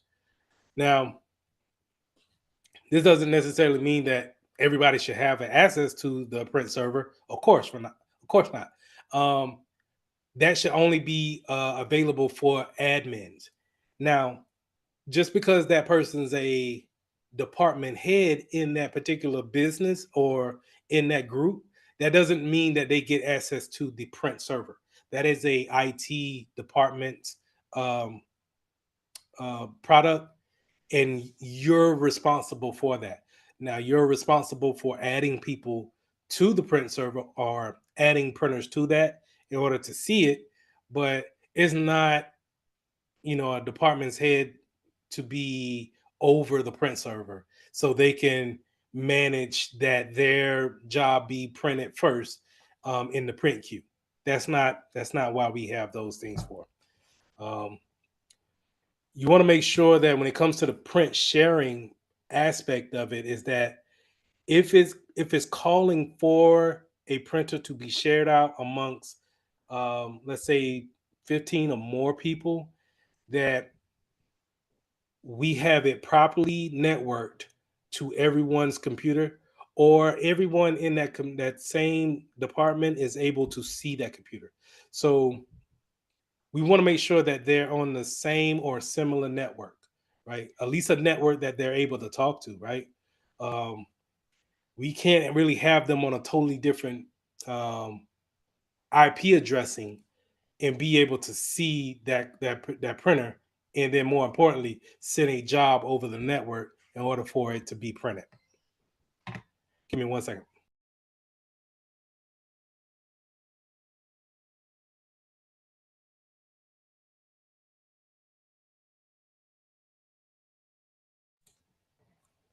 All right. Moving on. Printer security.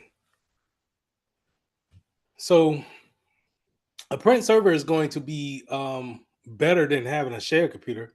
A shared computer is going to be, um, when you really think about it, I could pull up mine again. My home printer can be shared out with everybody that gets onto my home network. And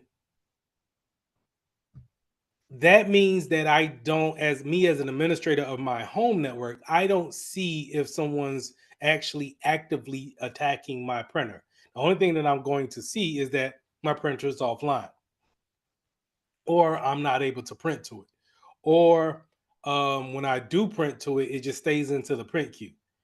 So having that printer shared out doesn't, it takes away that admin control that you normally would have.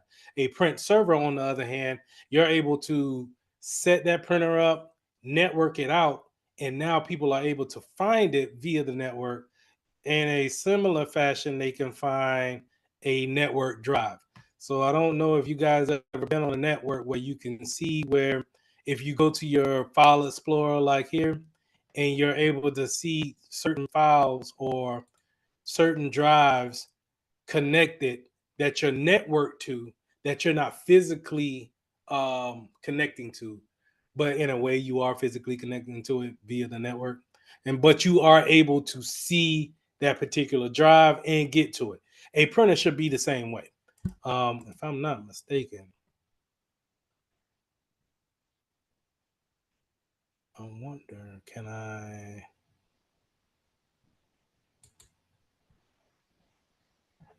in this particular setting, we used to be able to add the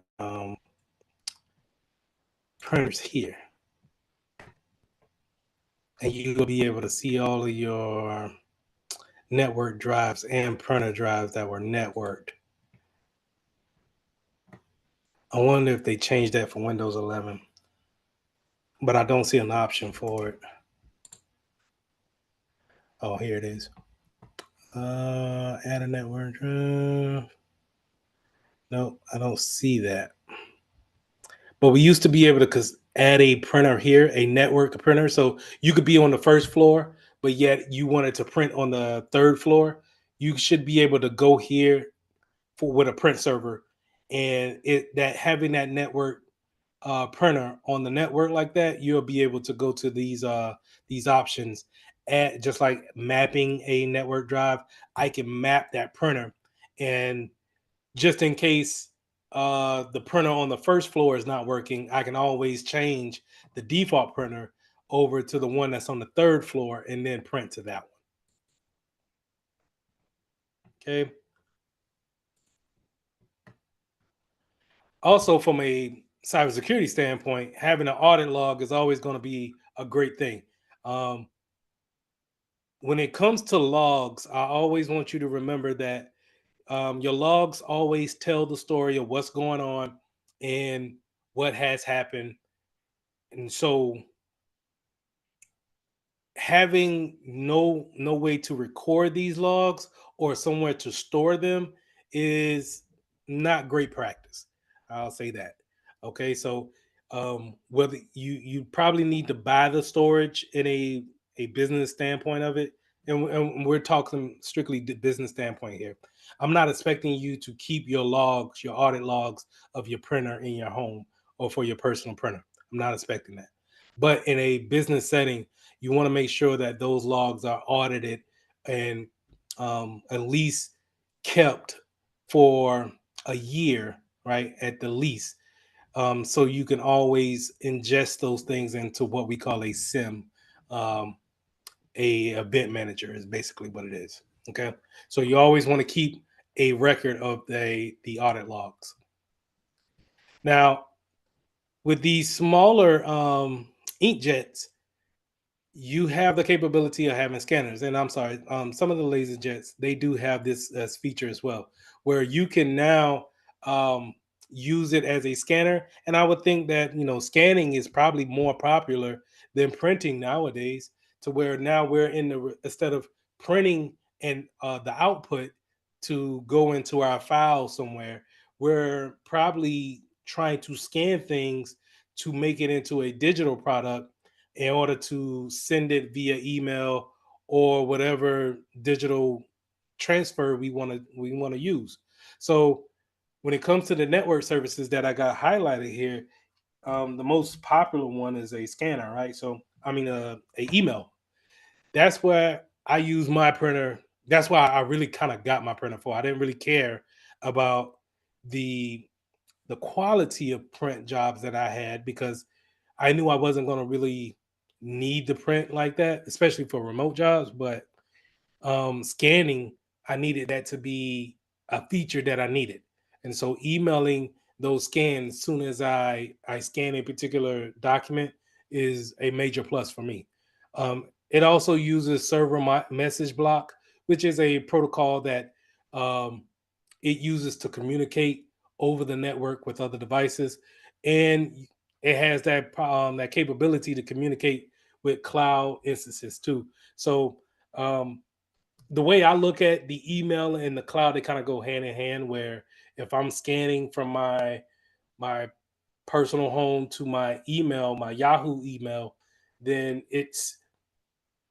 I look at that as the cloud is just the email server that's in the cloud. And so I kind of look at that as hand in hand. But having that capability and being able to do that is a big plus. Faxing, on the other hand, not too sure if you see any kind of faxing nowadays where scanning is the why fax something when you could just scan it and send it via email, unless it's too big of a document to scan.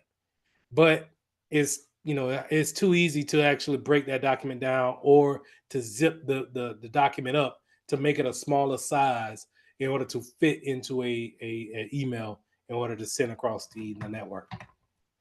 Okay, any questions?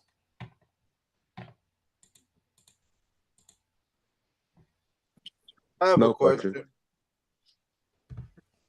Yes, sir. Yeah. So I've been trying to set up I've been trying to set up accounts whereas for this printing job within the server at my work study job Hmm. so that we can control who's printing and who's not supposed to print.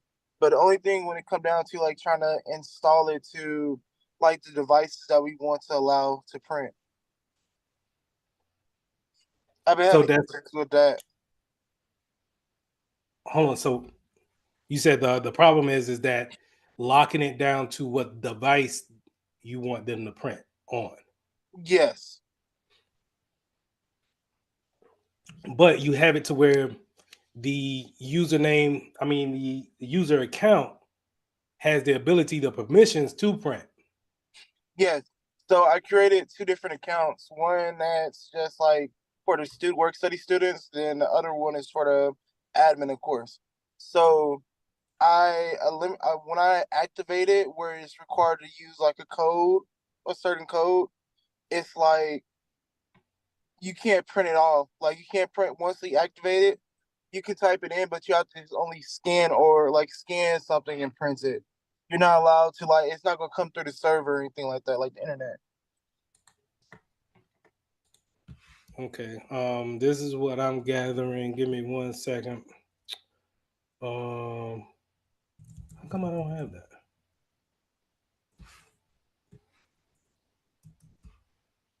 It's right here. And then it's like looking into the actual device. From what I was seeing in the instructions, like tutorial, it says that it's the way to add the password to the device, the certain computer, but it's not working. I just don't see it on the computers I'm using.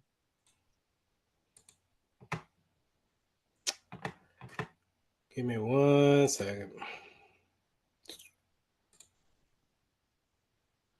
So what I would do, this is what I'm hearing. I would create a group. It sound like you did. You got two different groups that you add people to, right?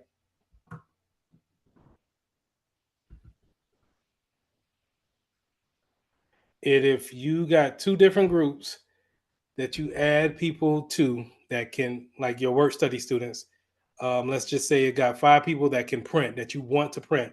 You put them in a group that says can print work study group, right? If that group has those 5 members in it, then you could just go to the computers that you want them to print from. And since they have the permissions to do so, I would just add their group by using this little feature here to whatever computer that they want to print from.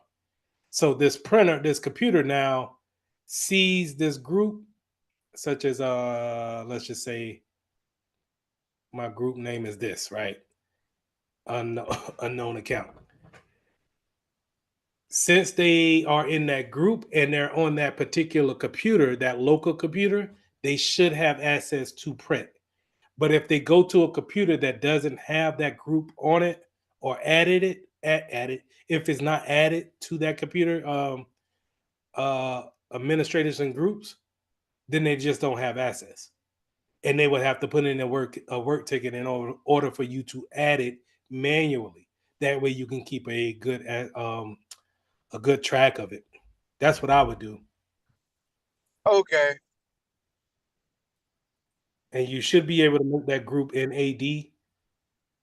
Um, give it the same permissions that you would give it, that whatever you want them to have right here, and then like I said, just go around. Okay, we want them to print from the library, but no other place. Just make sure you hit those computers, and or if they make a request to you. Sometimes what I do is I let people make the request to me, so I can know their work schedule, or where they want to actually want to print from or want to work from, instead of trying to hit all of the computers and give access. You tell me, you put in a ticket and say, hey, I need the ticket, I need the computer in the work study in order for me to print. I need to print from that computer. Okay, give me a day, and then I'll add that group to that printer, to that computer, and then I close that ticket. That way, I have a paper trail of the ticket you requesting, and I can write that down in our notes saying that, hey, no, this computer can print because I added it via this request. Okay. Okay. All right, let's get into the processing now of the laser printer. So I'm pretty sure A plus Core One is going to ask you about this process. So it would behoove you to commit it to memory. The reason why I'm not too enthused about it is because I don't know this process like that. This is this happens every time you are looking to print something on a laser printer. So these are typically a bigger printer than a inkjet, um, and they have a lot of more moving parts. So what is really actually doing is taking this laser here and shooting a image onto this drum here and using the toner and the fuser in order to basically use heat to imprint the print image onto the piece of paper. All right.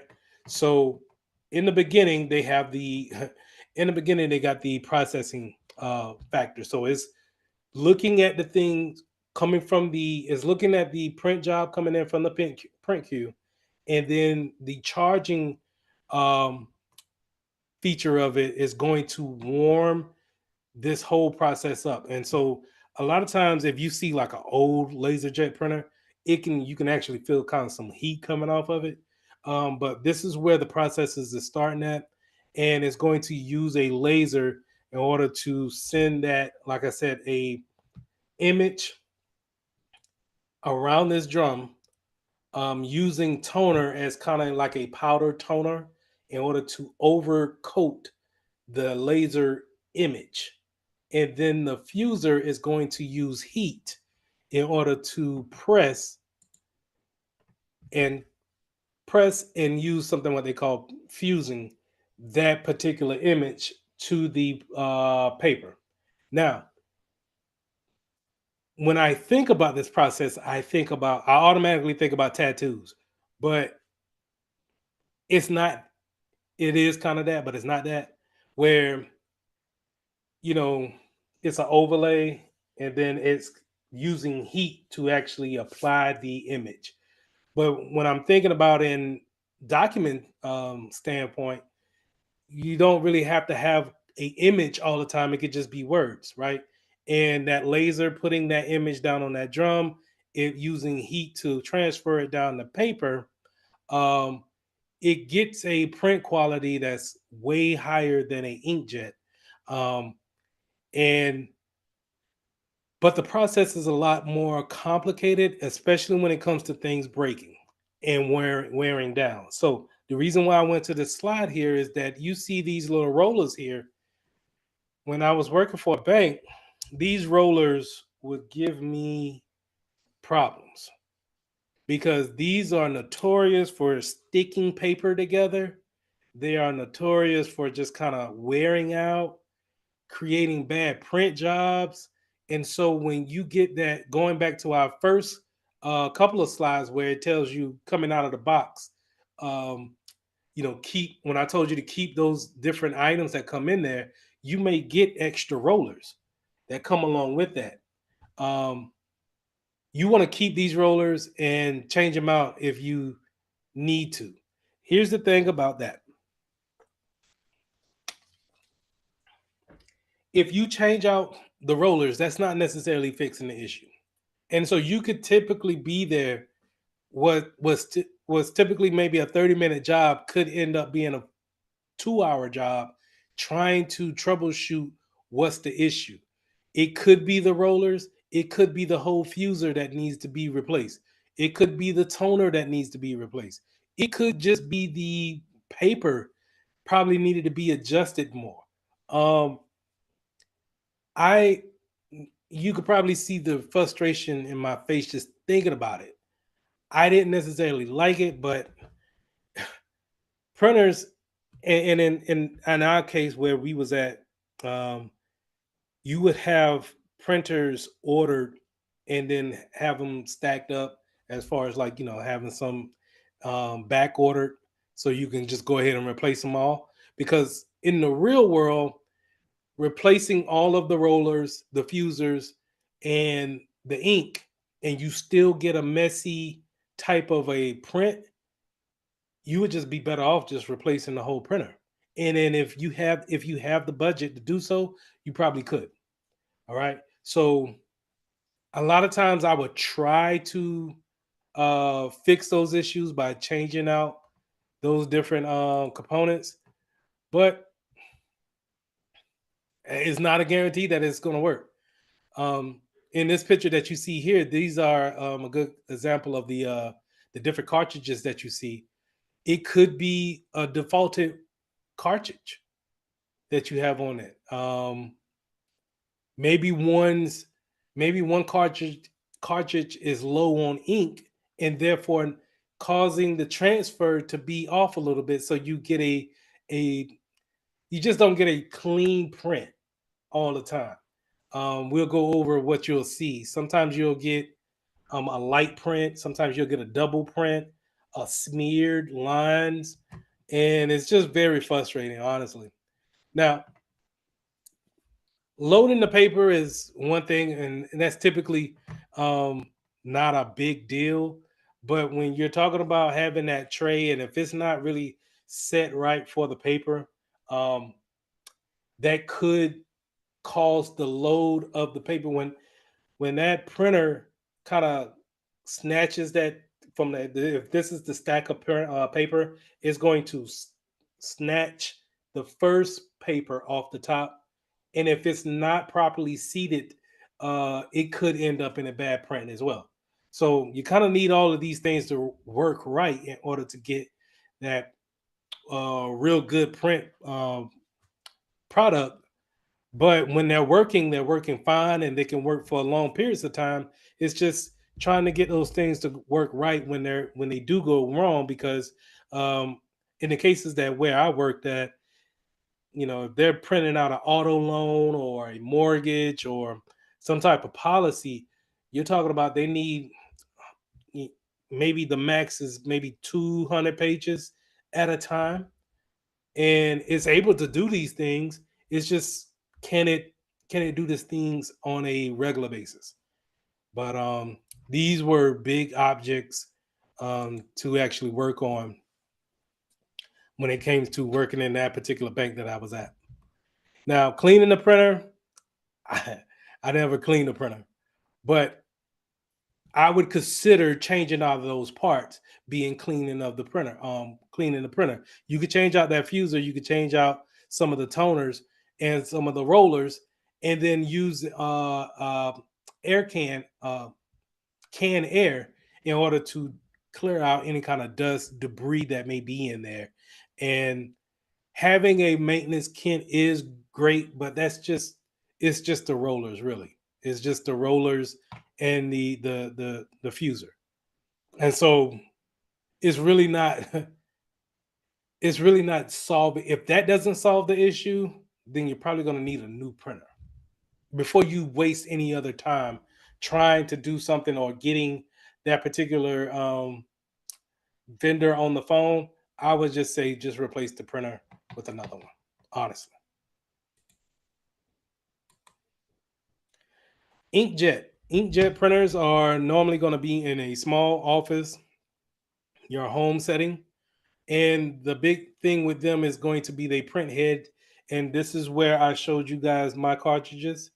They're going to typically look like this. Get that picture. Get in there. There it is. And what happens is that it uses a heating process too, right? But what it does is that it heats up just into this little cartridge, and it drops little small dots on the paper in order to create the image. And these little dots are not visible. They just look like smooth lines to us, but it's a lot. I think that the maintenance on an inkjet is a lot more manageable. But when you're talking about using it for a multitude of people, then it's not plausible. Um, Again, you're probably running through the material a lot quicker, and you're probably going to be breaking down a lot faster than what you would on a laser jet. But replacing the cartridges is going to be fairly easy. These are typically numbered to where you can go and get them at your local Walmart or CVS store. Um, but they are expensive. I got to admit, don't really like that. But when it comes to other maintenance, it's going to be pretty much seeing if the alignment is there. And a lot of times you could do the alignment via the settings, the software that's installed. You don't necessarily have to go in there and manually push things around until they snap in or click what you would do with a laser jet. It can It's not troubleshooting free, but it is less maintenance that you have to do, in my opinion. I really haven't had to do much on inkjet printers other than make sure that the software was set up and that that person sees it on their particular computer, right? So, um, moving on, you have thermal printers. So, thermal printers are smaller printers that are typically used for postal uh stamps, not stamps, but these labels.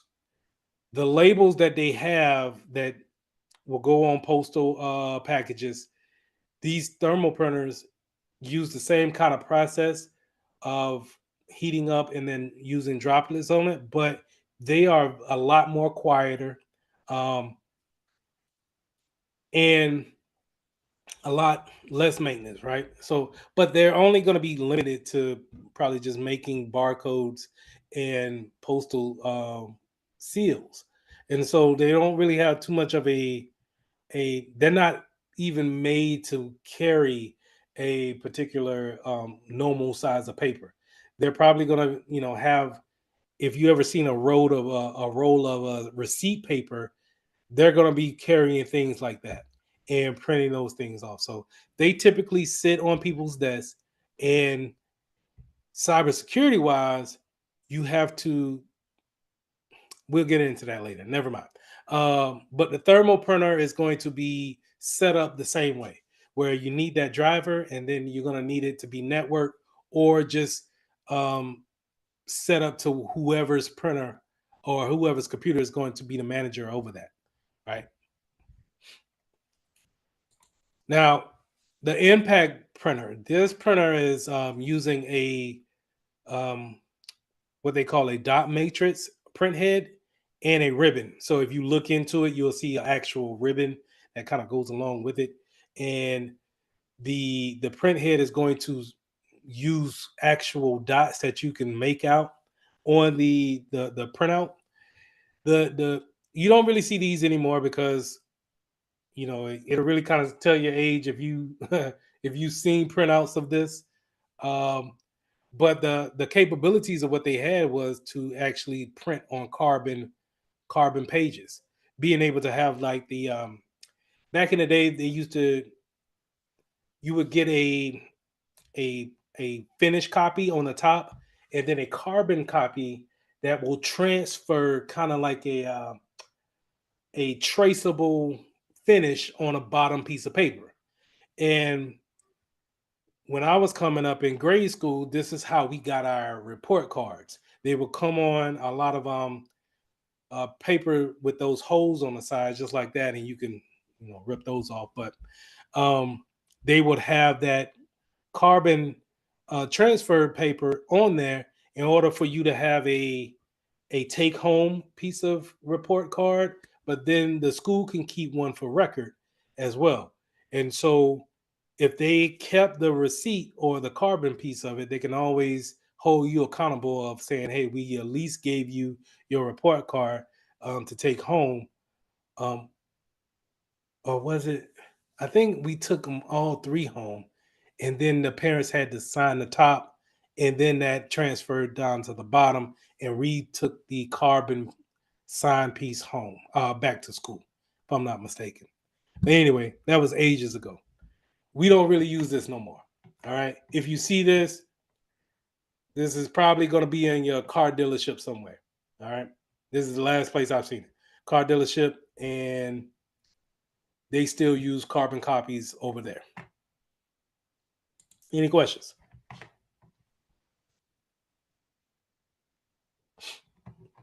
All right.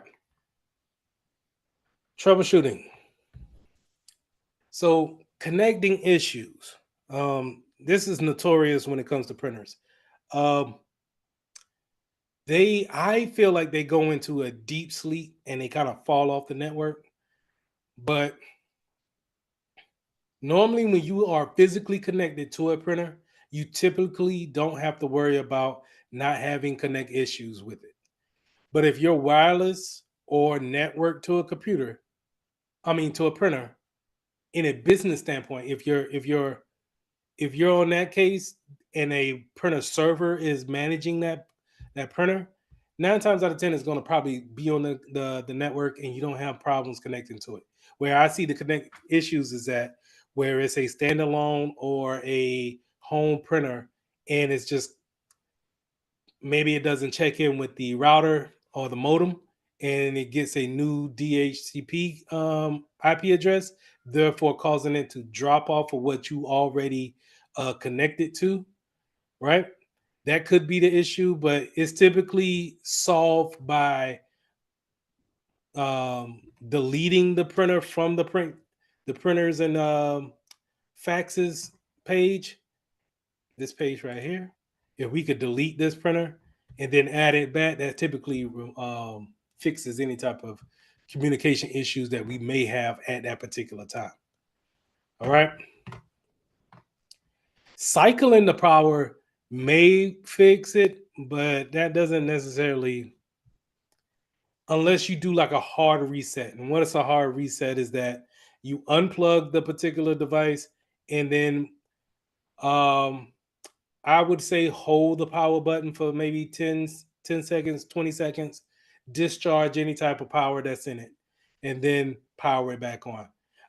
Or you can leave it powered on, leave it plugged up, hold the power button for 30 seconds, 40 seconds, and then make sure you hear no noises from it. Because sometimes hitting a power button just sends it into a sleep mode, but it doesn't necessarily cut all complete power and then hard resets it. So, and a lot of times too, you can look that device up to see if there's a hard reset for a particular device, and then try that. Right. All right. We talked about no, we didn't. We didn't talk about print feeds. We talked about if that on that laser jet, if it doesn't have the right seating, then it could cause a printout issue because it didn't pick the paper up right. But a lot of times too, if those rolls, those little transfer rolls that I was showing, these rolls right here, if these are not, they don't need to be sticky, but they need to be grabby enough in order to get that piece of paper up from the rest of the stack. If that's not it, if that's not the case, sometimes they can slip and then that causes a jam, right? And a printer jam is just pretty much just um, you're probably going to have to change out the rolls. That's 9 times out of 10. That's always going to be the issue. Sometimes those rolls, they don't, like I said, they don't need to be sticky, but they need to be um, fairly grabby enough to where they can be able to pick up a clean sheet of paper smoothly and then efficiently in order to send it through. Because especially if someone sends in a 30-page print job, then it's constantly picking up paper one after another. And so if that first one gets jammed and it doesn't go through properly, it just messes up the rest of the print queue, right? And you typically need to go into that print queue and then kind of cancel everything and then rerun the job. Grinding noises, again, we're probably looking at the rollers that's there, um, cleaning any type of debris that you see in there. This is where your canned air is going to come into place. Um, if that doesn't fix the issue, you can always try the maintenance kit that comes along with these printers. Now, some of the print quality issues that you'll see, again, we talked about some of them, which is like the white stripes or the black stripes that you'll see. Um, if you see any kind of stripes, I normally think about ink being the problem. Trying to change out that toner, making sure that you have enough, and that a particular ink is not trying to compensate for one that's running out. Okay. Now, a way around it sometimes is to, instead of, if you're printing something color, is go ahead and just put it in the black and white and try to finish the print job that way. But if you're still getting some type of streak, or if it's just not laying the actual print job correctly, then we probably need to go into the maintenance and then start to replace the fuser kit, replace those toners too. Okay, the faded print is going to normally be the ink side of it, being able to make sure that it has the proper level of ink there to allow a clean print job. This goes into the vertical lines. Again, vertical and horizontal lines. This normally is going to be associated with the imaging drum. I haven't necessarily seen too many issues of that, of the drum being the issue. It has been some cases where if the drum is the issue, you probably are calling out the service tech for that printer in order for them to change that out. Those are not coming normally in a maintenance kit. You're probably going to have to either order that if it's out of warranty, or have someone from that particular company come out and install that, because it is under warranty and you don't have to pay for that particular part. All right, toner, not fused to paper. This is where you print, but you just get kind of like a blank pieces of paper. Replacing that fuser is probably going to be the main corporate in that print quality issue. That double-sided print, not double-sided, but it looks like it's a echo print, where it's just kind of, you can, it's readable, but it's double, right? So it kind of looks like that a little bit, and just not a clean print. You're talking to image drum.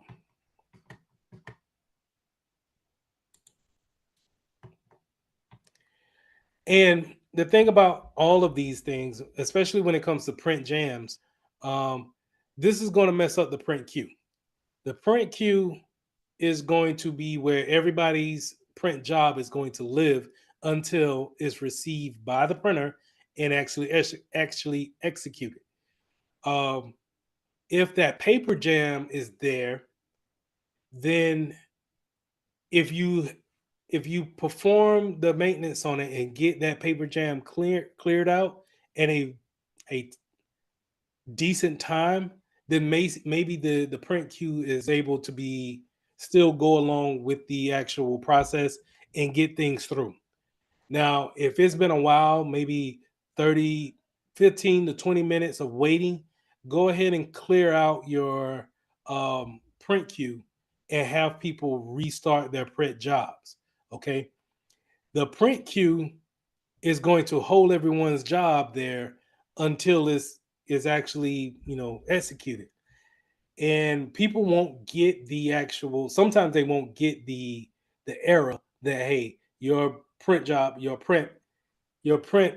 at the printer, you can go and pick it up. It just kind of sits there. I don't think that it has any performance issues on the printer, but sometimes on a home computer, if things get hung up at a print queue, it could kind of time out other applications that's waiting on the print queue to kind of finish out. And so we need to either go in there, cancel those jobs to free up that resource and then restart it, or figure out why do want is there anything at the computer that we need to clear out? I mean, at the printer that we need to clear out, or is there anything that software wise we need to uninstall and reinstall the same printer in order to try to print that same job again. Okay. And that's all I had for printers. Any questions?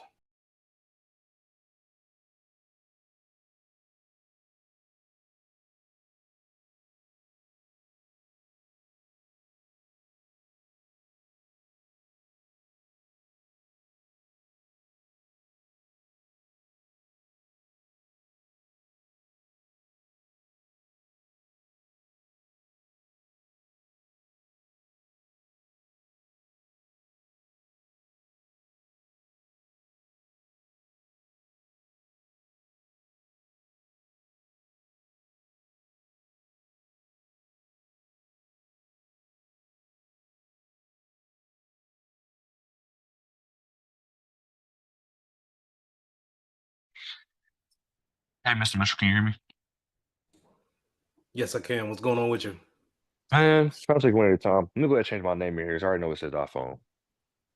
So I'm Well, I already kind of know it's you for now, by now. at this point. Yeah, Um, I'm sorry, go ahead. nah, it's no problem. What's up? So I've been trying to mess with Azure. I guess I probably just gotta play with it some more because it's kind of confusing to me, but it's okay. Um, but I will say this, that change I did to my laptop with adding some extra SSD and everything helped a lot. 'Cause I swear that Yeah, 117 gigs wasn't doing nothing. nah, really, the I would say the going rate right now is probably about a terabyte, man. Just Yeah. when you think about all the stuff that you back up or how much apps actually store, they eat up Hmm. that storage real quick. So a terabyte is probably good. Yeah, I don't know if you could see this, but Yeah, I can see it. um you see this is the thumb drive. Yeah, I got this for $30, terabyte. that's not bad. So, That's not bad at all. I you did know, a what did I do? A P and K. I think it's P. What is it? Pinky.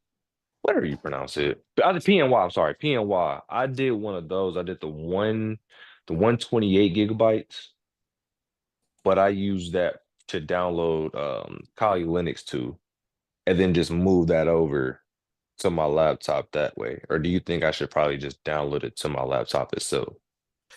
um it'll be nice if you can put it on something removable and kind of leave your if you can get your main local computer to be as free as possible, that's the more efficient way to work. Because as you go along, you're going to be downloading more and more stuff in that downloads folder, and it's quick to eat up that storage space. So, and Kali Linux is like a whole nother OS on top Yeah. of an OS. So, Yeah. um, I would, you know, put it in a different spot, put it in a different spot. But just, Okay. and whenever you spin that virtual machine up, you might have to go ahead and connect it in order for it to work. I've seen that Hmm. plenty of times too. So, um, that's when you want to consider maybe going into the cloud. Um, that's what I'm looking at. Well, I got a Microsoft account and they give me a terabyte worth of storage, but Yes, you guys sir. have Microsoft. That's why I just don't understand why you can't get into Azure.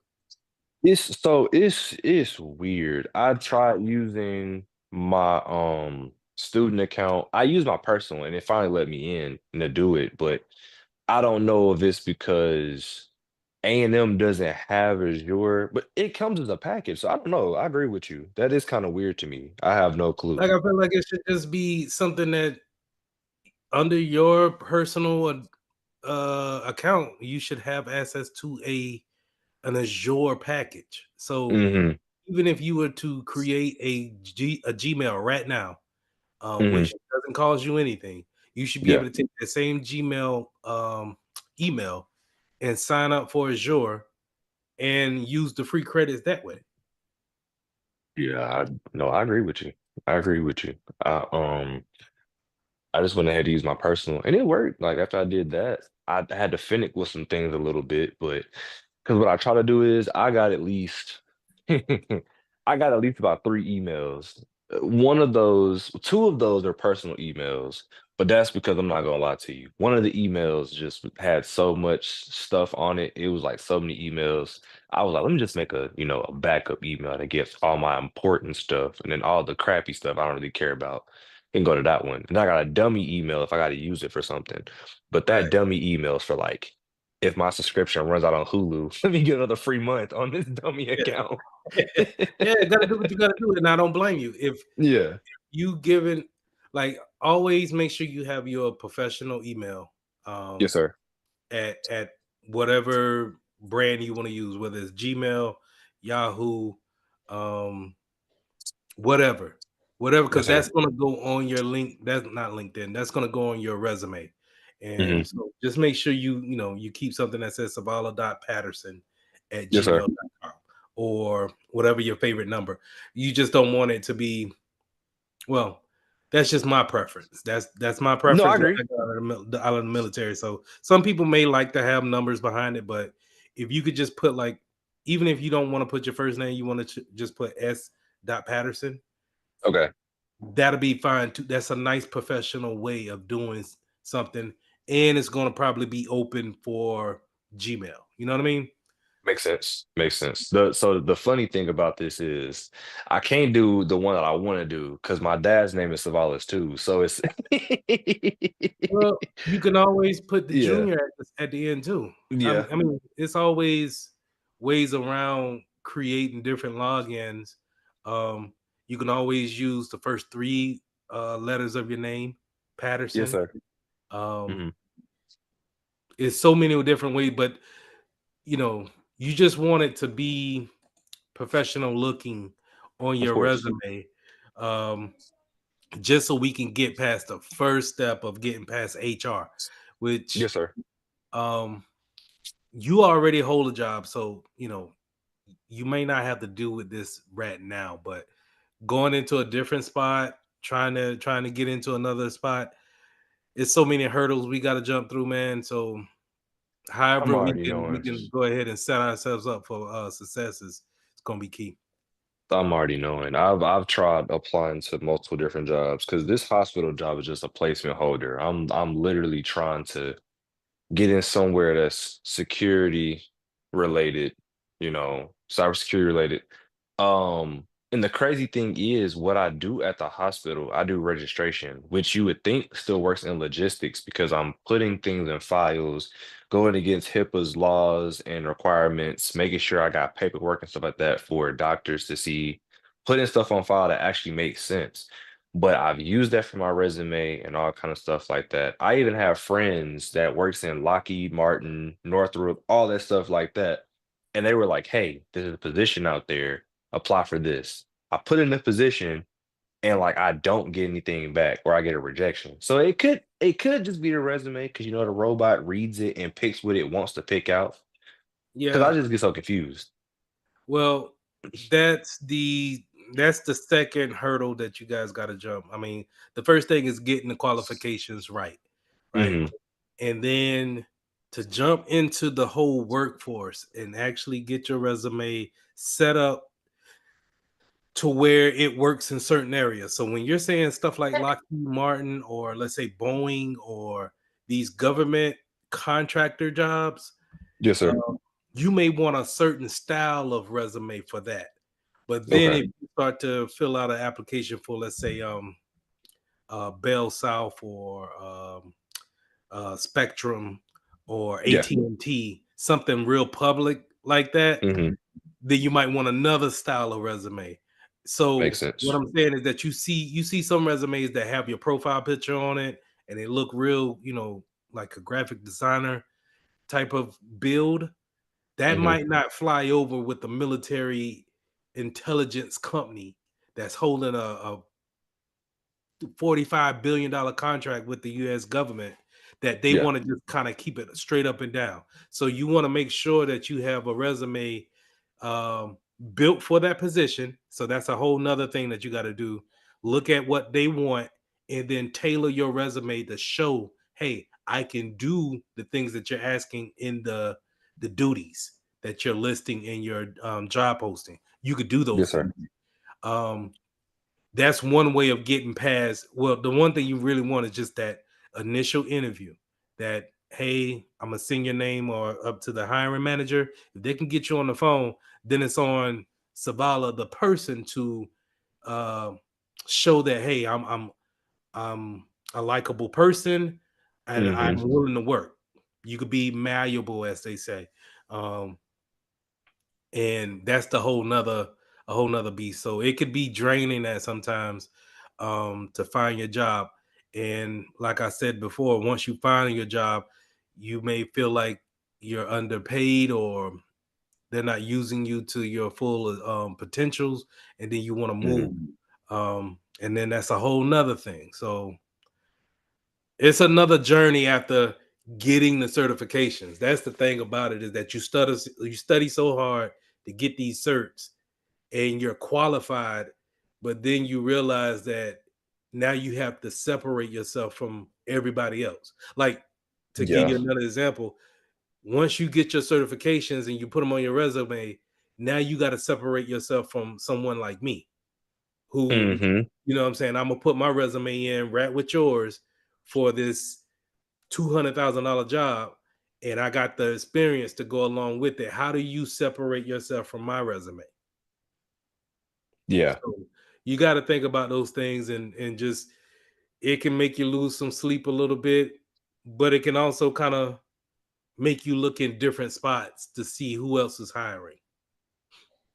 Makes sense. That makes sense. I was always told, just keep applying because there's so many people getting into tech nowadays. Like it's a big booming business. But the good thing about it is, regardless of the situation, you'll always have a job. It'll always be a job that's out there. So that's the good thing. Is I think it is really one of those things you can't get discouraged because there's so many people applying to one position, multiple people. And that's obviously not the only position out there. I think it's just a mental thing to not get discouraged, to just keep, you know, spam button, spam button, spam button. I I hear you, but then when, you know what I'm saying, when you on like application 200, You get you know, tired. No, you ain't lying. You get tired. At that point in and time, you like, man. I was leaving one job. I had to quit. I had to quit this job, and my whole backstory, just a real quick and irrelevant story. And hey to everybody else that joined. I'm gonna get started in just a second. But a backstory of why I joined the military is because I had a bad habit of quitting jobs when I didn't like a particular situation. I would just quit them, and Mhm. I knew I couldn't get along in that with that quality, and so I joined a job that I couldn't quit unless I go to jail, right? So I joined the military, right? Odd reason, but I did it. They worked that out of me, and I got out of the military, got me a job working with a bank, but this was 2016. Um, the world was kind of, and people started talking crazy at work. So I was like, yo, I just gotta go, right? And I didn't have my security plus at that time. I didn't have any certifications in security at that time. I was just trying to really take the test and get my bearings under me. But long story short, I was out of work for 4 months, and I had to use a 401k in order to pay bills and stay up on that, and support family and everything. So um, it can weigh up on you, um, more than you know, and sometimes the world can just come crumbling down.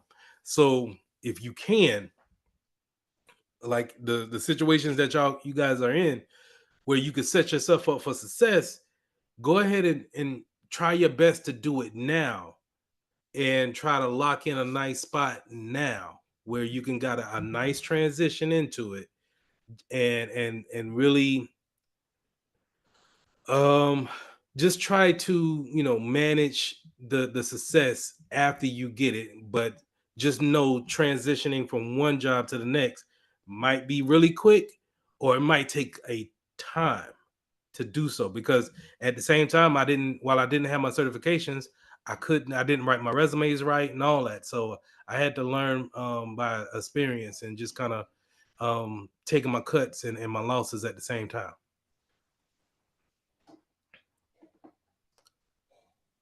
Appreciate that. No problem. Well, everybody join, at least the group that I think is going to join today. Clark, I thought you was going to be out today, man. I'm on the road though. I'm driving, so I'm trying to.